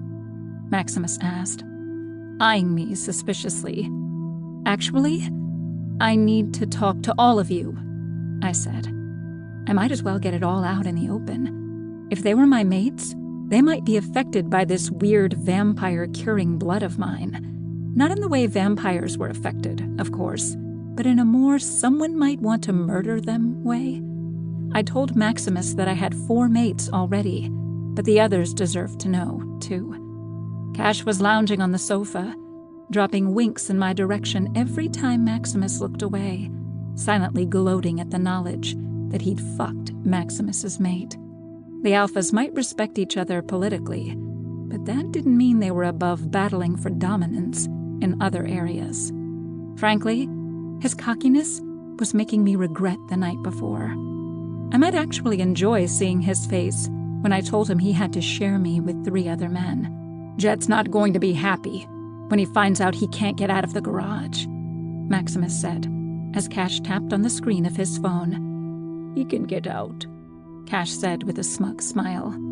He just can't get his car out. A few minutes later, Jet came storming back into the room. What the fuck? He shouted at Cash. You're holding me hostage now? What is this shit? Cash shot to his feet, a growl in his throat at being challenged. Don't forget, you're in my house. I'm well aware, Jet said, seeing as I can't get out of it. No one's holding you hostage, Owen said quietly. Ariana wants to talk to us before you go. Jet turned his furious eyes on me. You couldn't talk to me 5 minutes ago when I was up here? The Silver Shifter would like a word with the alphas of the 4 clans, Maximus said. It's within her rights to ask for an audience with us. You don't stick around long enough to give me a chance, I said to Jet. I wasn't going to let him talk to me that way, and I sure as hell wasn't going to let Maximus answer for me. I appreciated his standing up for me, though, especially since I knew how painful my announcement was for him. I sent him a rush of love through our bond, before sitting up straight and shrugging his arm from my shoulders. If I was so damn important, I could have my own voice. If you don't want to be included in conversations that affect your clan, that's your choice. I thought I'd show you the courtesy of offering before we made decisions without your input. We've all been here discussing the welfare of the clans for weeks, and you haven't participated. I thought you might have showed up to rectify that, not just to deliver your news, turn around, and pull a disappearing act again. Jet crossed his impressive arms and stared down at me with hooded eyes. Looked like you were real busy discussing the future of the clans when I got here, he said. But hey, if that's how we do business now, we can take this to the bedroom. Would it help if my head was between your thighs for this conversation? It might help if you took your head out of your ass. I shot back, my face hot. Maximus snarled at Jet, but Jet ignored him. His hostile gaze was locked on mine. I wasn't about to back down. My wolf growled inside me, and I bared my teeth at Jet. Cash took a step toward him, looming over Jet as if trying to intimidate him. Jet didn't seem to notice. His dark eyes narrowed, his nostrils flaring as we stared each other down. My wolf growled louder, no longer wanting to mate. She sensed danger, and she wanted out. She wanted to fight. I get the feeling I'm missing something, Owen said, shifting uncomfortably. His gaze moved between the rest of us, looking utterly lost. Ariana? Maximus said. Care to explain to them what's going on? Yes, Jet said, pursing his gorgeous lips. Do explain. All right, guys. Let's all have a seat and calm down, Owen said. There's a lot of tension in here right now. I'll relax when I know this isn't an ambush, Jet said, his glare turning back to Cash. I'm unlocking the garage right now, Cash said, pulling out his phone and tapping something on the screen. He showed it to Jet, who gave a grunt and took a seat on the couch, apparently satisfied. Spit it out, Quicksilver, Jet said with a scowl. I've got more important things to do than lounge around a dragon's lair making eyes at everyone. I gritted my teeth in annoyance, then turned to face the others. Maximus's protectiveness made me feel safe to speak. Owen's quiet strength gave me courage. Cash's certainty steadied me. And Jet? Well, he pissed me off just enough for me to enjoy breaking this news. I admit, until Maximus pulled me out of the pits, I'd never even heard of the Silver Shifter. I said, I'm not sure of all my duties and responsibilities. Maximus tells me I'm also supposed to have some special skill. The last Silver Shifter was an oracle, Cash said.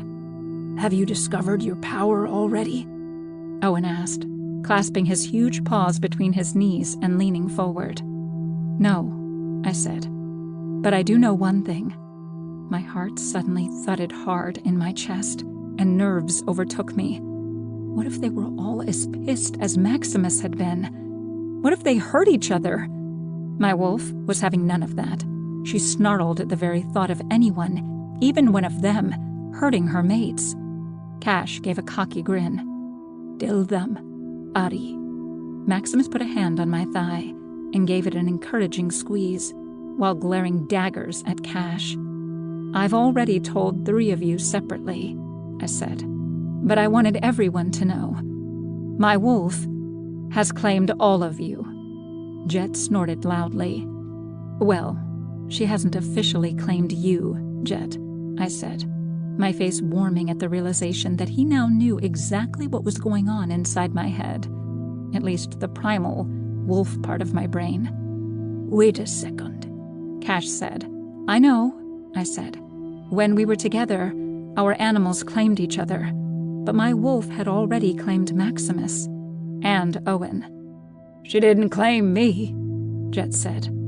So, you're not my mate, Cash said. You're still Maximus's. I'm both, I said. You felt the bond. You know I'm your mate. Yeah, Cash said. I know I am, but I didn't know they were. I've already shared that bond with Maximus, I said, and it's still there. My wolf claimed him as her mate, as she should, and then she claimed Owen. And then me, Cash said. Each of you means something different to me, I said, but I can't choose between you. You are all equally important, and my wolf claims you equally as her mates. How's this going to work, Ari? Cash asked. You can't have more than one mate. She does, though, Maximus said quietly. I could feel the hurt lingering in our bond when he said the words, and I took his hand, linking my fingers with his. He might not have been my first, but he'd been my rescuer, the person who brought me back to life. Our bond was deeper than physical. It's one way to unite the clans, Owen said slowly. You have to admit, it hasn't been done before. For good reason, Jet said. And the clans are always at odds, Owen said. With one mate to unite all our alphas. Unite the clans? Jet asked incredulously. Sharing one mate sounds like a good way to start an all-out war. Shit. Don't you white people love the story of Helen of Troy? I'm not trying to turn anyone against each other, I said. I'm only telling you what's happened. Obviously, I'm not going to force you to be my mate. Then remind me why I'm here, Jet said. I just thought you should know, I said. My wolf thinks you're her mate too, Jet. Trust me when I say I'm no more crazy about the idea than you are. Now I know, he said, standing. If the garage is open and I'm free to go, I'll just be going. Can you honestly say your panther isn't telling you the same thing? I asked. I knew his panther was in agreement. He had to be. Didn't he? It doesn't matter what he's saying, Jet said. I don't make important decisions with my dick or my panther. Not all men are animals, Quicksilver. Yeah, but all the men in this room are, I pointed out. Cash laughed. Owen shrugged in agreement, and Maximus gave a low growl beside me. I'm out, Jet said with another mock salute. I'll see you when you reach my clan. I couldn't help but wonder if he'd ever accept me as his mate, and if he didn't, what kinds of problems that might cause. 19. Ariana. I tilted my head back and groaned as the savory taste of hollandaise sauce filled my mouth. Oh, the things I'd been missing out on while in the pits.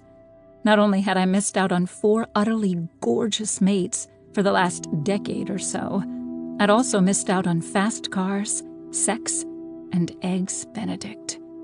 Ask me yesterday, and I would have said the thing I'd most missed out on was my sexy mates. Today, I wasn't so sure. Enjoying yourself? Cash chuckled as he walked into the kitchen. I looked up from my plate and gulped down the lump of eggs I'd been salivating over. Yes. He took a seat on the stool next to me. The chef flashed a quick grin and nodded a greeting before he returned to making his boss a serving of his own. You're leaving on the rest of your tour today, right? Cash asked.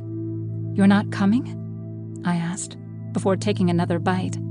This time, I restrained my moan, just barely. Cash sighed. I wish I could. Urgent Dragon Council business calls. I took a sip of freshly squeezed orange juice before answering. That's unfortunate.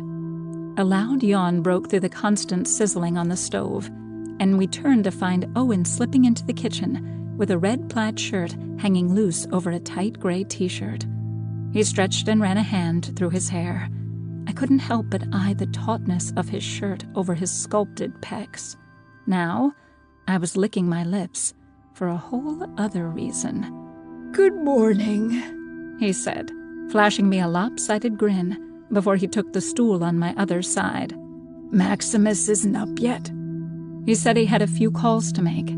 I gestured toward the living room. the direction in which Maximus had taken off.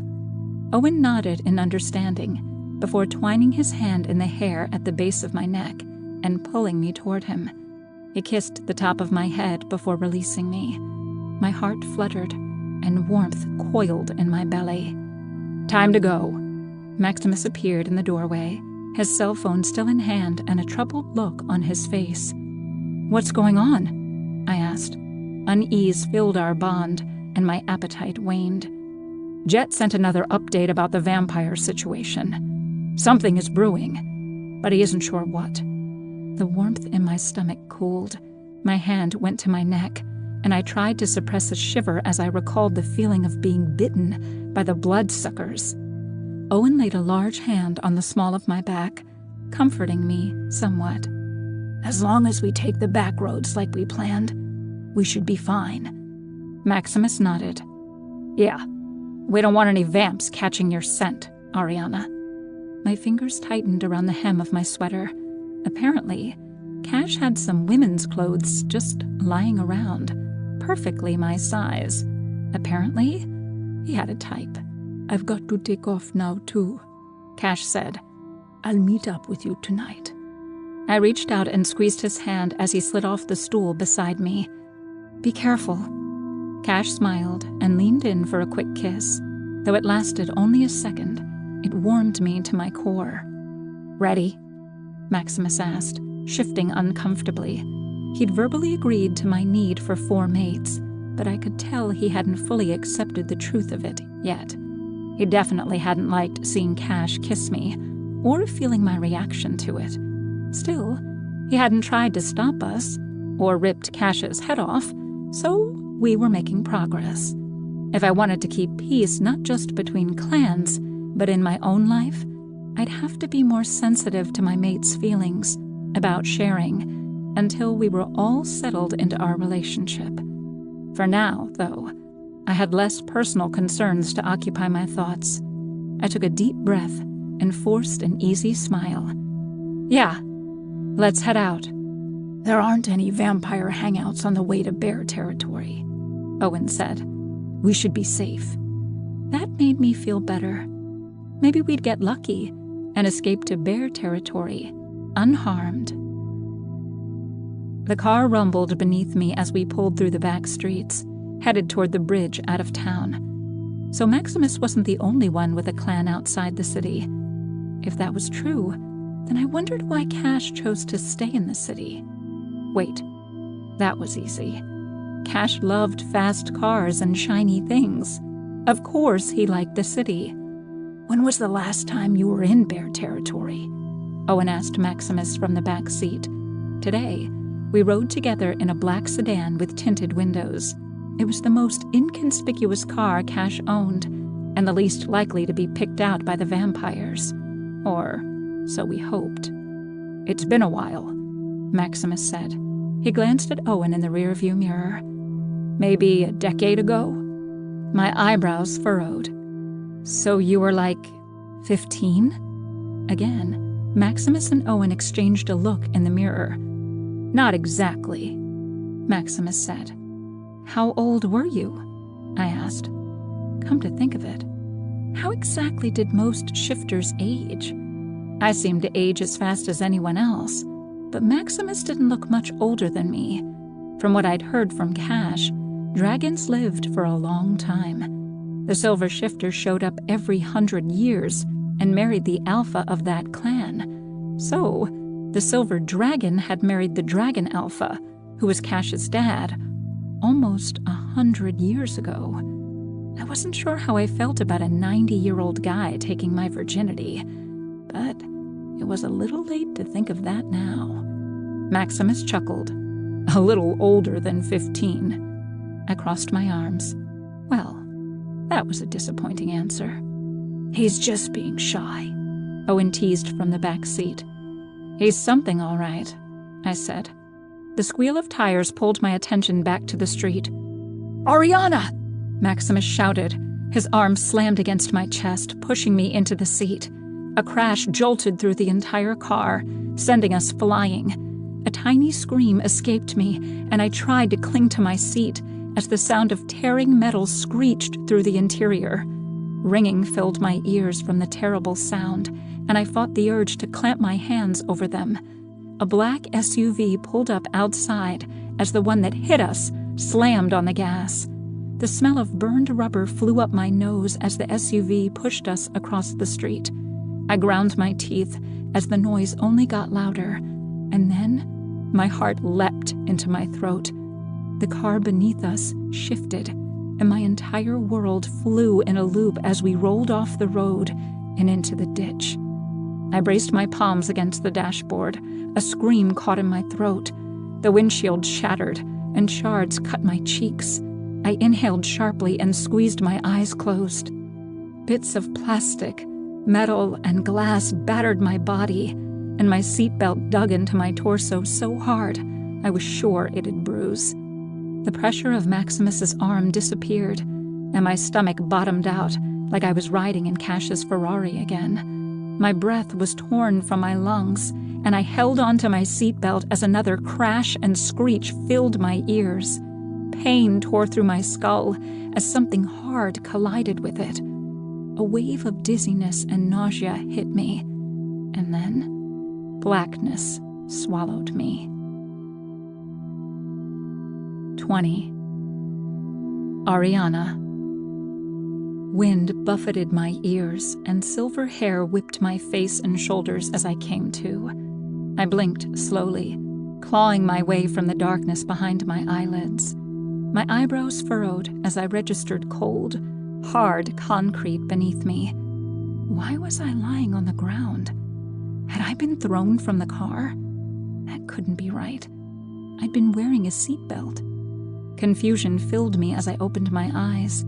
My hair filled most of my vision, but beyond that, I could see the slab of concrete I was lying on, and then the rooftops of skyscrapers. What the hell was going on? I tried to move, but everything hurt. I groaned and squeezed my eyes shut as pain shot up my knees.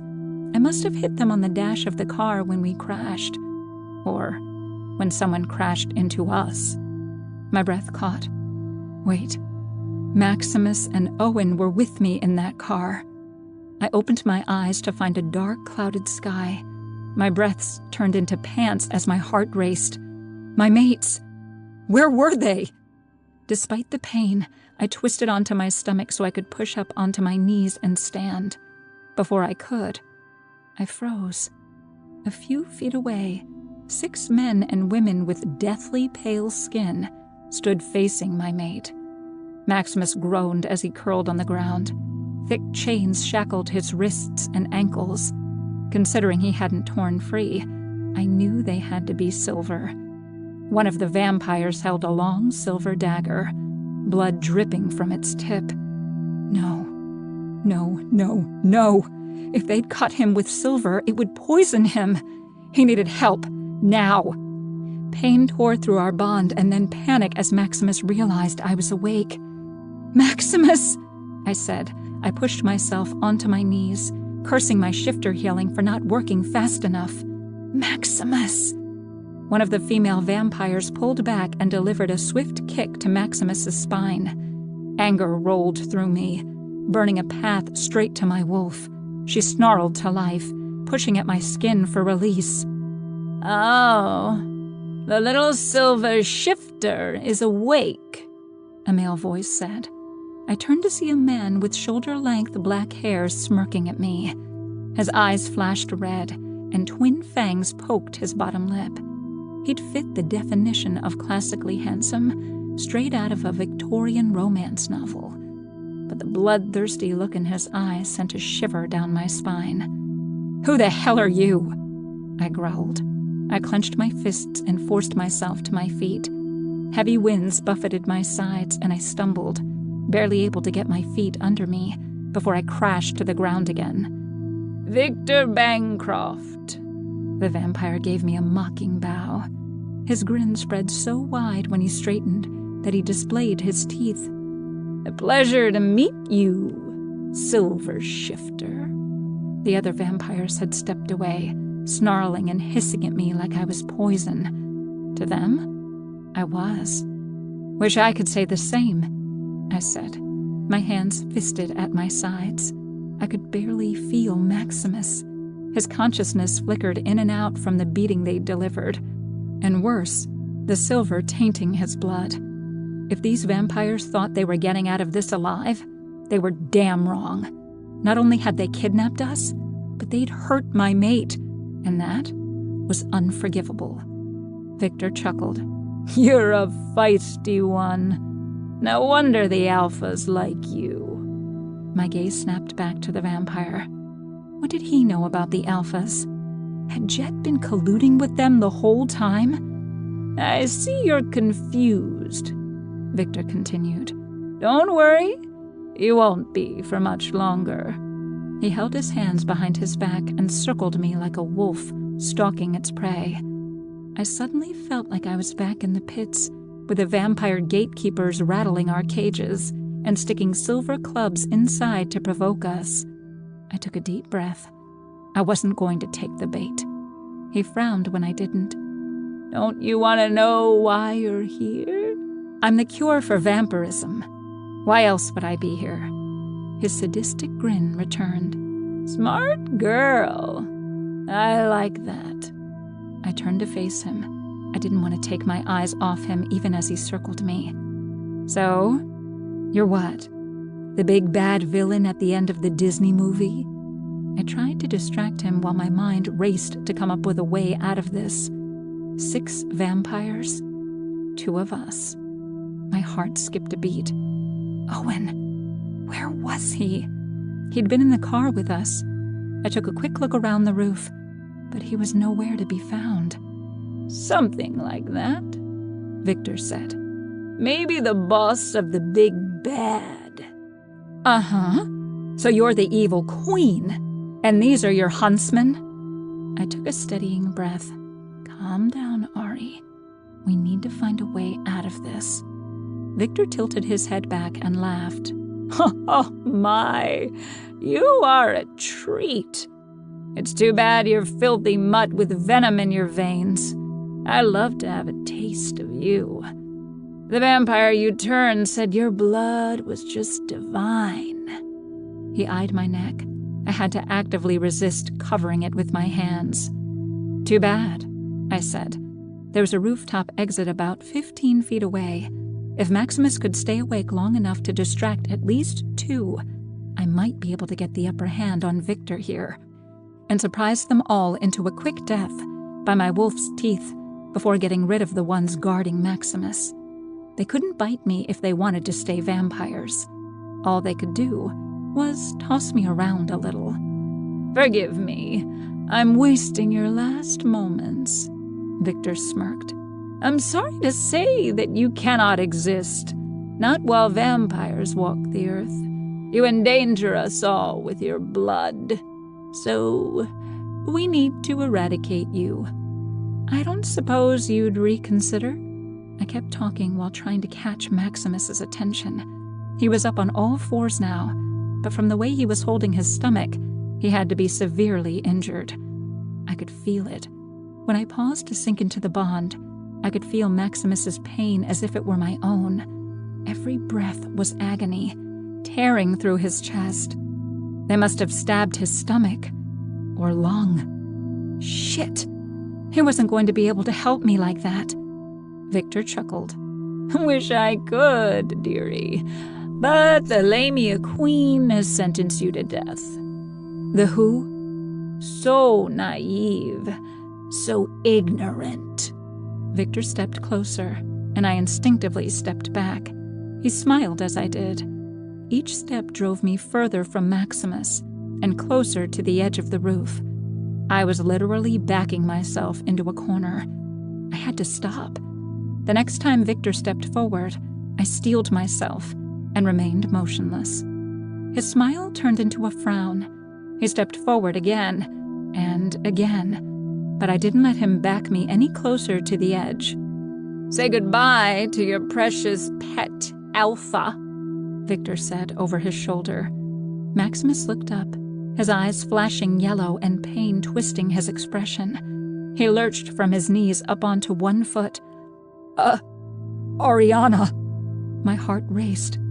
"Maximus, it's okay. I'm going to get us out of this." Victor closed the distance between us, his hand wrapping around my throat. I gasped and pulled back, but his fingers clamped tighter until I fought to breathe. "No, you aren't, Silver Shifter." I tore at his fingers as he continued to put pressure on my neck. He lifted me, and I clawed at his fingers. My wolf howled for freedom. I took one last breath, ready to let her take over. Victor threw me. I sailed through the air, wind pounding against my eardrums. I twisted to get my hands under me before I crashed into the building. But as I turned, the lip of the roof appeared, and I sailed right past it. What had to be nearly 100 stories below lay the streets of New York City.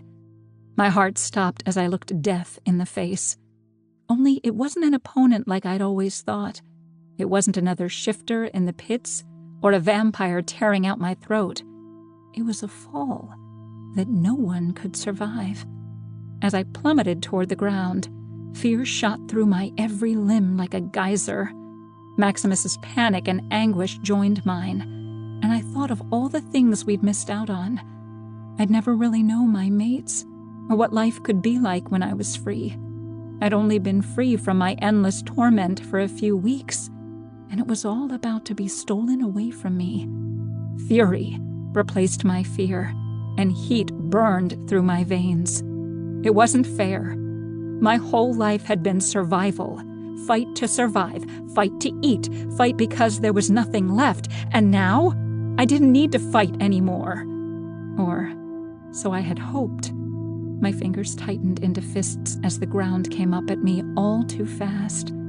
I squeezed my eyes shut and pictured my mates: Maximus, Owen, Cash, even Jet. As the image of the dragon shifter sailed through my mind, my blood began to burn. Fire tore through my entire being, heating me from the inside out. I opened my eyes only to see red. A scream tore from my throat, and then I felt it. The change. But instead of a wolf tearing from my skin, it was something else. My wolf wasn't a wolf anymore, but a beast. The beast writhed inside of me and clawed at my control, demanding I free her. With a fiery pain enveloping me, I let the beast out. For a second, there was only blackness. I thought I'd finally hit the ground, and this was death.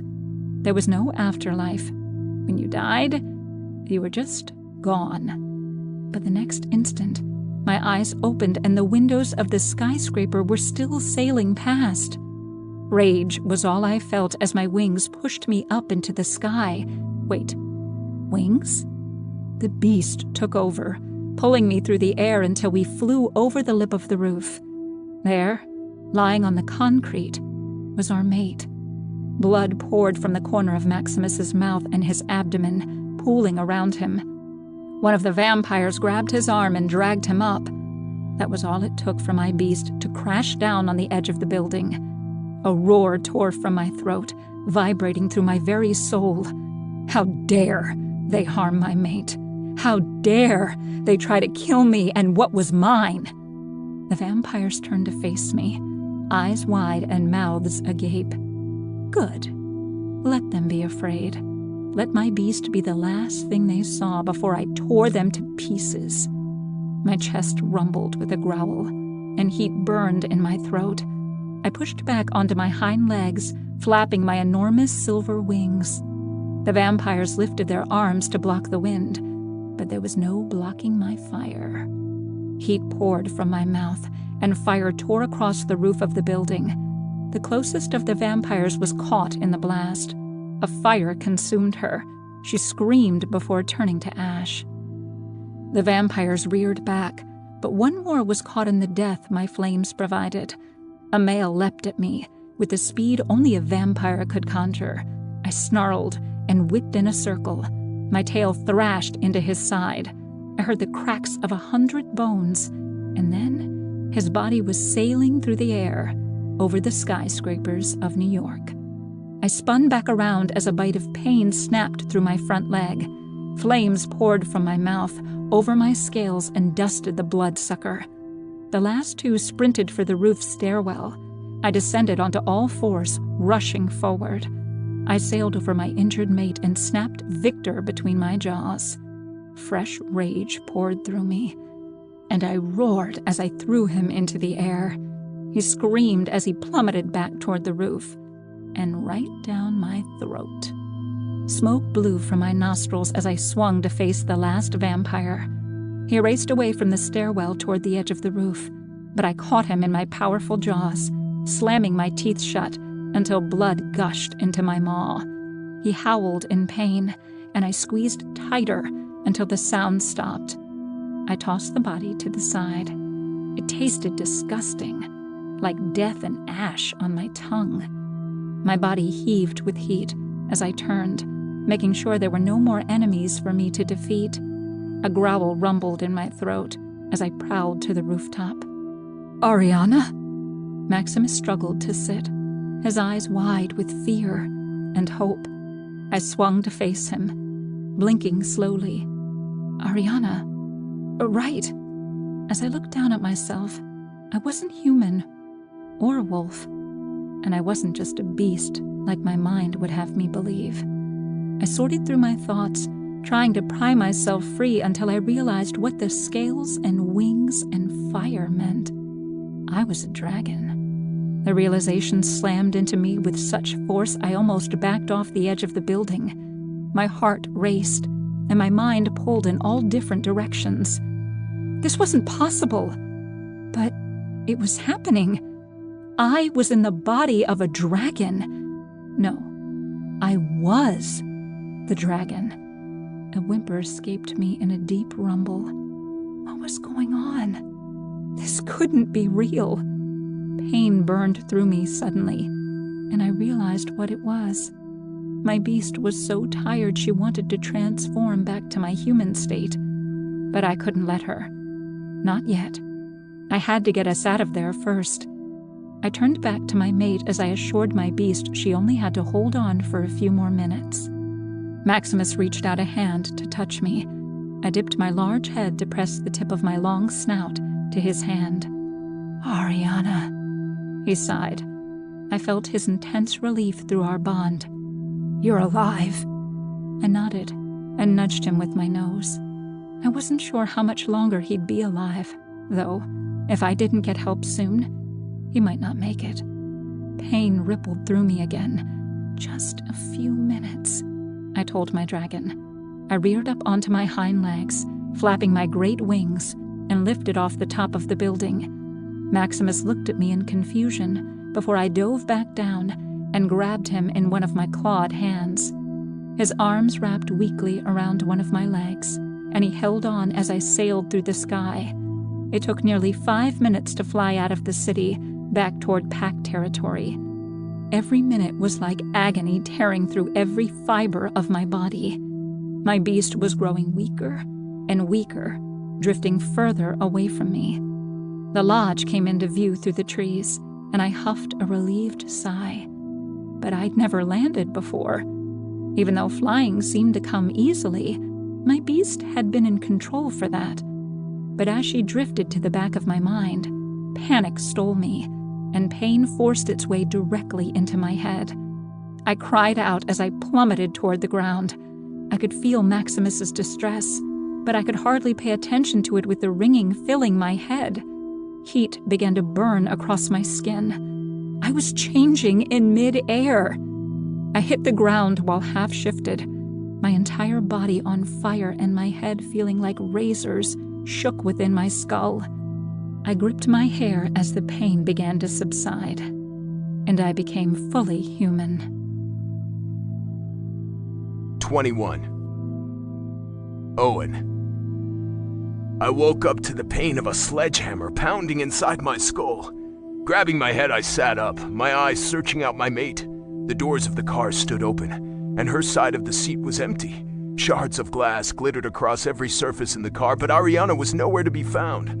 Maximus was also missing, but I found myself far less concerned with his welfare than hers. I yanked at the handle of my door only to find it immovable, the metal crushed inward. I started for the open door, but a stab of pain in my leg stopped me short. My legs were trapped. Damn it! My bear was fighting to get out, to charge down the streets roaring for my mate. The vamps had gotten her. I might have hit my head, but I remembered that all too well. They'd run us off the road and taken the other two, presumably leaving me for dead. Or maybe they just didn't want the hassle of pulling me out of the car. My legs felt as if they'd been cemented in place. I practiced a minute of meditation, trying to clear my mind enough to figure out what to do next. When I opened my eyes, I knew I had to find Ari. Bracing my hands against the crushed metal, I heaved with all my strength. With a squeal of protest, the frame of the car bent a bit. I threw my weight against it again, pounding at it until I'd freed my legs. Only my bare strength allowed me to free myself without calling in the jaws of life. I dragged myself across the seat and stood on aching, injured legs. I scented the air, but caught no sign of Ari's jasmine scent on the breeze. Pulling my phone from my pocket, I dialed Jet, and then added Cash into the conference call. "I know you're busy with the Dragon Council today, but it's going to have to wait," I said. "Ari's been taken by the vamps." "What?" Cash barked into the phone. Jet swore quietly. I imagined if I were him, I'd be pretty torn up that I had left things so unresolved and hostile between my mate and I. "They ran us off the road and took Ari and Maximus," I said. "We need to find them now." "How?" Cash asked. I'll have everyone going over the camera feeds from the last hour," Jet said. Tapping in the background alerted me to Jet typing frantically. "Let's see if I have any footage of an abduction. I'll contact my moles and see if word has reached them yet." "And what are we supposed to do?" Cash snarled. "Sit on our asses and wait while Ari's in danger?" "I'll alert the bears," I said. "I'm closer to Maximus's home than my own, so I'll stop and alert them too." "They'll know if Maximus is in danger," Jet said, "through the pack bond." Damn werewolves had it so good. I only wished I could communicate with my clan as easily. "Then maybe they'll get more than we do," I said. "Besides, if they get free, they're most likely to go home." The words left a hollow feeling in my belly. I didn't like to think of Ariana's home being with just Maximus. I had wanted to show her my home, to share my family with her. Instead of being safe and secure in bear territory, she was probably being tortured, or worse, by those sick bloodsuckers. "We'll meet you there," Cash said before hanging up. "I'll come get you," Jet said quietly. "I'm on my way now," I said, loping off down the street, leaving the crumpled car behind. "I know," Jet said. "I have you on one of my surveillance cameras now. I'll be there in 10. I was glad for the ride when Jet arrived, as it would get me there faster than even my bear form could take me. And it wasn't like I could run to Maximus's packland in bear form. I would have done it if I could. Sitting in the car, doing nothing while Ariana was in danger, nearly drove me mad. Everything in me longed to get out, to run to her, to fight my way to her, but I had no idea where they'd taken her. The moment we pulled up at Maximus's lodge, a dozen wolves were on the vehicle, yanking the doors open and dragging us out. "We're here as allies," I said quickly, holding up my hands in surrender to the woman baring her teeth at me. Maximus's second, I remembered. I quickly filled them in on everything I knew. A minute later, Cash's car skidded to a stop in a spray of gravel, and he leapt out to join us. "Any word?" he asked. "Maximus is gravely injured," said Shira, the second in command. "What about Ari?" I demanded. Jet's phone chimed and he checked the screen. "We've got her," he said, holding up the screen where a grainy video played. "Then let's go," I said, turning back to his car. "This was taken almost an hour ago," Jet said, "but we can use it to track where they took her." "No need," Shira said. Her eyes lit up, though her gaze looked far away. I realized she was focusing on the bond. "They've gotten free."